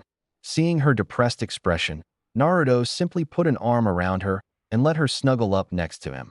where she smiled sweetly thanks to the extra warmth. Only when the sun rose did Rias finally wake up and see Naruto looking at her with a kind smile, which allowed her to let her tears fall. Comforting her, Naruto apologized for worrying her. Rias simply ignored him, relieved to see that Naruto had finally woken up. Upon waking, Rias helped Naruto out of bed, and they both had breakfast, which Rias prepared because she knew Naruto must be starving. Shortly after, her friends arrived at her house, and Rias sent them a message saying she was awake and fine. Everyone congratulated the older blonde man for defeating the third son of the Phoenix family. Aquino congratulated him in a more seductive manner, pressing her assets against his back and whispering in his ear how amazing he was and how much his victory had changed him. Rias, of course, stepped between the two, where the two grand ladies began to argue with each other. It wasn't until the following night that Naruto fully recovered. While showering before bed, he didn't notice Rias joining him. He saw her completely naked, her eyes a lustful look that seemed to beg him to possess her. After a few physical suggestions, like rubbing his hands on her abs, pressing her body against his back, and gently nibbling her ear, Naruto succumbed to her desire, and they both enjoyed a night of lust and passion. Now, the two were simply enjoying each other's warmth, as last night they had only cuddled in each other's arms. After a while in bed, they finally woke up and dressed in their school uniforms. Once ready, the young couple walked hand in hand, enjoying the pleasant stroll to Kuo Academy. As they walked together, the two did not notice that, from a good distance, a very sharp eye watched them walk away together, where the figure's gaze changed from bewilderment to complacency. Afternoon. Naruto and Rias were walking home after classes ended. The reason was the amount of makeup they had to wear. Upon arriving at Kuo Academy in the morning, the couple received the usual admiring, jealous, and envious glances from the students. They both went to class, where they met with the teacher to retrieve their homework. Officially, Naruto and Rias had a valid excuse. The members of the Occult Research Club had gone to investigate a supernatural sighting and were absent for more than 3 weeks. Upon returning to school, they received a lot of makeup work, which they found easy, but still took up a lot of their time. As she walked, Rias had a recent thought. "Oh, Naruto-kun, we have to go to the supermarket because the kitchen is almost out of food. We haven't had any food in a long time," the redhead said. "That's right. It's been over 3 weeks since I did any shopping because of our training trip," Naruto admitted. As they passed a nearby grocery store, Rias bought the ingredients while Naruto held the basket for them. Once they had bought everything, they walked together, with Naruto carrying the groceries. They soon arrived at their apartment building, where they were suddenly surprised to see a magical teleportation circle appear before them. It was then that they saw Surzex and Grafia. Surzex was wearing a casual suit, while Grafia was wearing her usual maid outfit. "Oniai-sama?" Rias asked in surprise. "The idiot," Naruto said simply, causing Surzex to fall flat on his face. Grafia sighed at hearing Naruto call Surzex an idiot, although in a way he was right. "Hello, Rias-sama," Naruto-san. Grafia bowed to them. "Hello, Grafia-san," Naruto replied with a blush on his cheeks, although he didn't know why he felt that way about the silver-haired maid. "Oniai-sama, what are you doing here?" Rias asked her brother. Recovering, he looked at the two teenagers. "Well, I have a matter to discuss with young Naruto, related to his sacred gear." "We sacred gear?" Naruto repeated. "Yes, since you sacred gear it's not something that's known. Or to be more precise, it's a new kind of sacred gear," Surzex explained. "That's why. There's some concern about it, since we don't know what kind of powers he possesses. That's why we came to examine him," Grafia added. Receiving a nod of understanding, Naruto suggested they continue the conversation at his house, which they agreed to, as it was best to keep things secret from the normal human population and so on. As Rias approached Naruto's house, she was about to open the front door when Naruto grabbed her wrist. A little confused, Rias saw his expression of concern and annoyance. "Back off, Rias-John," Naruto said, gently moving the girl aside. "Wait here while I deal with this nuisance." Looking a little worried, they wondered what Naruto knew before opening the door through which he entered. A little concerned for her safety, Rias quickly followed him. with Surzex and Graphia right behind her. That's when everyone saw the sudden burst of firecrackers and a banner unfurling from the ceiling that read, "Congratulations on losing your purity." Naruto had a nervous look on his face, while Rias seemed dumbfounded. Surzex chuckled at the joke, and Graphia replied emotionlessly. Before anyone could even formulate the question they were all thinking, they heard a loud voice. "Congratulations, kid," said the voice of an older man. "Of all the people in the world, why did he have to be here?" Naruto muttered, which Rias heard. Naruto's soundtrack, Jiraiya's theme. Sliding down the stairs and landing gracefully on the ground, Rias, Surzex, and Graphia raised an eyebrow as Naruto sighed. Standing before them, about 1.88 meters tall, was an older man who looked to be about 50. He had long, spiky white hair that reached his waist, tied back in a ponytail with two fringes that fell to his shoulders and framed his face. He wore a casual blue suit, and his radiant smile projected a pleasant and cheerful atmosphere. End of soundtrack. While the three of them wondered who this man was, Naruto simply glared at him as he approached the old man. "What the hell are you doing here, Iruuji?" Naruto asked. The old man was crestfallen when he heard Naruto call him that. "Damn it, kid. I thought I told you to stop calling me that." "I'll stop when you stop being a pervert," Naruto accused. The two stared at each other for a while before Rias stepped in. She said, catching their attention. "Naruto Koen. Who is this person?" Before Naruto could respond, the white-haired man stepped forward and politely greeted the young redhead. "Excuse me. Allow me to introduce myself. I'm Jiraiya, and, to put it simply, I'm Naruto's godfather." Jiraiya introduces himself. "His godfather?" the three of them said. "That's right. And you fail? Who are you?" Jiraiya asked. "I'm Rias Gremory." She said hello. "Rias Gremory," Jiraiya murmured as he looked her up and down with a perverted gaze before turning to his godson. "I must say, kid, you definitely have your father's taste, since you chose a redhead as your lover," Jiraiya said. This left both teenagers wide-eyed when Naruto asked Jiraiya what he meant. The older man said he had business in Tokyo and decided to visit since he had some free time, something his parents would surely appreciate. He arrived in the morning, just in time to see Naruto and Rias leaving their house, in their school uniforms and with satisfied smiles, which gave him an idea of what had happened the night before. While they were listening to the story, Naruto changed the subject and wanted to introduce the other two people who were with them. "Well, Iruuji, besides Rias-chan, allow me to introduce you to some of our other guests," diverting Jiraiya's attention from Rias and focusing it on his brother and his maid. "This person, with the same idiotic mouth as you, is Surzex Gremory, Rias-chan's older brother, and the charming Graphia Lucifuge, a maid who works for his family," introduced Naruto, causing Surzex to collapse to the floor, Graphia's face turning red. "I see that the kid respects you as much as he respects me," Jiraiya remarked, to which Surzex nodded after regaining his composure. "And hello to you, Lucifuge-san. Wow. The kid wasn't kidding about how adorable you are," Jiraiya said, and Graphia simply greeted him with her impassive gaze. Naruto nudged Jiraiya away from Graphia with his ear. "Iruuji, stop doing that. Besides, Graphia-san is already married." Upon hearing what Naruto said, Jiraiya apologized to the young maid and then told her that they needed to talk about some things, so he went to the living room and asked Surzex to join him. Once the two separated, Graphia took the provisions Naruto had been carrying and carried them to the kitchen to prepare them for her godfather. Naruto thanked the silver-haired maid and started walking toward the living room, only to be stopped by Rias.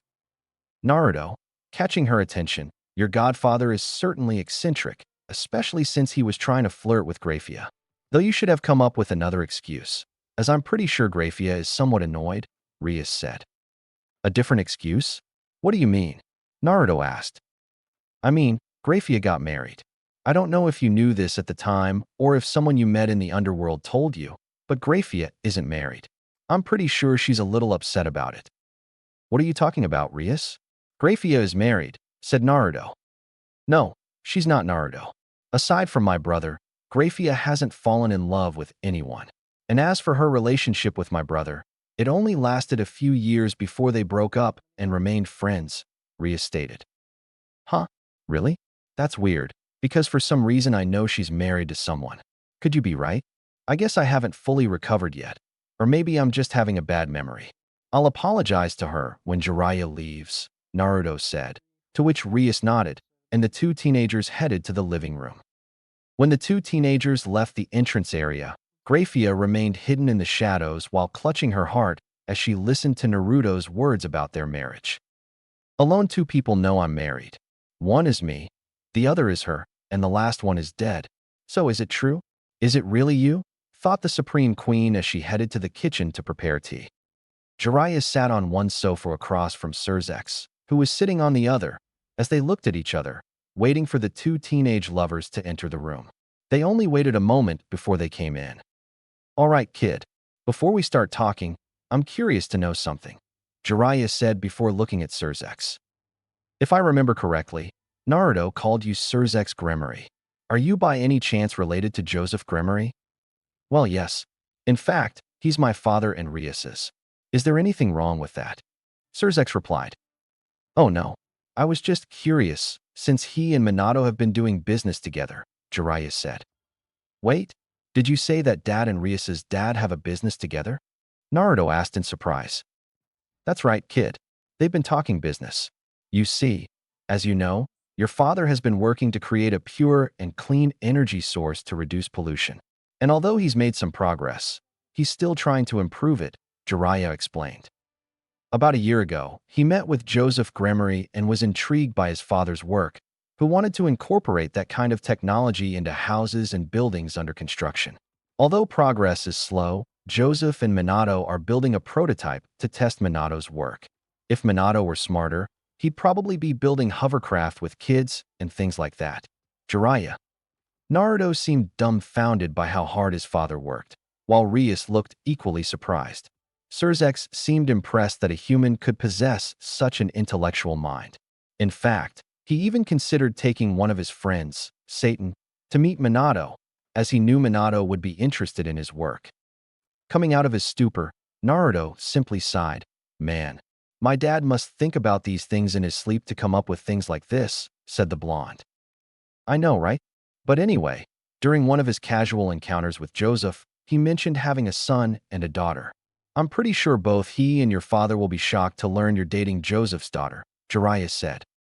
The two teenagers looked at each other and couldn't help but chuckle at the irony. Well, we're getting off topic. Naruto, come here. I need to talk to you about your current relationship with Rias, Jiraiya said. Both teenagers seemed worried, but they didn't say so. Surzex also seemed somewhat concerned, considering that Naruto's parents are very important people. Seeing the looks on their faces, Jiraiya simply dismissed them. Oh, don't worry. It's nothing serious. Just something your parents wanted you to know, kid, he said. What do you mean?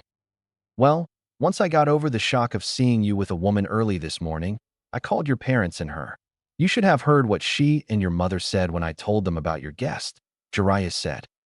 Naruto sighed, as he still hadn't told them about his relationship with Rias. Rias understood why Surzex was just listening. It was then that Grafia entered the room and offered tea, and everyone took a cup. Thank you for the tea, Lucifuge-san. Well, as I was saying, with your father, it's only natural that a father would be proud of his son for winning over a beauty like Rias, so it's not a big deal, except that he wants to meet her, Jiraiya said, and Naruto sighed in relief. Of course, that only lasted a little while until Jiraiya said something else. Now, about your mother and her. Well, you can imagine what she'd say. Your mother is happy, but also annoyed and worried, because she was concerned about becoming a grandmother at such a young age, and she wants to get her hands on your new girlfriend, so she put her in a headlock. Rias swallowed hard upon hearing what Naruto's mother and this mysterious person wanted to do to her. Needless to say, they both wanted to meet her to be judge and jury, as they say. Jiraiya finished. What bad luck, Rias. I need to see if Dad has updated your health insurance, Surzex joked, and Jiraiya nodded as well, eliciting a hearty laugh. Is that all you have to say, Eroiji? Naruto asked. No. Now, I'm pretty sure they're both a little nervous about their upcoming beating/death sentence. But there's good news. Gaki's parents will be a while yet to arrive. Due to their recent surge in customers, they said they'll probably come to visit around Parents' Day in the spring, Jiraiya said. That gave Naruto some relief, as it would give his mother some time to calm down before he came to visit her. However, those are your parents. She, on the other hand, will arrive in just over a week. And you know how she is, Jiraiya explained. Oh great. Naruto sighed. Who is she, Naruto-kun? Rias asked. Instead of Naruto, Jiraiya answered his question. That would be Gaki's godmother, Senju Tsunade.